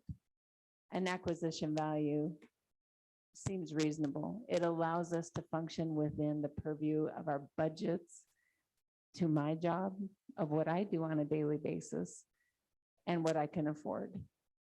Fair market value is an unrealized capital gain that you're actually paying a tax on. When the market drops, I ask you, how long does it take for the adjustment to come in to that market drop where you're out in assessments by virtue of value? One last thing I would add to that, if you don't mind, when we talk to the taxpayer having to defend their value, if my home is valued at low, but my land is valued high, and I'm to presume that the assessor is correct, okay? And I have to prove their value, but their value on my home is low, And the value on that, my land is so exponentially higher to come into equilibrium to the sales price. Check your statistics. There is a state board ruling that says that the end value is all that's important. The taxpayer is trying to prove the burden of the value of their home and the value of their land. And shouldn't that make sense? With acquisition value, there's no question. It's a sales price. With that, I Okay. stand for any questions. Okay, thank you. So here's what I'd like to, without objection, I just think, I was thinking maybe Representative Gray and Sweeney. Anybody, Representative Jennings, you want to get in on that? And then I think maybe Representative Yin, how about you four work on this bill? Two of you are from Casper, but we're hearing a lot of Casper. And just kind of work with everybody and bring us a draft when we meet in Cheyenne and we start to work on this a little bit. I mean, all of us got a lot of notes. I think I got 10 points in a bill that we can work on. So we really appreciate. Okay, thank you. So we'll get moving on this and see if we can just improve the current system. So really appreciate all of you come today and thank you so much, and we'll keep working on it. Thank you all. Representative Gray. Yeah, thank you, Mr. Chairman. Just want to ask one question on the direction. I mean, I do think we might have multiple bills. I think there's going to be an appeals process thing. I do think the disclosure state thing is a separate bill. I would ask, can we bring just a cap with a placeholder and look at it at the next committee meeting? I mean, I think there's at least two things, and then there's more creative things that are bigger, but I think there's the appeals part, which there's like 4 or 5 things I think in there, and probably even more. And then I think there's the disclosure state thing. That's definite on the subcommittee. I do think that's 2 separate things. And I think LSO staff can work on whether it's how we craft the bills, but I think kind of get the pieces in there. But I think, I agree. I mean, the right to the info, right? Educational piece was brought up. The land attributes, who's the jury?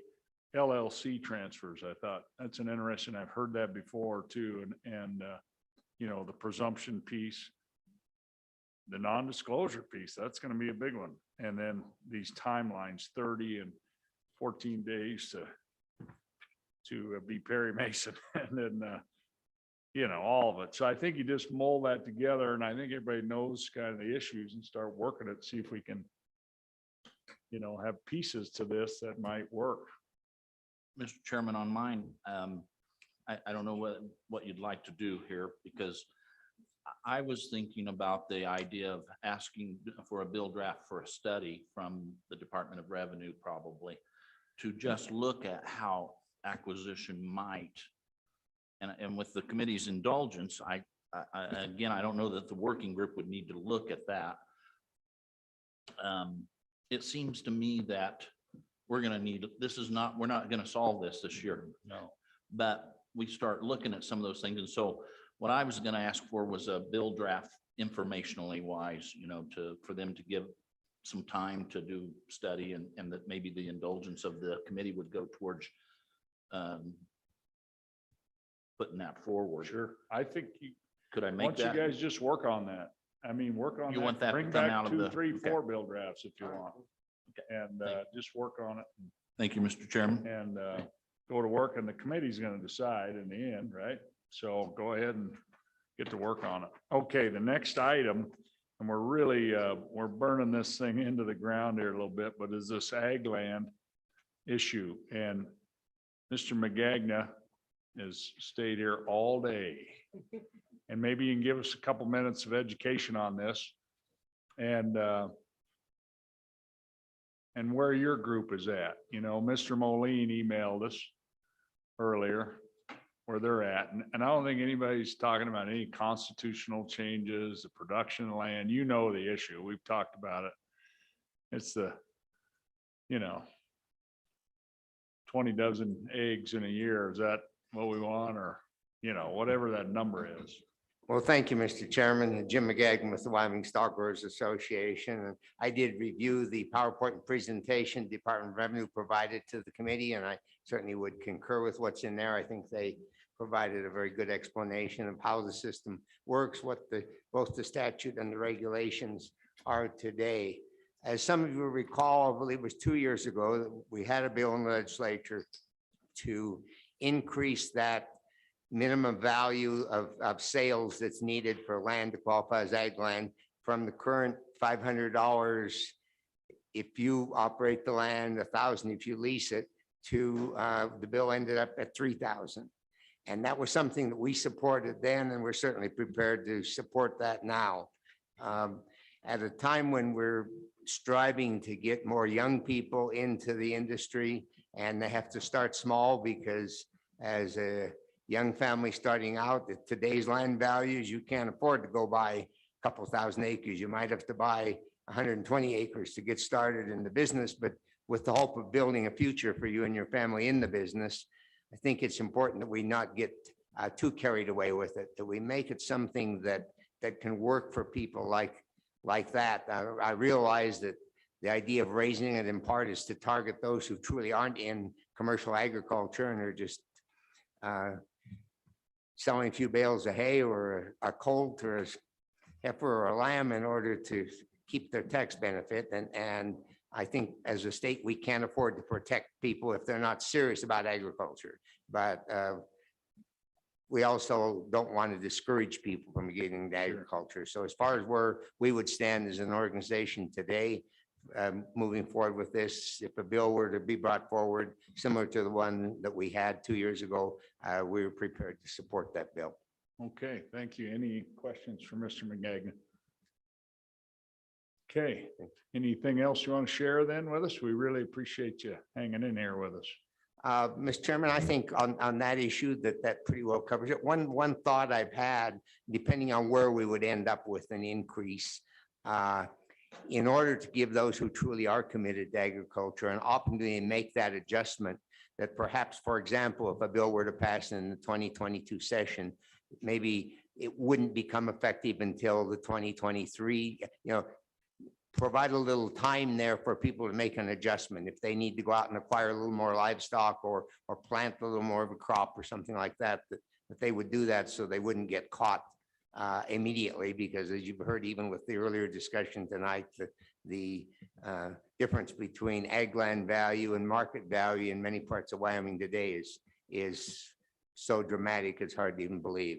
Yeah. So that would be one additional thought. But other than that, I think the system has worked well, but as the current director of the Department of Revenue told this committee 2 years ago, when we were first developing all of this back a number of years ago, we proposed a much higher amount than $500 then, and it was the legislative body that didn't take our recommendation and reduced it so much. And I think like whether it's a fee you're talking about or a basic requirement like this, those have to be adjusted over time. And we feel that at this point in time, the 3,000 would be a reasonable adjustment, would address many of the concerns and yet not pose an undue burden on people who are truly trying to build a future in agriculture.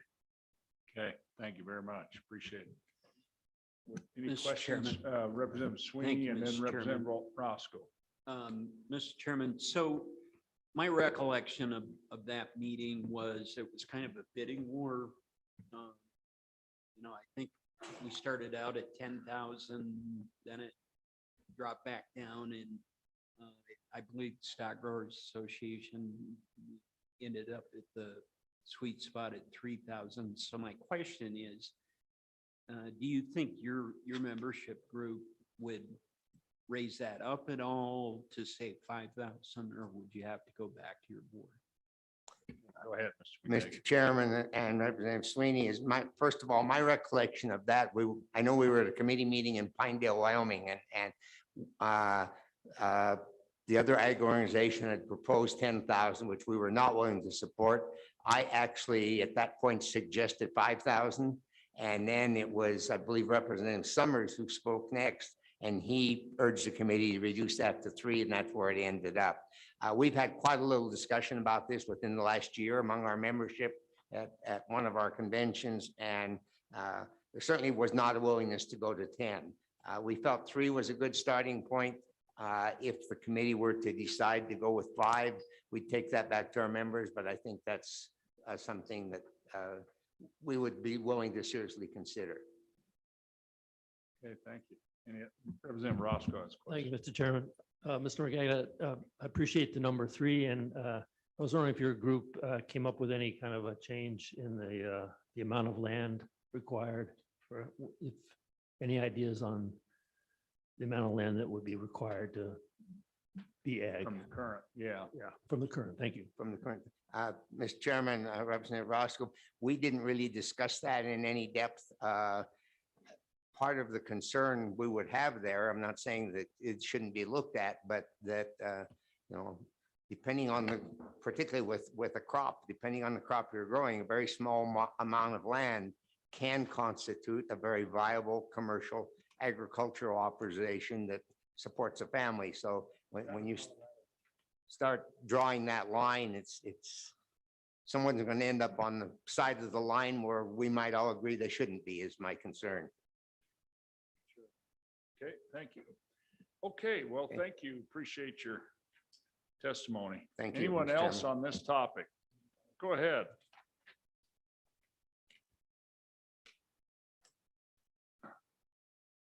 Okay, Assessor Meyer. Am I on? Okay. Mr. Chairman, members, Pat Meyer, Park County Assessor. I've been dealing with this ag issue forever. I mean, just forever. I have a letter here from 1981 where the Park County Assessor, the same topics we're after. Shouldn't there be a minimum acreage? At this time, the Department of Revenue and the State Board were as one. Warren Bauer was the director of the ad valorem division and also the secretary to the State Board of Equalization at that time.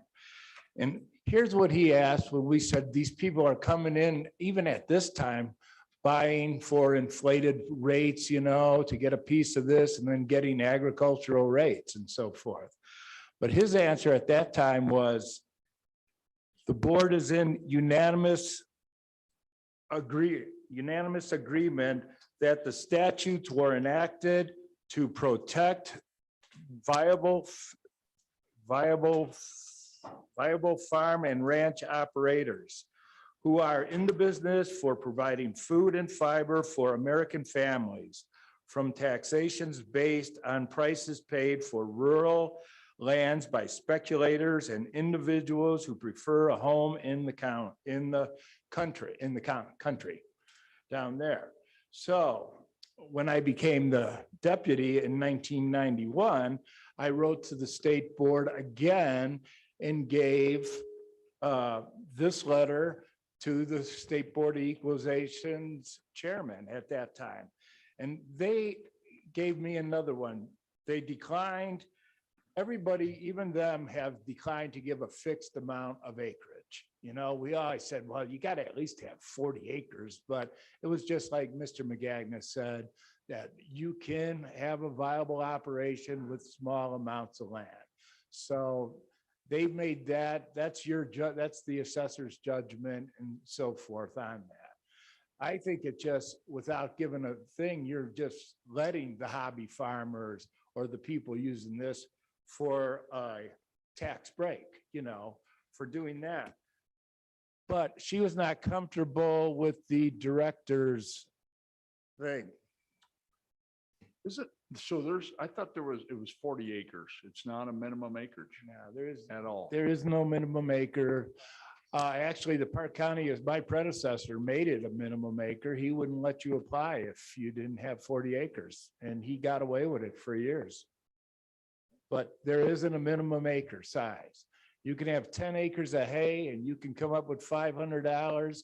And even if you got 20 acres of range land and you're not doing anything with it, that you're gonna pay $50 an acre on that, $50 market value. That's about a quarter is what you pay.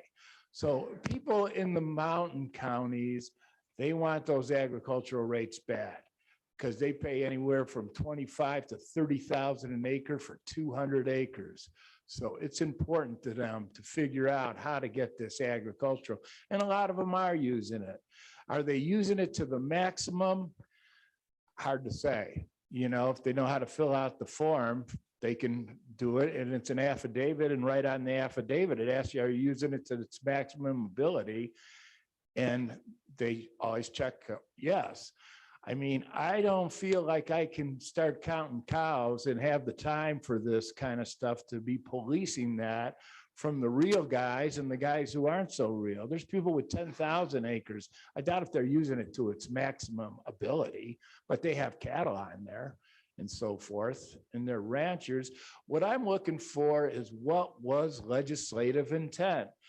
Nancy Friedenthal was the chairman at that time, and she said there is no history in Wyoming of legislative intent. You have to go. So I don't think you guys could answer the question of when this bill was passed, what was legislative intent? Was it for a tax loop? Or was it for the bona fide farmer and rancher to not tax him out of that property? Now with the new people, a lot of the family ranches and farms aren't becoming family. That one generation decides to sell it because you can make a lot of money off that in the country and become a millionaire. And they're kind of sick of ranching where they're not making all that much money. And it's their retirement for many of them, you know? So what I want to know is, what is legislative intent? I mean, $500 and $1,000 to lease your land. Now that's not just leasing your land. The way that law reads, it's $1,000 for all the land he leases. He's got to show you. So you know how easy it is to find somebody to lease your land, even if he's not paying you $1,000. He's just got to show you the $1,000 in all his operations. I don't know if it was meant like that, but that's how the attorneys, that's how they read that. You know, I mean, I guess you could take them to task, but I haven't seen it done yet where that made it. You know, I have seen where you got to use it to the maximum ability, but that's too ununiform for me. You know, I mean, I'd be picking some, you know, I could get, you know, that's not enough cows, and others would be getting away with it. And even if I could get them the first year, I'd have to have them fill out that form every year and so forth. And, you know, for me, I need some better stuff than this for my county. And if you guys, I like 5,000. If you're a legitimate rancher, you should have $5,000. And if you're leasing it with all of your lands, or if you're just doing that, if you're leasing the land for 5,000, otherwise the landowner can use that money to help him pay the taxes. You know, he shouldn't be agricultural. That's what I'm thinking. I don't think these 25 acres, 35 acres and 40-acre parcels where you have a huge house on there, primary purpose really is to live in the house and not pay much taxes. That's the purpose of it. We all know it. So, Mr. Chairman. Yeah, go ahead, Representative Sweeney. So I thought there was 35 acres. that's 35 acres in a subdivision. And if you remember, Mr. Chairman, sorry. Yeah, go ahead. It was 35 acres in a subdivision, you could qualify for land. But anything under that, you couldn't. And if some of us recall 6 years ago, there was a bill that was going to let subdivisions with 5 acres get agricultural rates.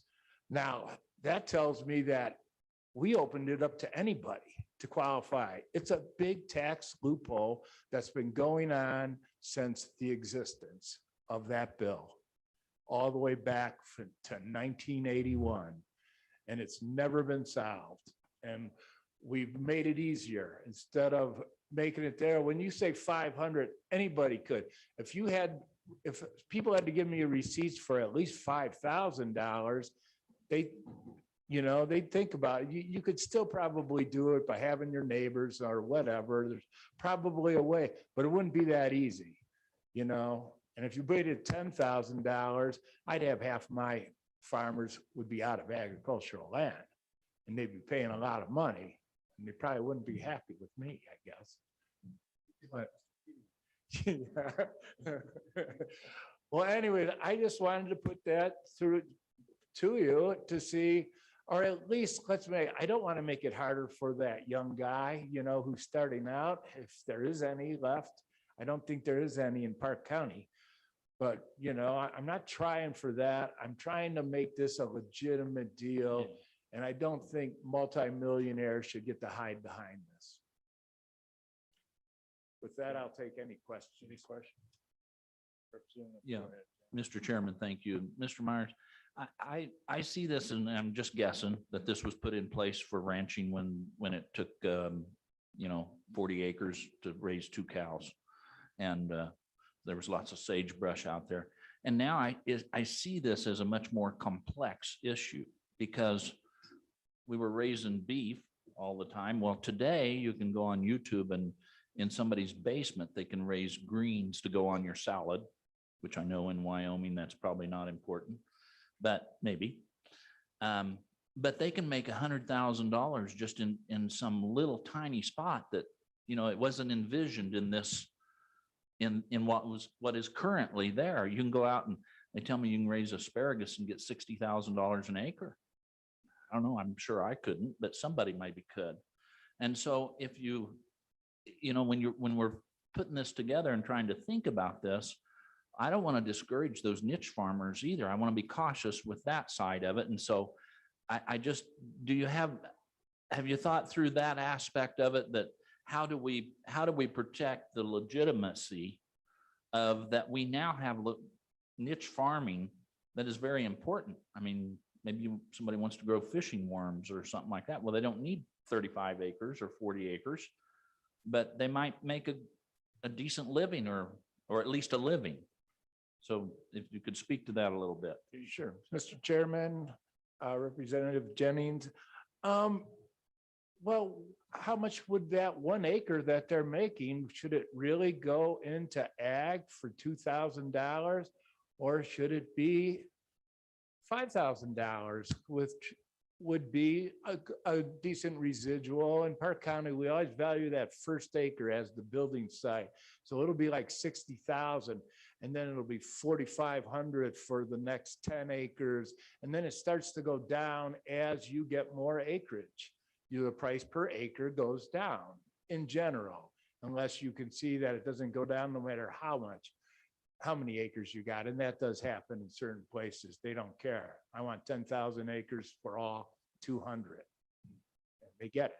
But in general, the more acres you buy, the less per acre you pay for. In general land valuations. So I'm just saying they shouldn't get agricultural rates. They should use that money that they're making, the 60,000, to help them pay the taxes at market value for the land if you were going to sell it. That's what I'm saying. So the minimum, it really wouldn't hurt those guys for people who could make all that money off 3 acres. So you're paying that. You're still making a bundle of money and you're paying your fair share of taxes. And you're not using that agricultural loophole. Okay, very good. Any questions? Any other questions? Okay, members, thank you. Any other testimony on this?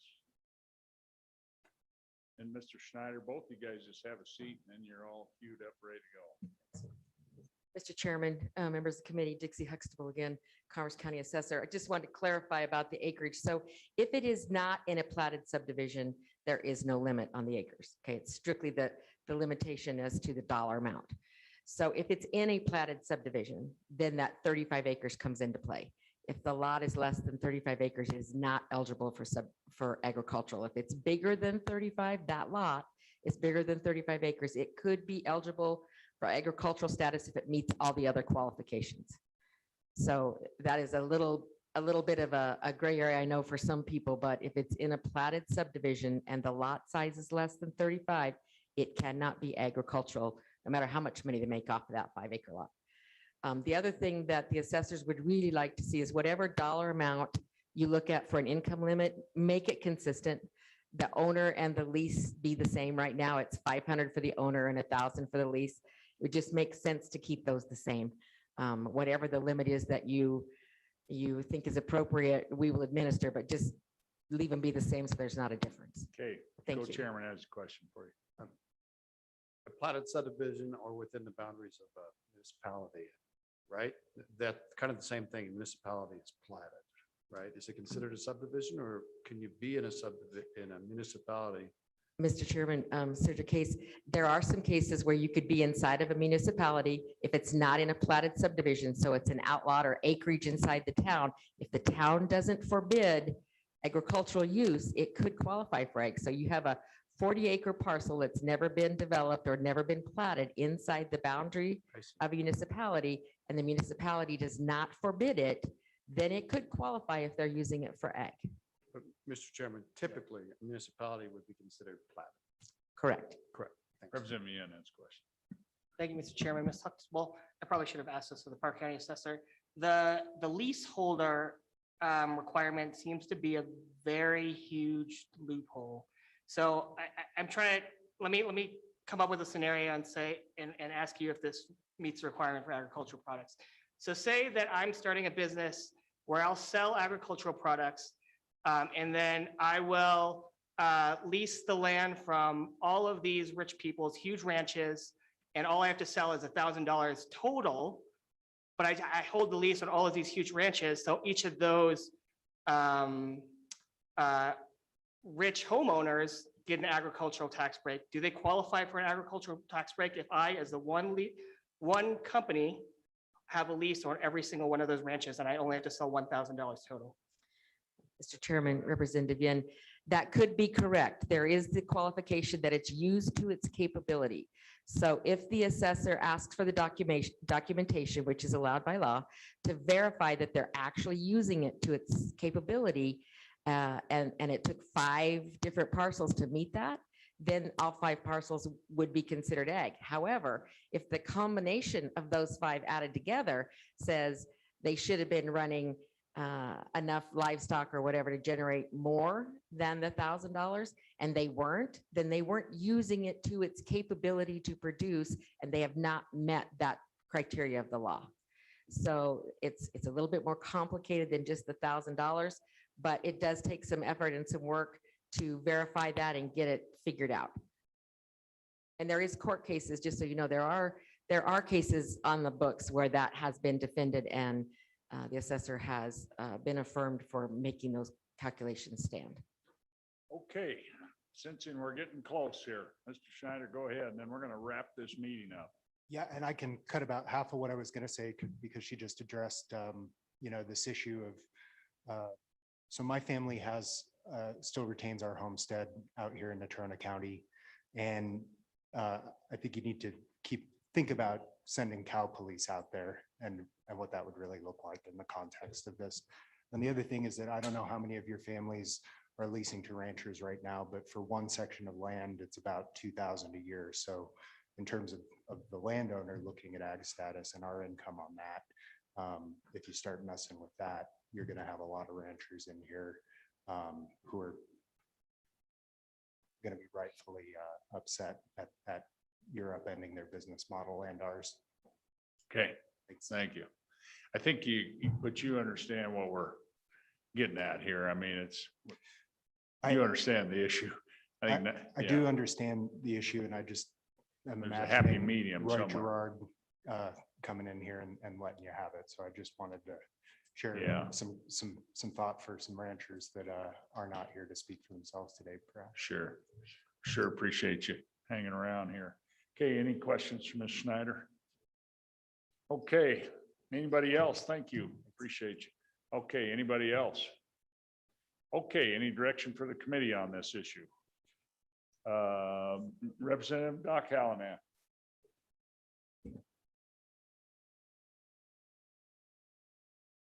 Thank you, Mr. Chairman. I move that we ask the LSO to draft a bill that would have a $3,000 minimum for the owner of the land and a $3,000 minimum for the lease, and that it would be deferred until 2023.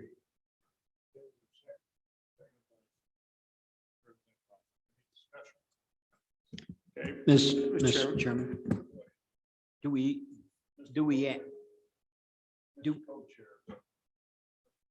Would you consider 5,000? I think if we put 5,000 up, Mr. McGagnon said he was going to take that back to his membership and we can listen to them. We can lower it down to 3,000, but it'll be harder to raise it than to lower it. And if we just start at 5, we can listen to what the stock growers think about this and they'll come back and report, and we can trust them on this. They can trust us on this. But if we do 3, we'll never get it to 5 ever down the road. So I would suggest offer a friendly amendment to make it 5. Is that friendly? Thank you, Mr. Chairman. I believe that is a friendly amendment. Thank you. Goes, okay, now it's Representative Sweeney. thank you, Mr. Chairman. What would be the thought of the committee as far as a acreage requirement? I mean, does that make sense for the asparagus farmer that?